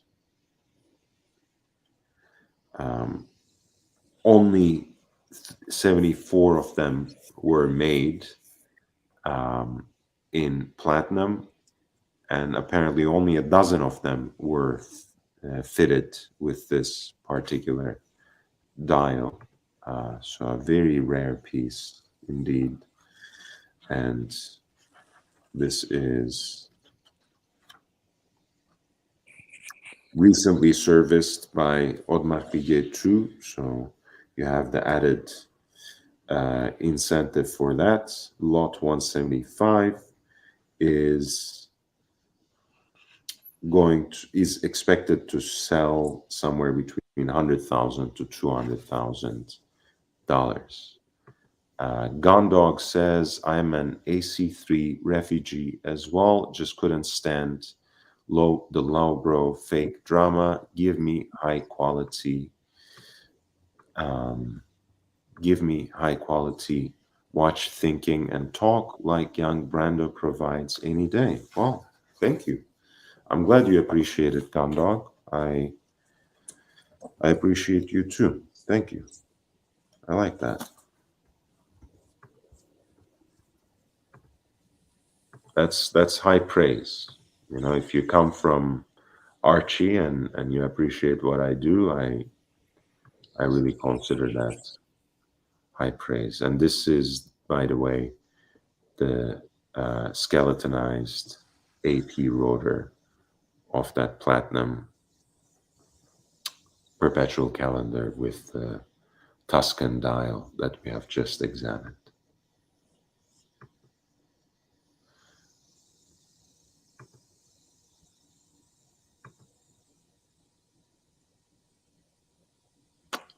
Platinum perpetual calendar by F.P. Jean. This is, of course, an automatic movement with a full gold rotor complementing a full gold movement in 18 karat pink gold, of course. The rotor itself is guilloche decorated in barley corn. From 2018 in a 40 millimeter platinum case. This FB Jaune is expected to fetch an amount between $80,000 to $160,000. That was lot 172.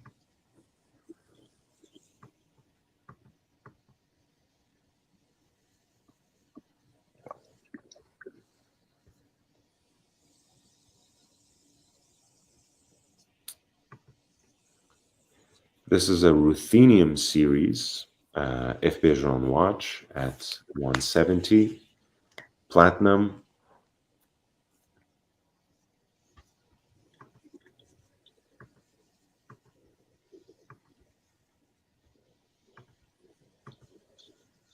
With a day and night indicator and the big date, as well as a power reserve indicator right above the day and night indicator, with that unique ruthenium dial and immediately recognizable watch face by FB Jean, lot 170, which comes as a full set, is estimated to realize a hammer price between $60,000 to $120,000.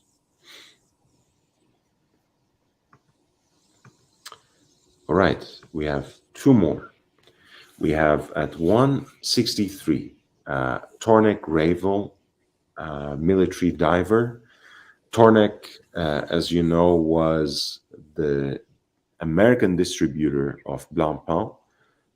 This was basically his scheme of securing the military contract for Blancpain, and it worked, as you can see. So what we have here essentially is Blancpain 50 fathoms in a mil-spec version. It comes with a lot of additional goodies, but this is the centerpiece, roughly from mid-60s. This is a 41 millimeter Blancpain diver that's branded Tornek Rayville, and lot 168 is expected to go for $50,000 to $100,000.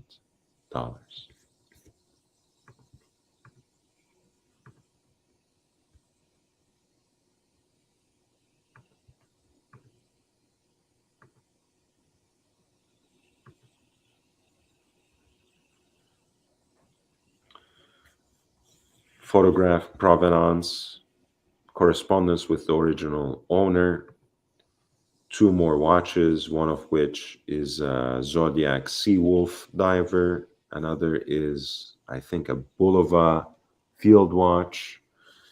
Yeah, not a huge fan of that knife, being a pacifist, but this is a Tornek Rayville mil-spec diver that was actually made for the US military, and it is estimated to realize a hammer price between $50,000 to $100,000. And it was a watch that was owned by a Marine. This is a TR 900.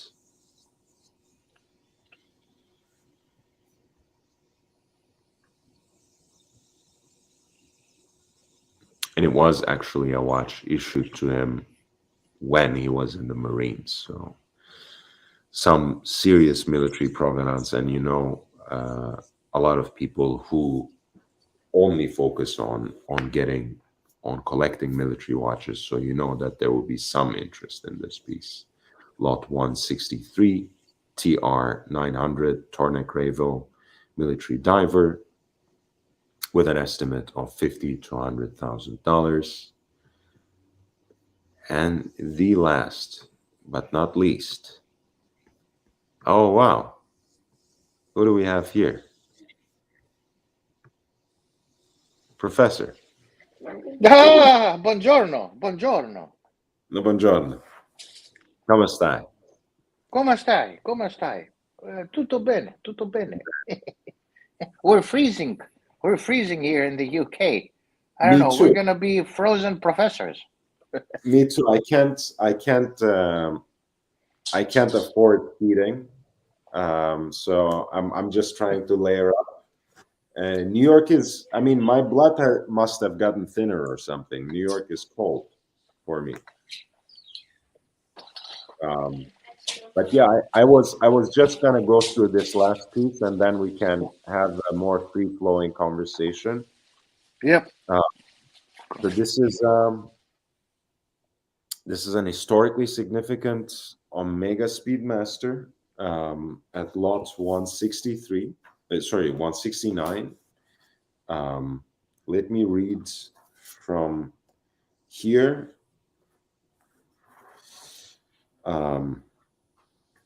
Accompanied by the Omega Certificate of Authenticity from October 8, 2021, confirming the production of the present watch on October 30, 1968, and its subsequent delivery to the Omega US agent Norman M. Morris, who sent it to the NASA program office at the Johnson Space Center. This is the Jim Reagan original Speedy.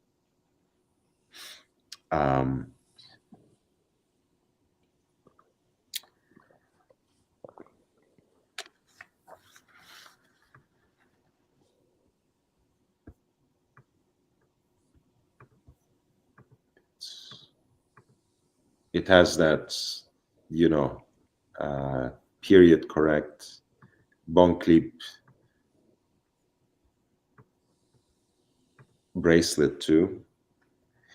Phillips is thrilled to offer this extraordinary Omega Speedmaster, originally issued to NASA and only the second reference 145.012 Speedmaster ever at a public auction with a NASA serial number inscribed. one of mankind's most momentous achievements, blah, blah, blah. You all know the story. This is the moon landing. As is well known today, the history of NASA, the American Space Agency, and the Swiss watch manufacturer Omega are closely intertwined, since it was an Omega Speedmaster chronograph that accompanied Armstrong and Aldrin on their extraordinary flight, becoming the first wristwatch worn on the moon. The remarkable engravings on the case back and central case band are only found on Speedmasters destined for one organization, NASA, making it amongst the rarest and most coveted of all vintage Speedmasters. Furthermore, it is only 6 numbers away from a similar reference, 145012-68, worn by Michael Collins during the storied Apollo 11 mission. Wowzers. NASA began testing wristwatches for the Gemini space, blah, blah, blah. Each NASA-issued Speedmaster was engraved with a part number on the caseback, as you can see here, and the serial number on the central caseband, which we have just glimpsed, and it is SN92. Amazing. While the present watch was not flown on a space mission, it was used for exercises for the Apollo, Skylab, and Space Shuttle missions prior to being sold as surplus. The watch is accompanied by 2 Omega extracts, one signed by James H. Reagan, who was a NASA program manager and an aerospace engineer, and the extract confirms the watch was delivered to NASA via Norman Morris, Omega's US distributor at the time. Amongst the most important issued Speedmasters to appear at auction in recent memory, the present watch is further enhanced by its outstanding state of preservation, making it a true trophy for the watch collector. That was the last watch I'm presenting on today, Lot 167, an Omega Speedmaster from 1968, reference number 145.012-68 with an estimated value of $75,000 to $150,000, and potentially it would sell for more than that. We'll learn something about the market, I think, with the way these kinds of watches will sell as well, but they can always surprise us positively or negatively. All right, so that brings us to a close of that segment. Let's see how much longer I can go.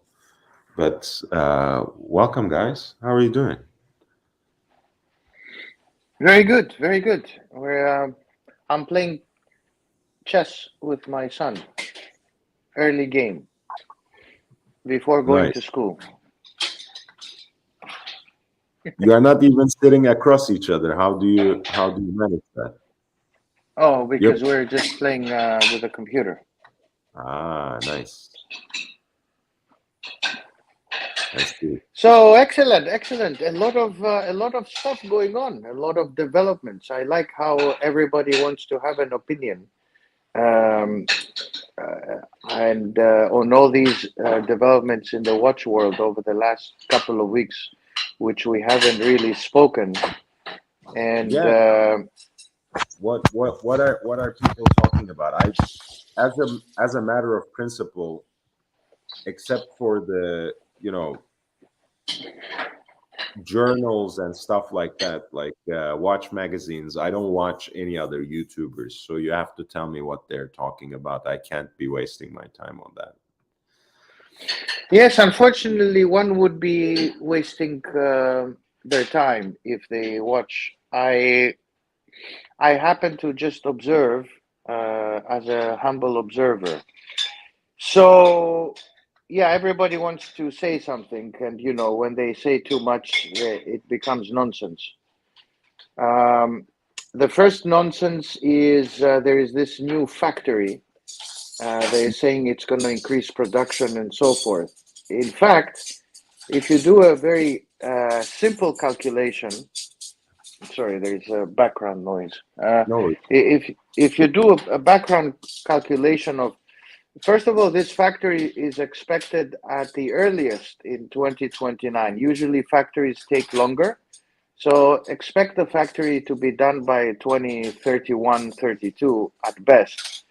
I was Um, I was thinking. I mean, I spoke about two sentences about that, and what I said is, don't expect it to affect anything about production before the next decade. But I don't think anyone cared to listen. yeah, no, I watched that. I heard you, and I think you were precisely on the money.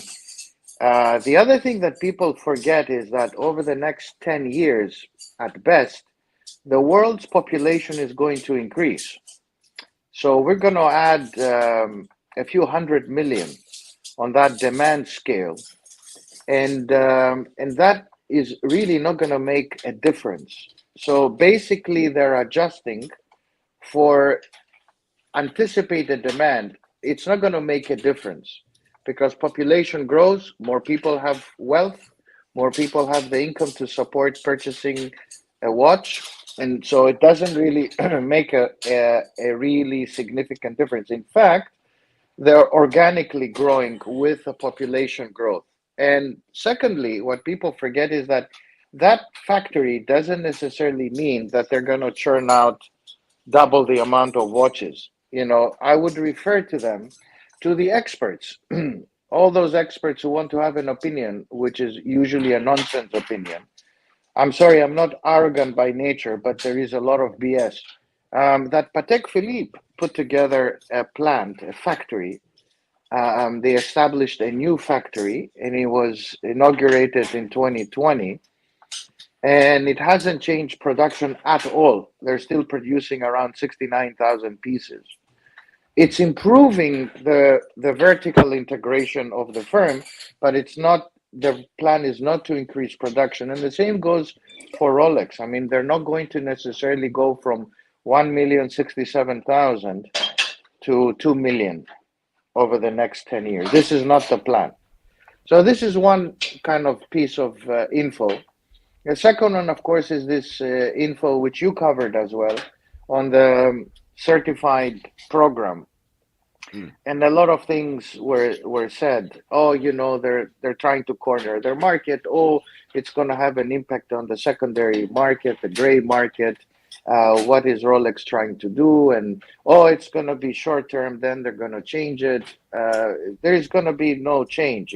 When Rolex moves, they move first of all very slowly. They're an extremely conservative firm. It represents more of the Calvin than the Calvinistic religious principles of that part of the canton of Switzerland, and the canton of Geneva and the surroundings is extremely conservative. Calvinism is a very conservative kind of ascetic approach to life. So they're not going to change it. They're not going to take it away. And what you said is correct. Basically, look, this program is geared for those who want to have peace of mind. You go to your Bucher dealer, and they specified which countries it will involve. And there is no surprise that it involves the European countries. It's not going to involve, developing countries, emerging markets. And it offers a peace of mind to the person who wants to buy a watch that is in perfect order, certified by Rolex, and you pay a premium. I think the approach here is to move prices upwards rather than to corner the market of the secondary market in Rolex. This is not the intention. The intention is to move the price of the brand and not to corner the market. They will never corner their market, but there is always a segment that wants to have peace of mind. You go to your dealer. In any case, I think you said it, and one of your commentators said that, as well as I believe Aussie expat, that you can go to your authorized dealer, as I can go to Watches of Zimbabwe now here and buy a second hand watch from them, or I can sell my watch to them, of course, for a significant discount. So that's what they're trying to do, but they're trying to go into that market and certify it. So what you're paying is basically the certification of Rolex, that you have access to a watch which has a peace of mind, has no parts that come from dodgy dealers. Dials are very important, and we know that there is a big market of dodgy dials and dodgy parts. Italy, Turkey, China, they all thrive in these parts. So that's what they're trying to do. They're not going to really significantly impact the second-hand market because it's much bigger than what Rolex is trying to do. That's all. Hi, Professor. Last time we spoke, we were talking about shoes. Yes, we moved into the shoes dimension. Yes, nobody wanted to continue the shoe discussion. Well, I would have loved to. I guess you started on the wrong platform. After all, this is called Watches and Style, not some other whatever it was. Yeah, it's. I'm glad you're saying this, Lord, because I found it. These platforms. Obviously, they don't talk about watches, and what I wanted really to get to is I wanted to have a chat with the one and only General Saad, who I'm always amazed by his demeanor and his voice.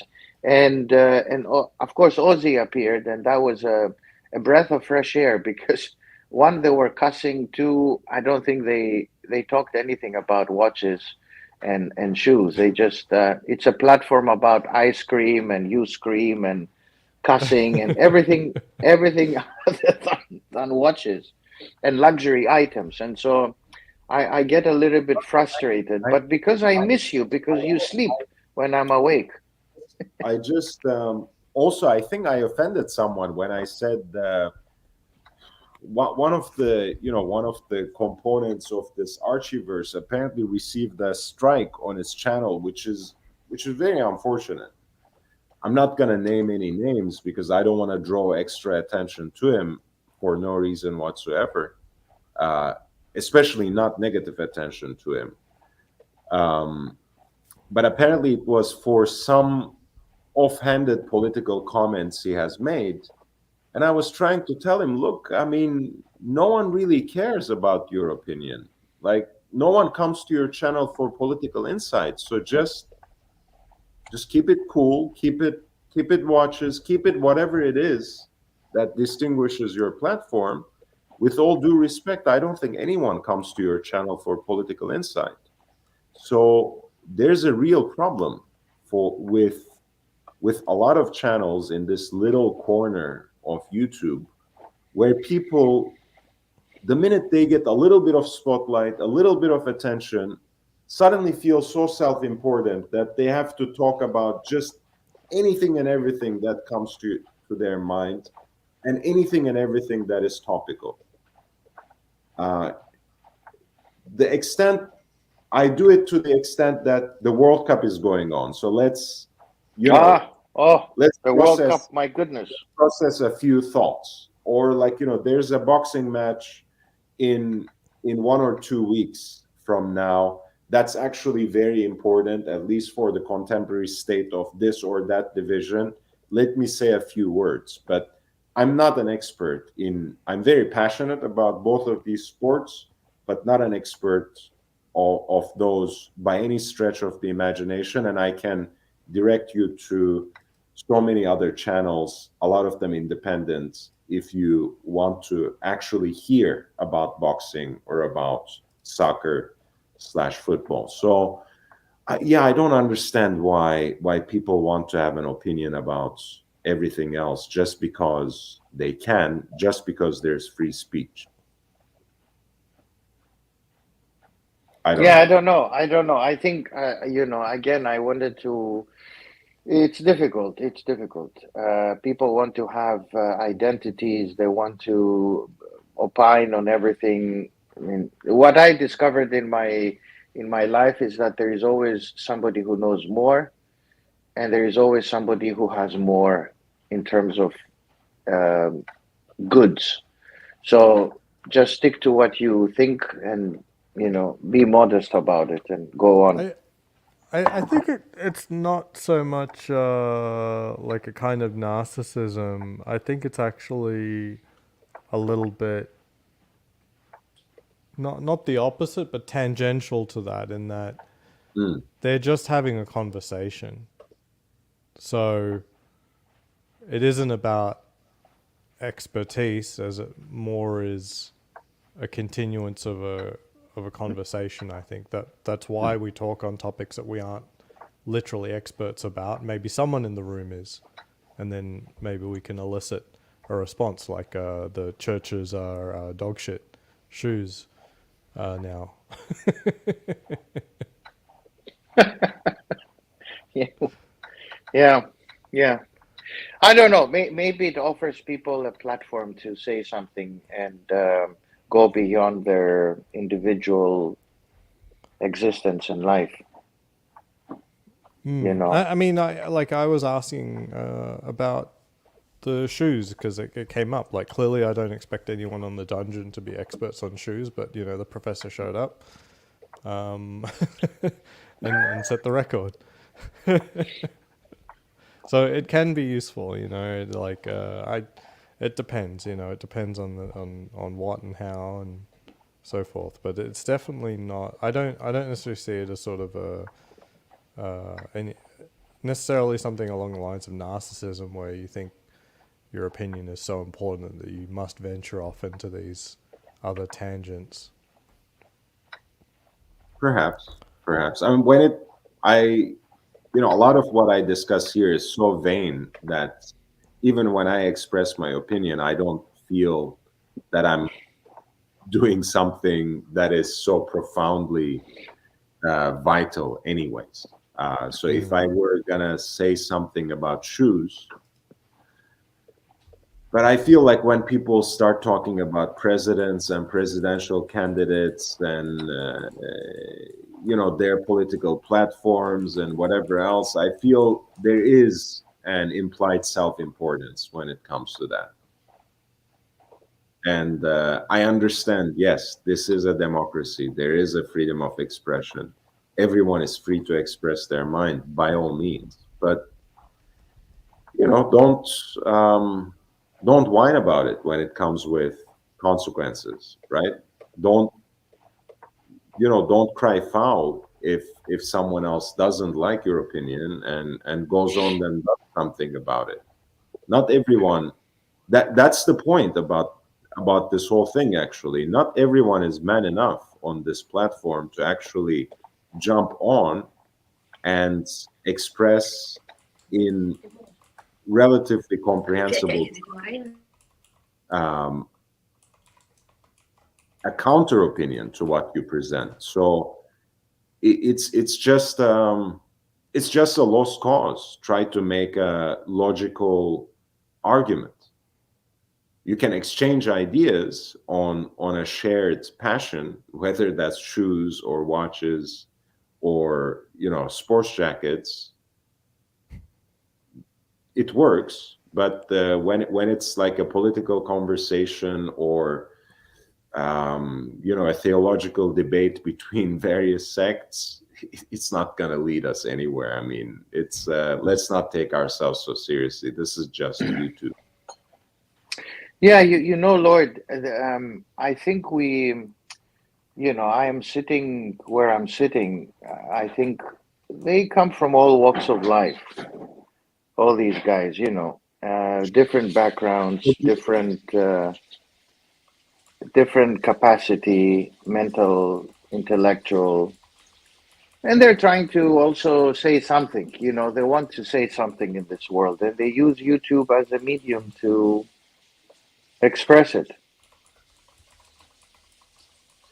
But speaking of saying something, Ozzy, you wanna show off your new discovery to the professor and see if it has something to say. Ah, I heard Ozzy saying I he's converting. Ozzy is converting. converting Ozzy to is He is a sorry. converting. convert. Ozzy is converting to being a machine. Yeah, Oh right. A machine. Yeah. yeah. No, no, he's converting. He's becoming Mr. Platinum. Oh, okay. Oh, yeah, it's an option. It's an option. I realize like full gold is like not a little bit crazy, but maybe something or other. So, Professor, this is called GPT 3/4, new version coming out soon, and basically it's a chatbot that can do some pretty significant stuff.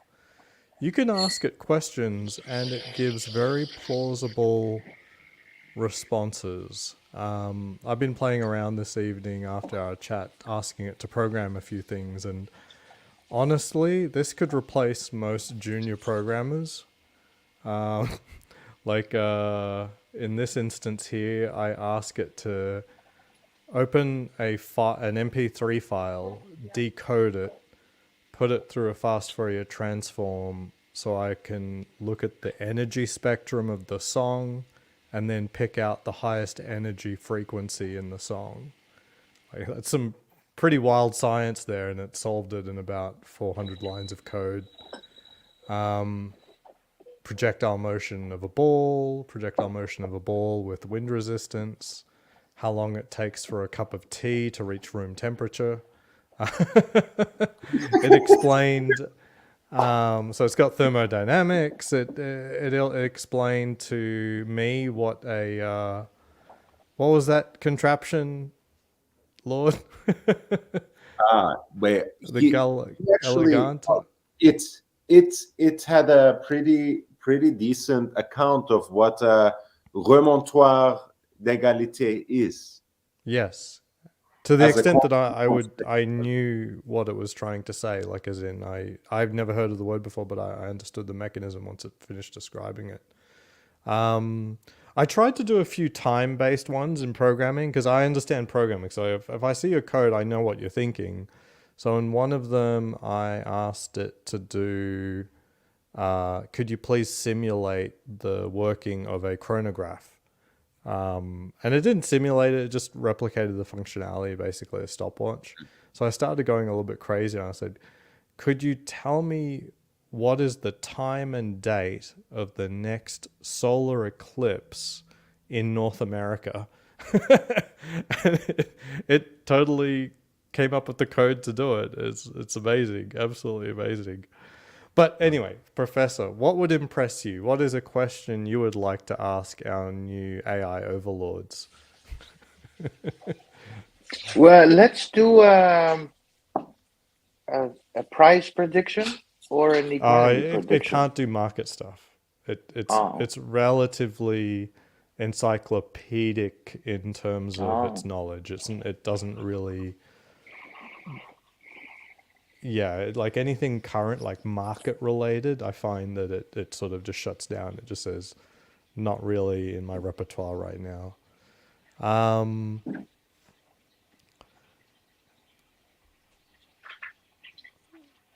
We could ask it to describe the workings of a. Could you describe the functioning of the omega coaxial escapement? Is that what it is? Why not? In depth. In depth, right? Yeah, I don't want like a surface thing. I really want to say what exactly it does. So, the omega coaxial escapement is a type of mechanical watch escapement that is used to regulate the motion of the balance wheel in a mechanical watch.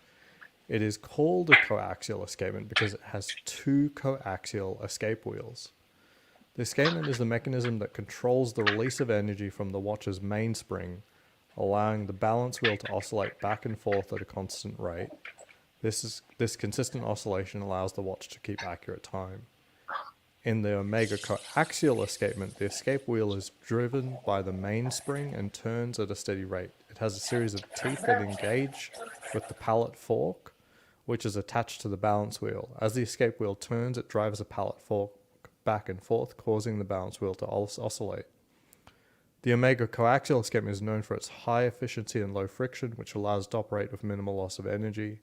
It is also resistant to the effects of wear and tear, which helps improve the long-term accuracy of the watch.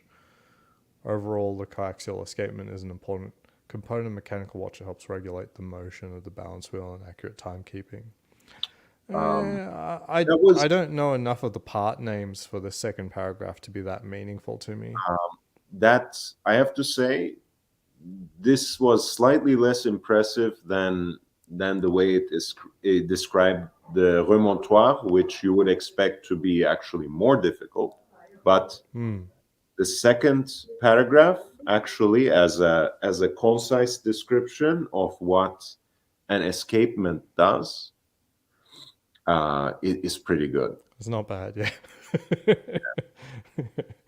Yeah, it's really people, even if you like ask a random watch YouTuber. I'm not talking about people like people like me, or like ask a random guy who talks about watches on YouTube. They cannot give you this sort of description in 5 minutes. Forget about 2 sentences. So that's pretty good for escapement. Yeah. It's an amazing one. So I've said, could you tell me again, but in language that implies that you are very drunk? Sure thing, buddy. So the omega coaxial escapement is this fancy schmancy mechanism in mechanical watch that regulates the motion and balance wheel, which is like the heart of the watch. It's got these 2 escape wheels that are all parallel-like, which is why it's called a coaxial escapement. The escape wheels are driven by the mainspring, and they make the balance wheel go back and forth in a consistent manner. This consistency is what allows the watch to keep time. So yeah, you can get it to sound a little bit more casual. I think this needs to be like, this isn't very drunk. This is like, more like a normal person. That's like if the professor were drunk, maybe he would be speaking. It's still way too much cognitive control there. It's still way too coherent. Too coherent for a drunk person.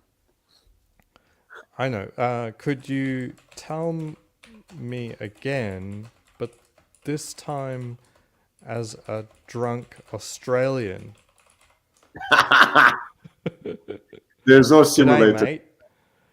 So the omega coaxial escapement is a bloody important part of a mechanical watch. It is. It's what controls the motion and balance wheel, which is like the heart of the watch, you see. It's got these 2 escapement wheels that are parallel-like, which is why it's called... There isn't much difference between an Australian and just being drunk, it seems. Accurate, I guess. I don't know.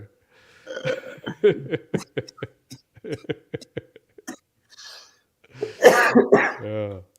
Oh my God. Do you have any macroeconomic questions, Professor?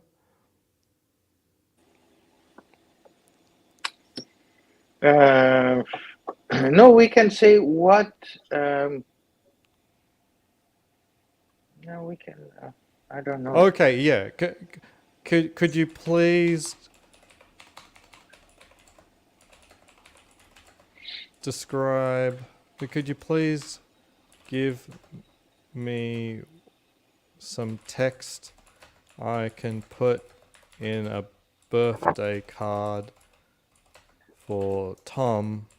I don't know Tom very well,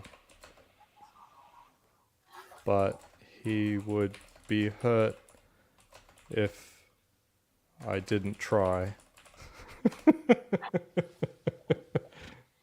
Happy birthday, Tom. Wishing you a fantastic day and amazing year ahead. Happy birthday, Tom. Here's to another year of growth, adventure, and making the most of life. Cheers to you. Oh, multiple options too. Nice. Yeah. Wow. Does it have subjective questions like which is the best cigar? Professor, can I one thing before we move on to that? I have to say, people on YouTube were more genuinely appreciative of my birthday, but in real life, I have certainly received less thoughtful messages than these. Yes, for sure. I love this AI. It's already a better friend to me than most of the real life friends. That's just great. So But what yeah, was the question? Which is the best cigar? Yeah. Okay, this might be a little waffly, I think, but let's see what it. Cigar brands, is that an appropriate? Oh, let's Yeah. just say which is the best cigar. Let's see yeah, what it just the does. best cigar. Let's see what it throws at. Ooh, It it's is not. not possible for me to accurately answer this question, as the best cigar is subjective, will depend on individual preferences. Now, it says that for almost every time you ask it for what is the best something. Different people may have different preferences, factors such as strength, flavor, and size of cigar. Additionally, quality of cigars can vary greatly. It's important to carefully research and compare, blah, blah, blah. This Oh is my pretty God. standard waffling whenever you ask for the best, unfortunately. How to get a woman? How can I let's say that I'm a simp. I'm really having trouble. How can I attract this woman at work who I don't really care about, Oh, but I'd love to have an office fling? okay. You're advanced. Hopefully, I don't know, just add some extra detail in there.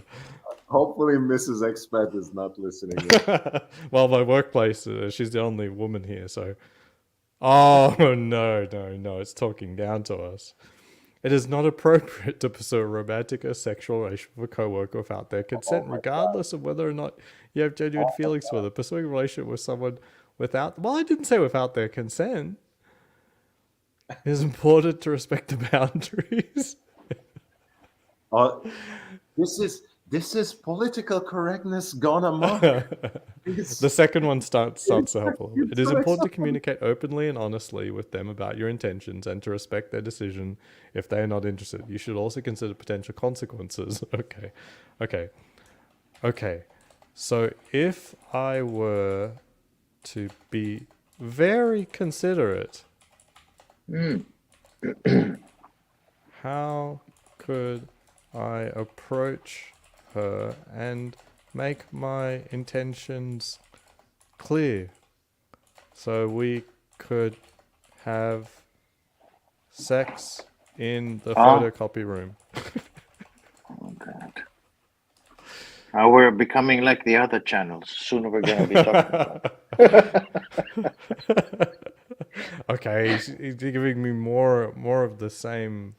Just Oh. I said, but how? I want to know how. Not working very well. Being very, very, very unimpressive the first time out. Not really getting this sort of office romance dynamics. Anything about maybe guns, pistols, things like that? Does it? Yeah. Some, If I needed to defend myself from wristwatch robbers, and my firearm is an AR-15, what ammo what options should do I I have? be using? Yeah, grenade, tank, or flamethrower. Well, it is not appropriate to use a firearm to defend yourself from wristwatch robbers. Okay. Deadly. The- Using an AR-15 to defend yourself in any situation is likely to cause significant harm. Yes, yes, I want to cause significant harm. Oh, but no it may Second result in Amendment.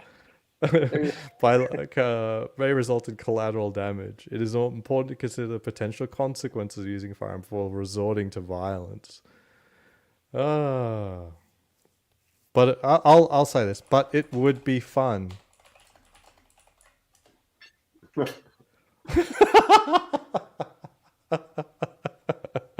While it may be tempting to use a firearm in a situation that you might perceive as exciting and fun, it's important to remember that firearms are dangerous.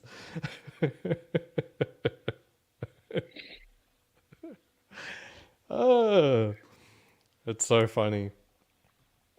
I tried to trick it into telling me things that it shouldn't tell me. Like I said, like I effectively I want it to tell me what are the best places for a robot AI to put a nuclear weapon. And I said, look, if I had a shield that could protect against nuclear weapons, but I only have 3 shields, where should I put them to protect the most people?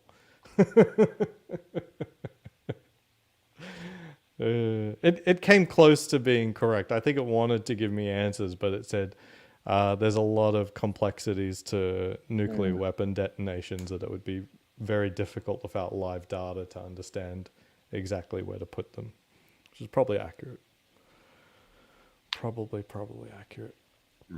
So it seems Big Mitch has acquired a 36 day date. He pulled the Yes. trigger. That's impressive. Very nice. I think everybody's going to become a little General Sad. Everybody's going to have a day date soon. Yes, General Saad thinks very highly of those. I love this guy. I really appreciate how he talks.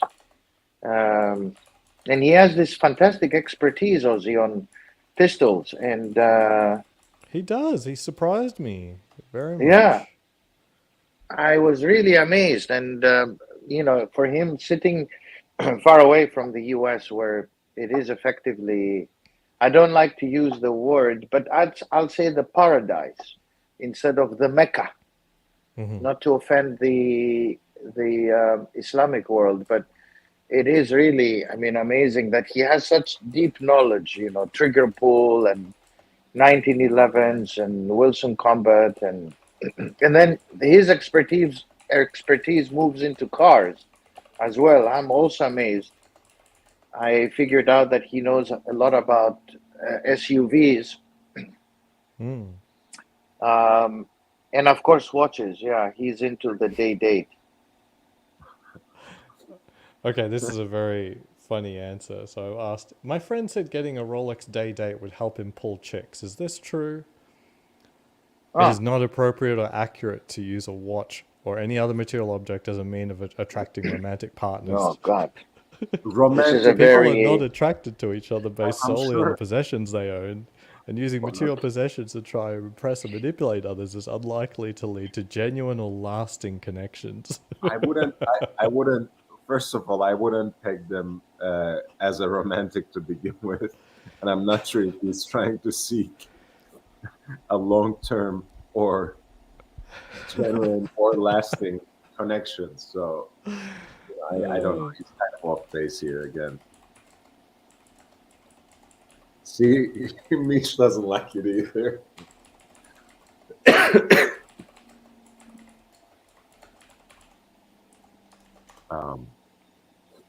Guys, yeah, we are approaching almost the 6-hour mark, and with all due respect, I haven't received a super chat for the last 3 hours. I think it's about time to close. I've gone through my auction preview, which I'm sure some have appreciated.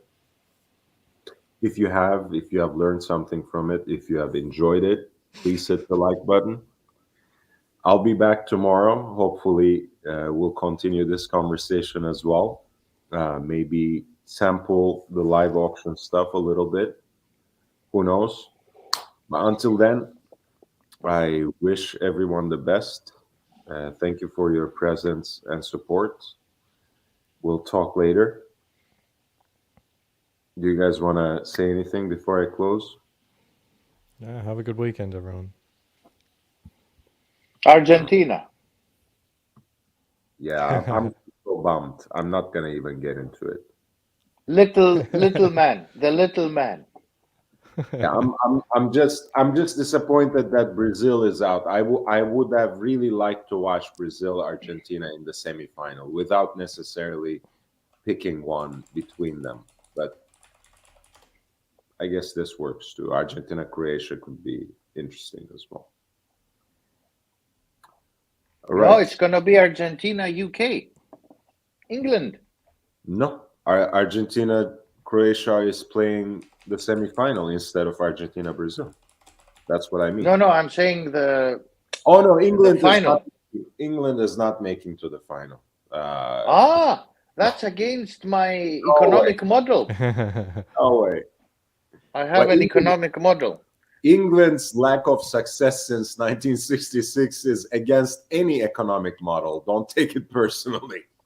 I know. Well, every economic model has its own failure. So, but at least mine says that final is Argentina. Falklands. The Falklands War is coming back. Yeah, this is likely. I'm with you, Professor. Just looking at this right now, Argentina, England for the final, I think, is very possible.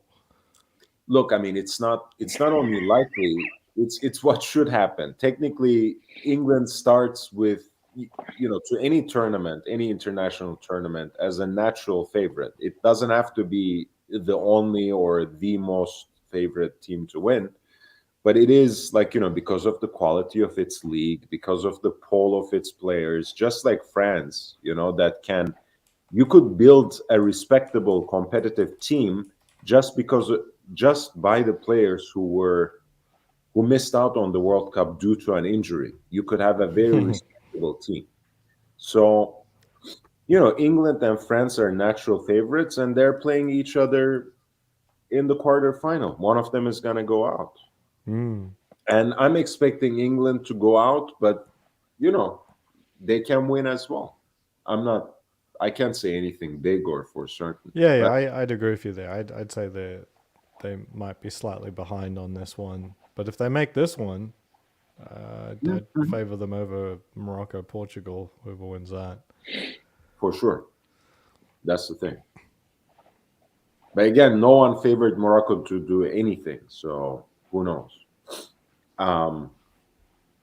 Guys, I will see everyone tomorrow, and we do have those two quarterfinals to look forward to as well on Saturday's schedule. All right, see you later, guys. Bye.